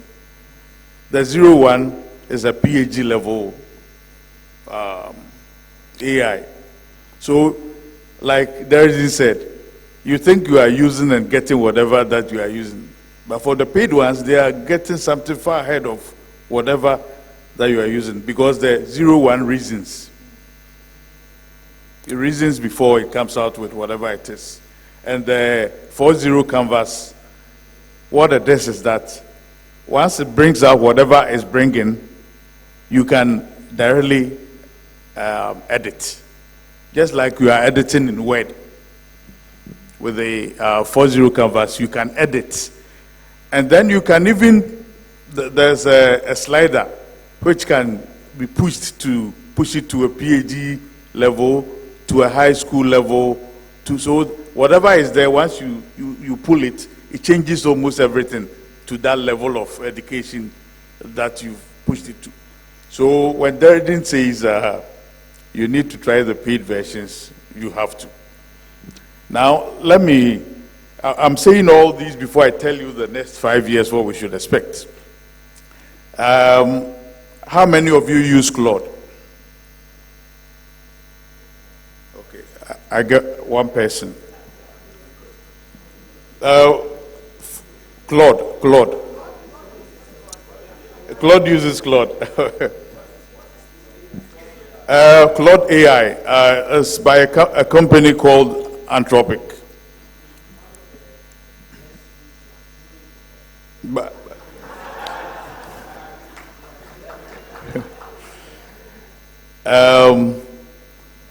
it has something called artifacts. Once you activate artifacts, it can build, they all code. But this one, as it codes, you can preview the code and see whatever is built. So you can tell it to, let's say, you input your data, and then you tell it to build an interactive system with graphs and all those things. It will build the interactive system for you right there. Now, just about 3 days ago, they came out with a tool that can take control of your PC. So you just say whatever you want to say, just like you've been saying. And then it takes control of the PC. You see the mouse pointer moving and doing all whatever it is for you. In the next month, I think we are in November, ChatGPT is doing same, Google is doing same. So by the end of this year, they are all building tools, agents that can take control of your PC as well. There are tools like bolt.new. So if you are not a coder, once you have a fair idea of the app you want, you can iterate with it till the app is built, whether it's an Android app or whatever. A lot of things keep coming in by the day like that. So Darren was talking about 5 years. I'm not even looking at 5 years. In the next 6 months, none of us can even predict what will be out there, because things are moving with the speed of light. Let me say that. And then for the paid users, people were asking questions, if I have this, someone gets access to my data and all that. For the paid users, in actual fact, if you are in the agri sector, if you are in the pharmacy space, if you are in whatever space, if you can, there's something called custom instructions. Custom instructions create agents that are specific to your niche. So if I'm in the agri, for example, a lawyer friend came to see me and said, well, when I ask general questions within the agri space, within the law space, it gives me general things. Can you help me customize it so that I get what I want? So what I did was I created custom instructions for law, Ghana law. And then I inputted all the case laws in there. So now it's specific to law. So whatever question you ask within the area of Ghana law, you get a response, a focused response, you know. So I would advise most companies to try at least using the paid. Then they can get the support where people can help build things on their own premises, you know, without having to take their data elsewhere. But there it is. Within the next 1 year, we can't even predict. Yeah, of course. When it comes to AI, things move so fast, and you need to brace yourself. So one of the key things is pay. This is a time for you to consider paying for tools, because the same vein, those of us who are selling things want to be paid so that we can improve. Those people who are building these AI technologies also are using their resources, human resources, server spaces, GPUs, a lot of things. So we need to learn to pay. So on that note, I believe that we've picked up a lot on this panel. And the great news is that we are going to go for lunch, but after lunch, we are going to be exposed to the tools that can help us amplify any aspect of our business, from revenue to HR efficiency to process efficiency. There are tools out there.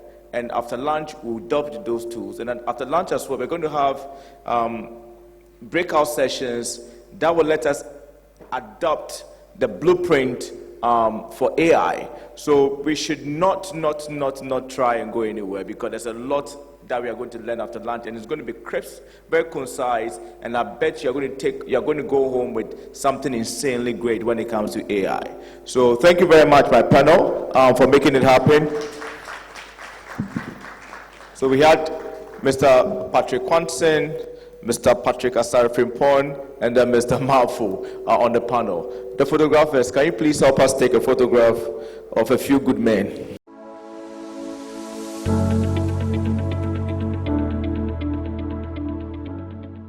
Intravenous was listed in December 2015, and of course the reason why we got listed was to upscale our production. We have a history in the business of pharmaceuticals in this country dating back to the early 1970s, and at that time the company was the only company to have ventured into the production of infusions in this country and the West African sub-region. From 1974, the company has served the health sector of this country and saved millions of lives by making and producing quality infusions that serve our hospitals over the years. The board of directors, together with the shareholders, took a decision to upscale the production.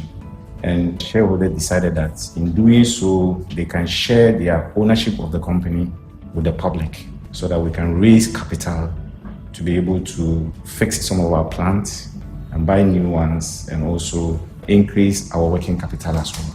The listing has had a tremendous impact on our operations over the period. It has enabled us to have access to cheaper long-term capital that help us to be able to upscale our capacity by increasing it by more than 100%. This has led to the company becoming profitable and has made consistent profits over the last 6 years. The listing on the exchange has also provided us the recognition in terms of our brand, because we have had a lot of engagement with the media through our presentations that we do to the stock exchange. And also our annual accounts on yearly basis are always in the news because we are a public company. So our existence in the stock exchange has really created a serious brand awareness. A lot more people who were not within the sector of pharmaceutical sector are now getting to know much more about the intravenous, including investors as well. Listing on the exchange does not lead to loss of control. You can still list on the exchange and still maintain control of your business, and can still influence decisions at the board level. So what it only does for you by listing on the exchange is that you are able to have access to long-term capital that helps you to upscale your operations and make more profits. I believe that it is important to share in a larger profits than keeping a smaller profit and having 100% control. Those SMEs who have the desire to get listed on the exchange must do so, because they will not lose control of their business. Absolutely. The only source of money where you can say that it's cheaper to have and you have it on the long-term basis is to get access to equity through the Ghana Stock Exchange. We have done it and we know what the benefits are. And we think that SMEs in Ghana would need to take advantage of this, because there's no cheaper funds elsewhere you can use to grow your business. But the stock exchange through the Ghana Alternative Market is available for you. There is a support fund established by Ghana Stock Exchange together with African Development Bank that make funds available in advance to you to finance the transaction. Then after that, when you raise the money, then you pay back. So clearly, as an SME, a decision to list on the exchange doesn't affect your working capital. So my message to SMEs here is that it's important they take advantage of the opportunities that are offered by the Ghana Stock Exchange and get their company listed on the exchange.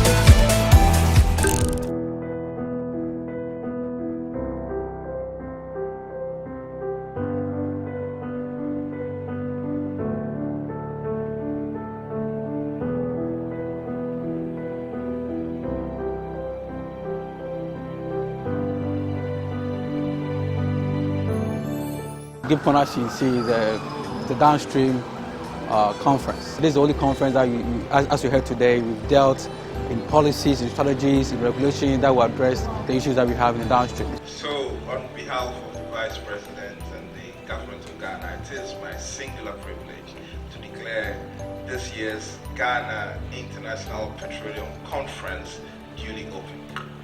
Ladies and gentlemen, put your hands together and let's celebrate. The petroleum downstream sector has come to maturity, to be honest. Even way before independence, we had service providers bringing petroleum products in and selling to us. We've reached a point where we've gone beyond the basics, and so it is our job to improve upon the efficiency.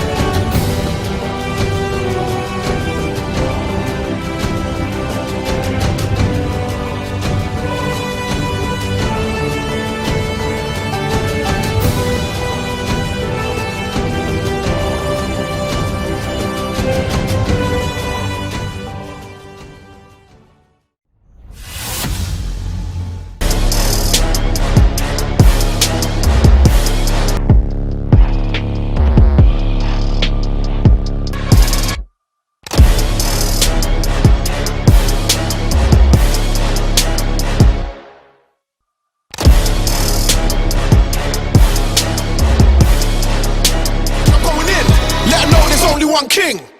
These are the shama. All this stress, now my jaraba. I don't be meant for your libido. But no, so let me go. No papi, no samana. We don't a joke, but we be dope. We na joke, cabajo. We na joke, tamado. We na joke, cabajo. We na joke, tamado. I got so many dreams.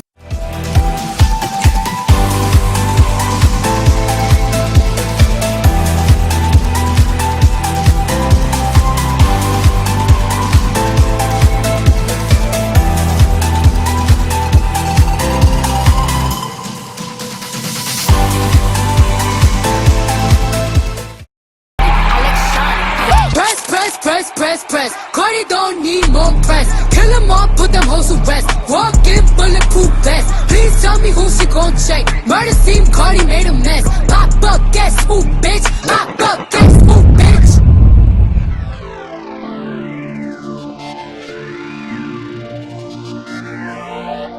Me kai some ram me say me nam for force me de Ghana beko baby. Me kai Madam for be your friend the crime ready. Yeah. And someone me claiming they hate no and they wanna Mr. K. Hey, ah boy.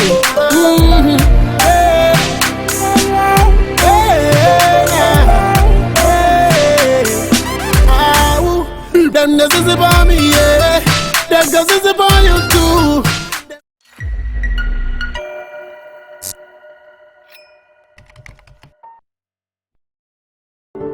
The Automation Ghana Group consists of 3 member companies: Process and Plant Automation Limited, Automation Solutions Limited, and Electrical Switchgear Limited. So together, these 3 companies offer complementary services in electrical engineering, automation, process control, instrumentation, and the supply and installation of electrical and control switchgear. Over the past 20 years, the TAG has deployed solutions in the food and beverage, mining, oil and gas, power generation and distribution, telecommunication industries. TAG is also an expert in industrial automation as well as building automation. Under building automation, we deploy solutions such as building management systems, energy management systems, data center management systems, smart home solutions, solar PV systems, smart metering for apartments and offices and commercial buildings.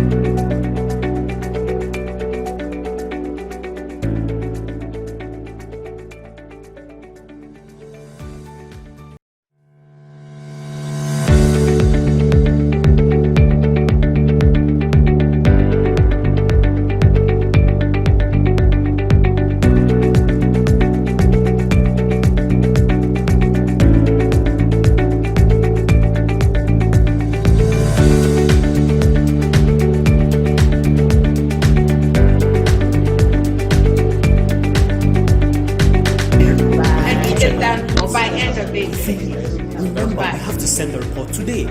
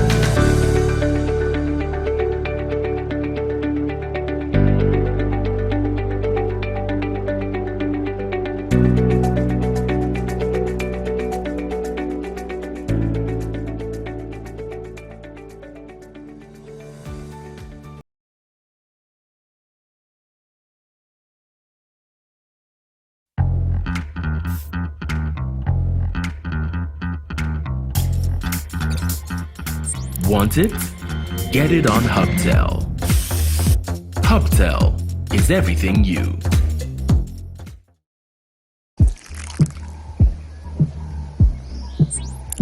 Want it? Get it on Hubtel. Hubtel is everything you.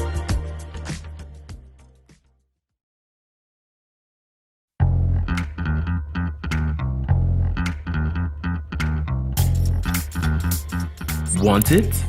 Get it on Hubtel. Hubtel is everything you. Cleaning Solutions Limited is a manufacturer and distributor of industrial, institutional, and domestic cleaning and hygiene products across the West African sub-region.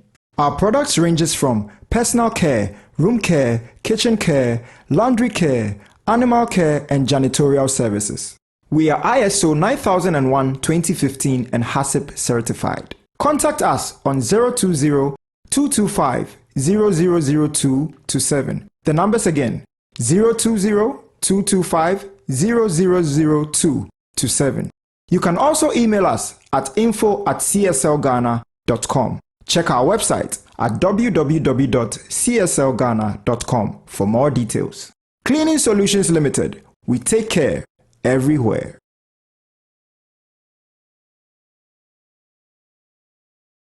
Imagine a world without worry. A place where everyone is who they say they are, where the people and assets most important to you are protected. A safe space. For over 3 decades, Margins ID Group and its subsidiaries have been building this world. Our state-of-the-art access control systems, asset tagging systems, and CCTV installations ensure that the assets most important to you are protected.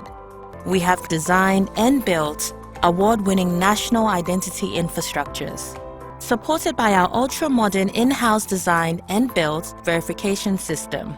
We are the identity experts. We represent you, and we are certified to do so. Proudly, the only African facility to be certified by Intergraph at central banking level. Margins ID Group, made in Ghana by Ghanaians for the world. Visit us now at www.marginsgroup.com.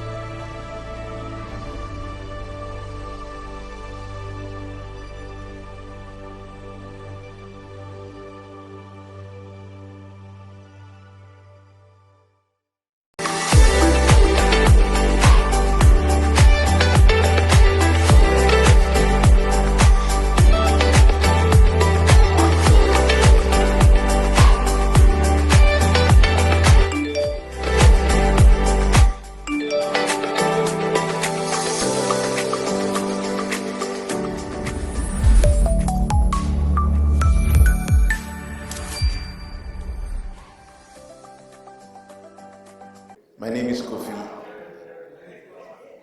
AI calls me Kofi, and I work for Cleaning Solutions. The simple thing we have learned is that AI has not departed from garbage in, garbage out. It means that what you have in its storage is what it's just going to look through and give to you. It refines what it wants to give you by asking you more questions. And as it does that, then you get a better presentation out. Now, it also means that if the information you have put in there is wrong, certainly you're asking for wrong presentations. So the refining is also important. We have to keep going back to the source and improving it. I think that's mainly what we have seen. The other thing we have seen, which I'll say in a minute, is that we did a check whether we are AI ready, and quite a number of us are in the middle somewhere there. And how digital are we? That we are scoring high. And are there issues that we can help? We can use AI to do, certainly. And so this has been good. Thank you very much. Thank you very, very, very, very much. And to speak on that, that is why contextual data is very important and not just random information and data. Thank you very much. Table 2, who is your rep? Okay. Thank you very much and good afternoon. My name is Kofi Ojo-Boateng from KPMG. And for this table, we have been fortunate to have had a very practical session. For us, we've gone through 5 different AI tools and how they can help us in our various work. So we started, by looking at Claude AI, we've looked at Abacus, we've looked at Chat GPT in a way that most people might not have even noticed. We've learned how within Chat GPT you can create your own custom GPTs that can do a lot of work for you. And our facilitator has even given us how you can use a GPT to create GPTs based on prompts and questions that will be asked. So for us, it has been very interactive, and we wish that you give us maybe 2.5 hours more so that we can continue. Okay, thank you very much. Thank you so much.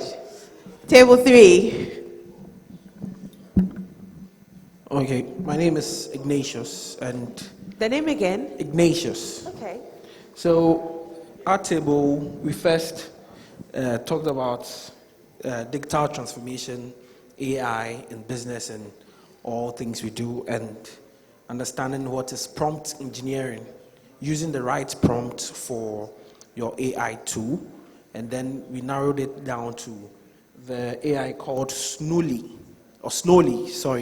and it helps you. It's a locally made AI, and through Snowly you can create an agent, and even there's a brand strategist AI where if you need branding solutions, it will help you. There's an interview AI where if you're going for an interview and you need to prepare yourself for the interview, the AI will guide you questions you can prepare for based on the role and possibly the answers to that. And then there's a feature where you can even create an AI tool for your organization where it will feed from data within your company. And with that, it doesn't go out, it's just within your organization, and it helps you access data and use it effectively. Thank you.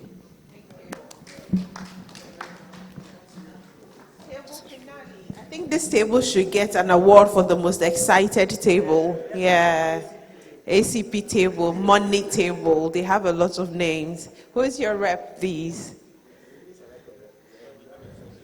We have a female rep. Awesome. We need a female. Thank you. God bless you. You are living up for the female wing. Thank you. Oh, also a possible. Oh, ACP. Okay. All right, thank you. So we had a very interesting session with Samuel. He taught us about how companies and corporations need to be deliberate about investing into AI and how we can move our hard data into soft data. That's the foundation of it. So for AI to thrive, we have to have maybe a collection or a gallery of soft data. And he says they can help in offering that service. He also indicated that this data that is uploaded into the AI would have to learn the data, the sequence, the patterns over time, so that in the future when you enter anything, it can make predictions and do the necessary calculations. And then he also showed us Snolly.ai. And I was asking him how come this is a homegrown thing and we don't know about it. And I think, Snolly, please, you need to do a lot of marketing. Yes, so he taught us how we can deploy agents to do some roles for us. So, for instance, if I'm an accountant or if I'm a CEO and I want AI to analyze the data that my heads of department have uploaded into the system, I can create an agent, and with the necessary and relevant data that has been entered, it will do the necessary analysis and then give me a detailed report. So basically that's what we did, right? Awesome. I have one question for all our tables. After your discussion, are you living here knowing or at least believing you have a step A in mind? Would you say that you have a step A in mind, whichever your step A is? Are you living here with a certain mindset that I have something that I want to start? Table 4. Do we have a yes or a maybe? Awesome. Table 1, do we have a yes or a maybe? Yes. No, they've gone outside the bracket. Table 2, do we have a yes or a maybe? Yes. Awesome. Table 3, a yes or a maybe? Yes, awesome. Then I think, my co-MC, we have achieved our objective for today. Yes, and that's a great one. I'm happy that I sense a lot more confidence from when we came in the morning. If you know that you've picked something or you learned something amazingly great, can you put your hand up? That's awesome. That's awesome. That's really awesome. We are hoping that we will come for feedback and you give us feedback on what you learned and how we can make this forum better. We want to move into our last but one item, which is presentation of gifts.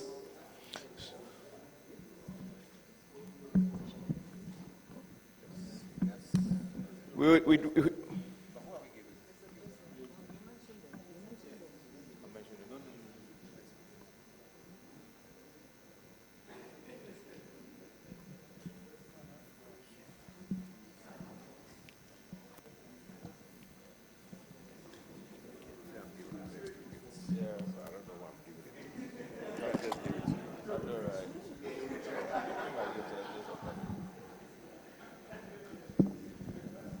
ACP.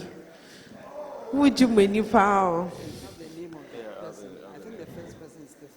Do you need a selfie? We can help you with that. Please, where's our prolific camera person, please? ACP for mucha selfie. Now they were many actually. Let me photo bomb the selfie. That was.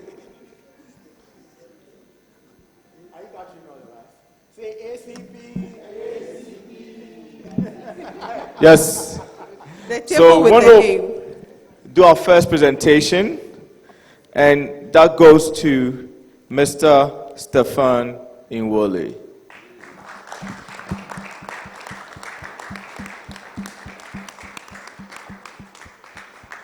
So the presentation will be provided or be given by Mr. Carl Richards.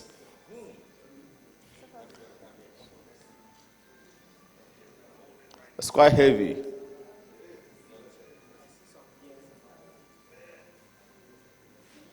I think. Stay seated.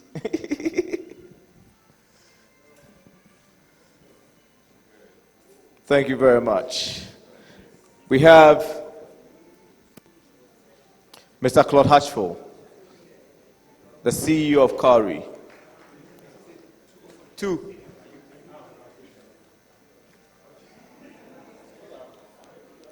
Mr. Claude Hatchful, the CEO of Kari. So So the presentation is being done to all our honorable speakers and panel members. Thank you so much. We appreciate your time and your wealth of knowledge.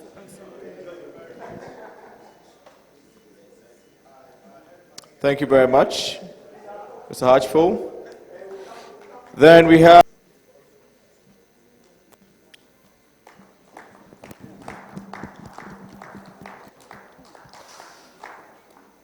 Thank you very much.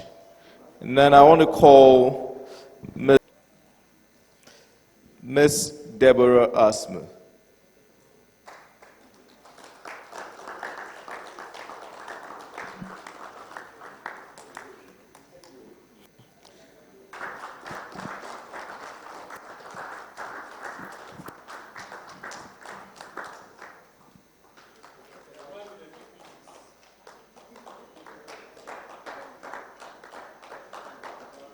I'd like to call Prince to give us the closing remarks.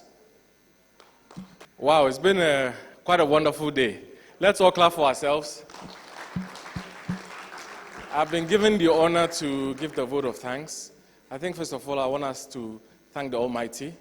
We didn't start with a prayer, but we know God has been here. God has taken us through. And then next, we want to thank the President. Let's all clap for the President.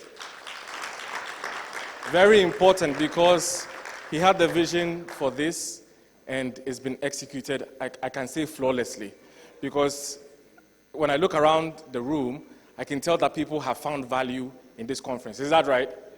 Okay, great.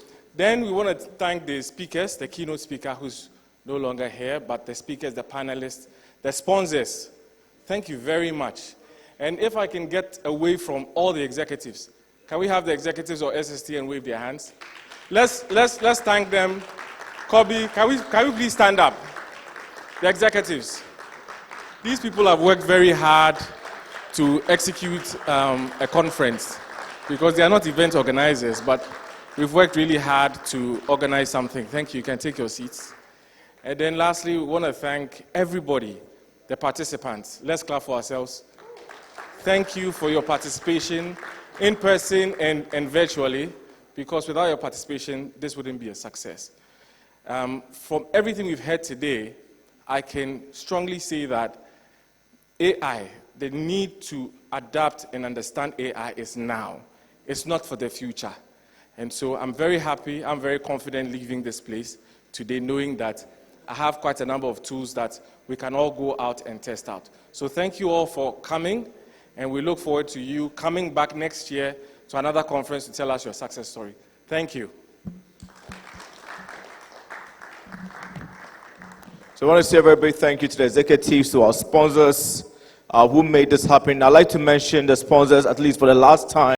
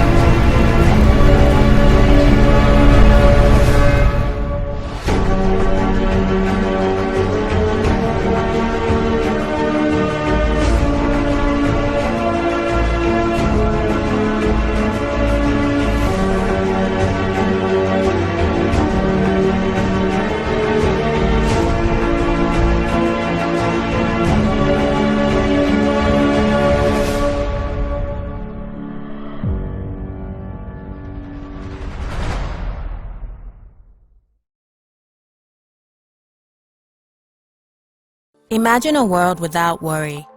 A place where everyone is who they say they are, where the people and assets most important to you are protected. A safe space. For over 3 decades, Margins ID Group and its subsidiaries have been building this world. Our state-of-the-art access control systems, asset tagging systems, and CCTV installations ensure that the assets most important to you are protected. We have designed and built award-winning national identity infrastructures, supported by our ultra-modern in-house designed and built verification system. We are the identity experts. We represent you, and we are certified to do so. Proudly, the only African facility to be certified by Intergraph at central banking level. Margins ID Group, made in Ghana by Ghanaians for the world. Visit us now at www.marginsgroup.com. Cleaning Solutions Limited is a manufacturer and distributor of industrial, institutional, and domestic cleaning and hygiene products across the West African sub-region. Our products ranges from personal care, room care, kitchen care, laundry care, animal care, and janitorial services. We are ISO 9001-2015 and HACCP certified. Contact us on 020-225-0002-7. The numbers again, 020-225-0002-7. You can also email us at info@cslghana.com. Check our website at www.cslghana.com for more details. Cleaning Solutions Limited, we take care everywhere.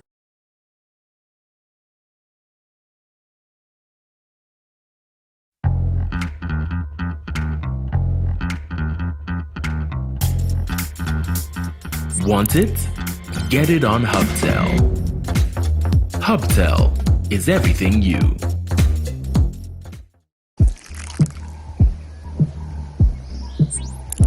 Want it? Get it on Hubtel. Hubtel is everything you.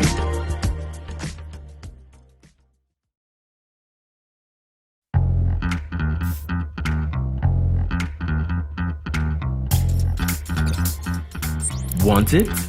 Get it on Hubtel. Hubtel is everything you.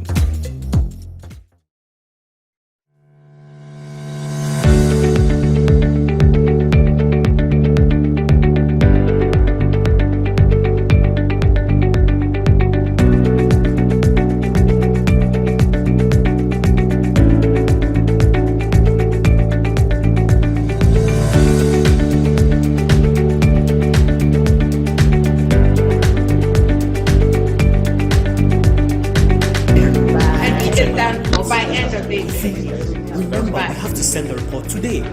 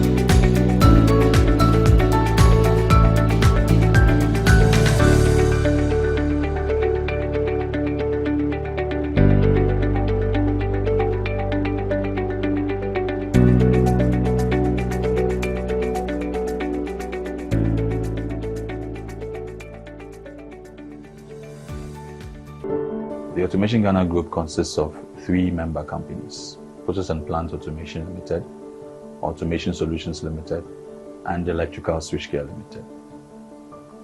So together, these 3 companies offer complementary services in electrical engineering, automation, process control, instrumentation, and the supply and installation of electrical and control switchgear.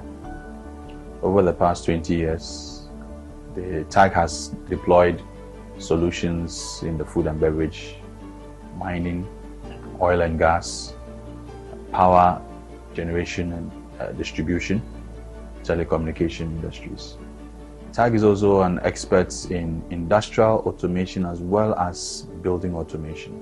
Under building automation, we deploy solutions such as building management systems, energy management systems, data center management systems, smart home solutions, solar PV systems, smart metering for apartments and offices and commercial buildings.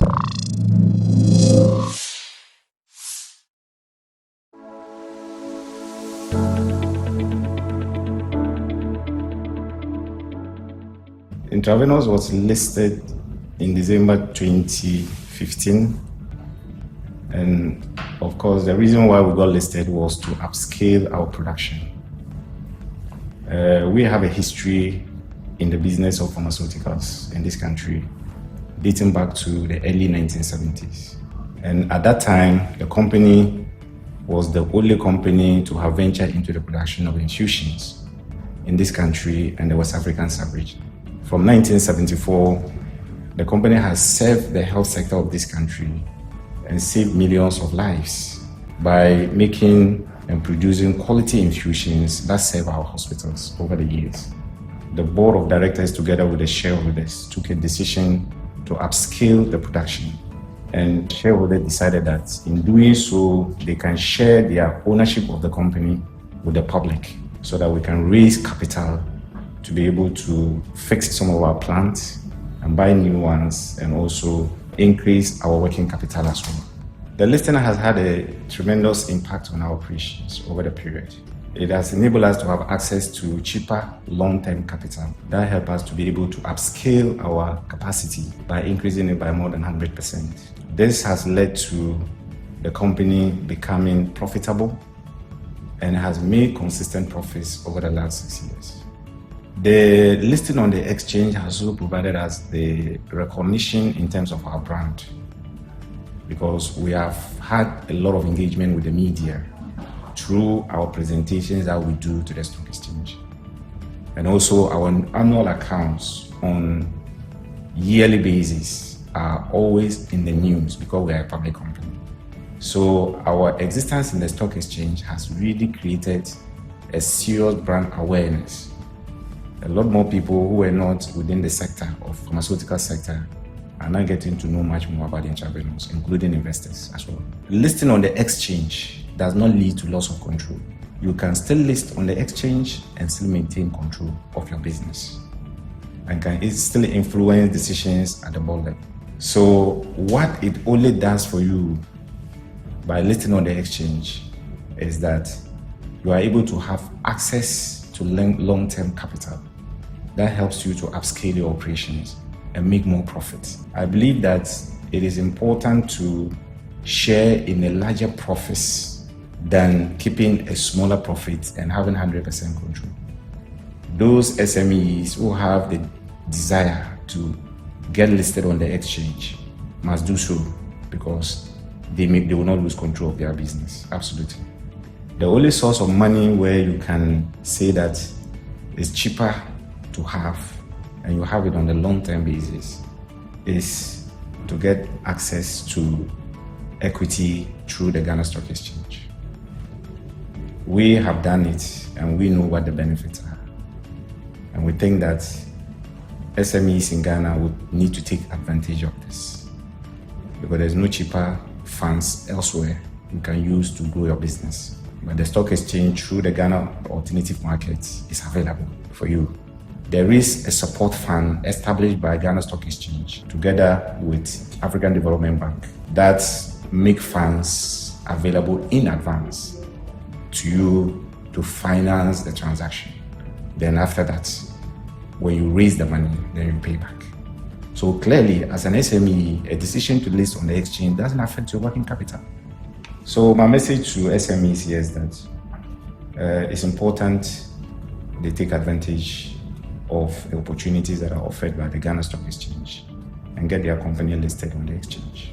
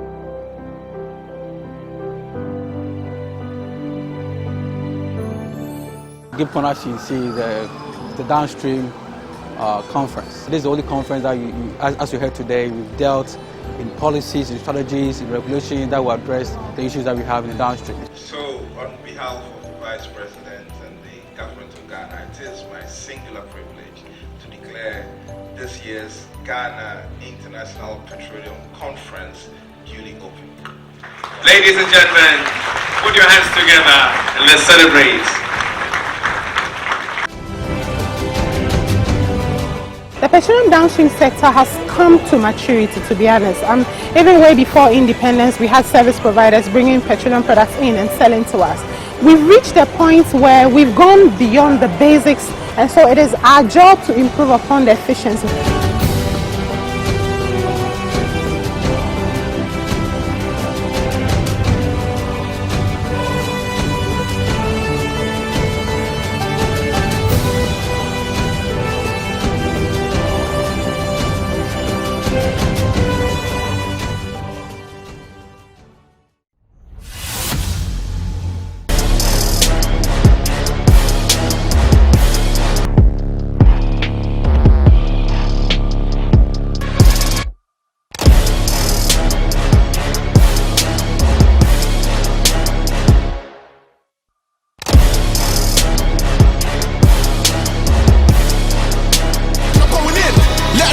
One king.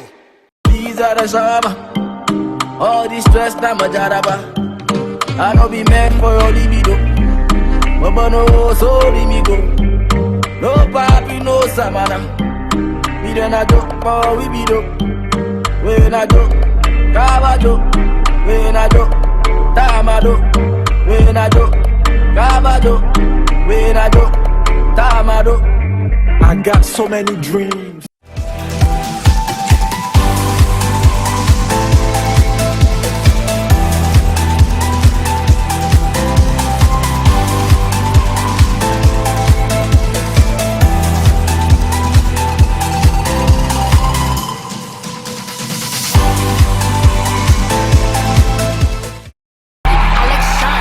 Press, press, press, press. Cardi don't need more press. Kill them all, put them hoes to rest. Walk in bulletproof vest. Please tell me who she gon' check. Murder scene, Cardi made a mess. Pop up, guess who, bitch? Pop up, guess who, bitch?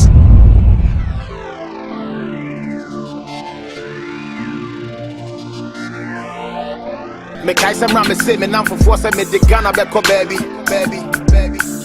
Me kai Madam Fubi your friend the call me ready.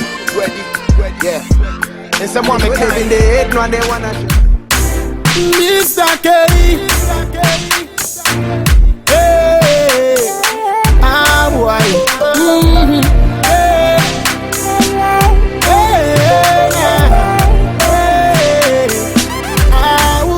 Them this is about me, yeah. Them this is about you too.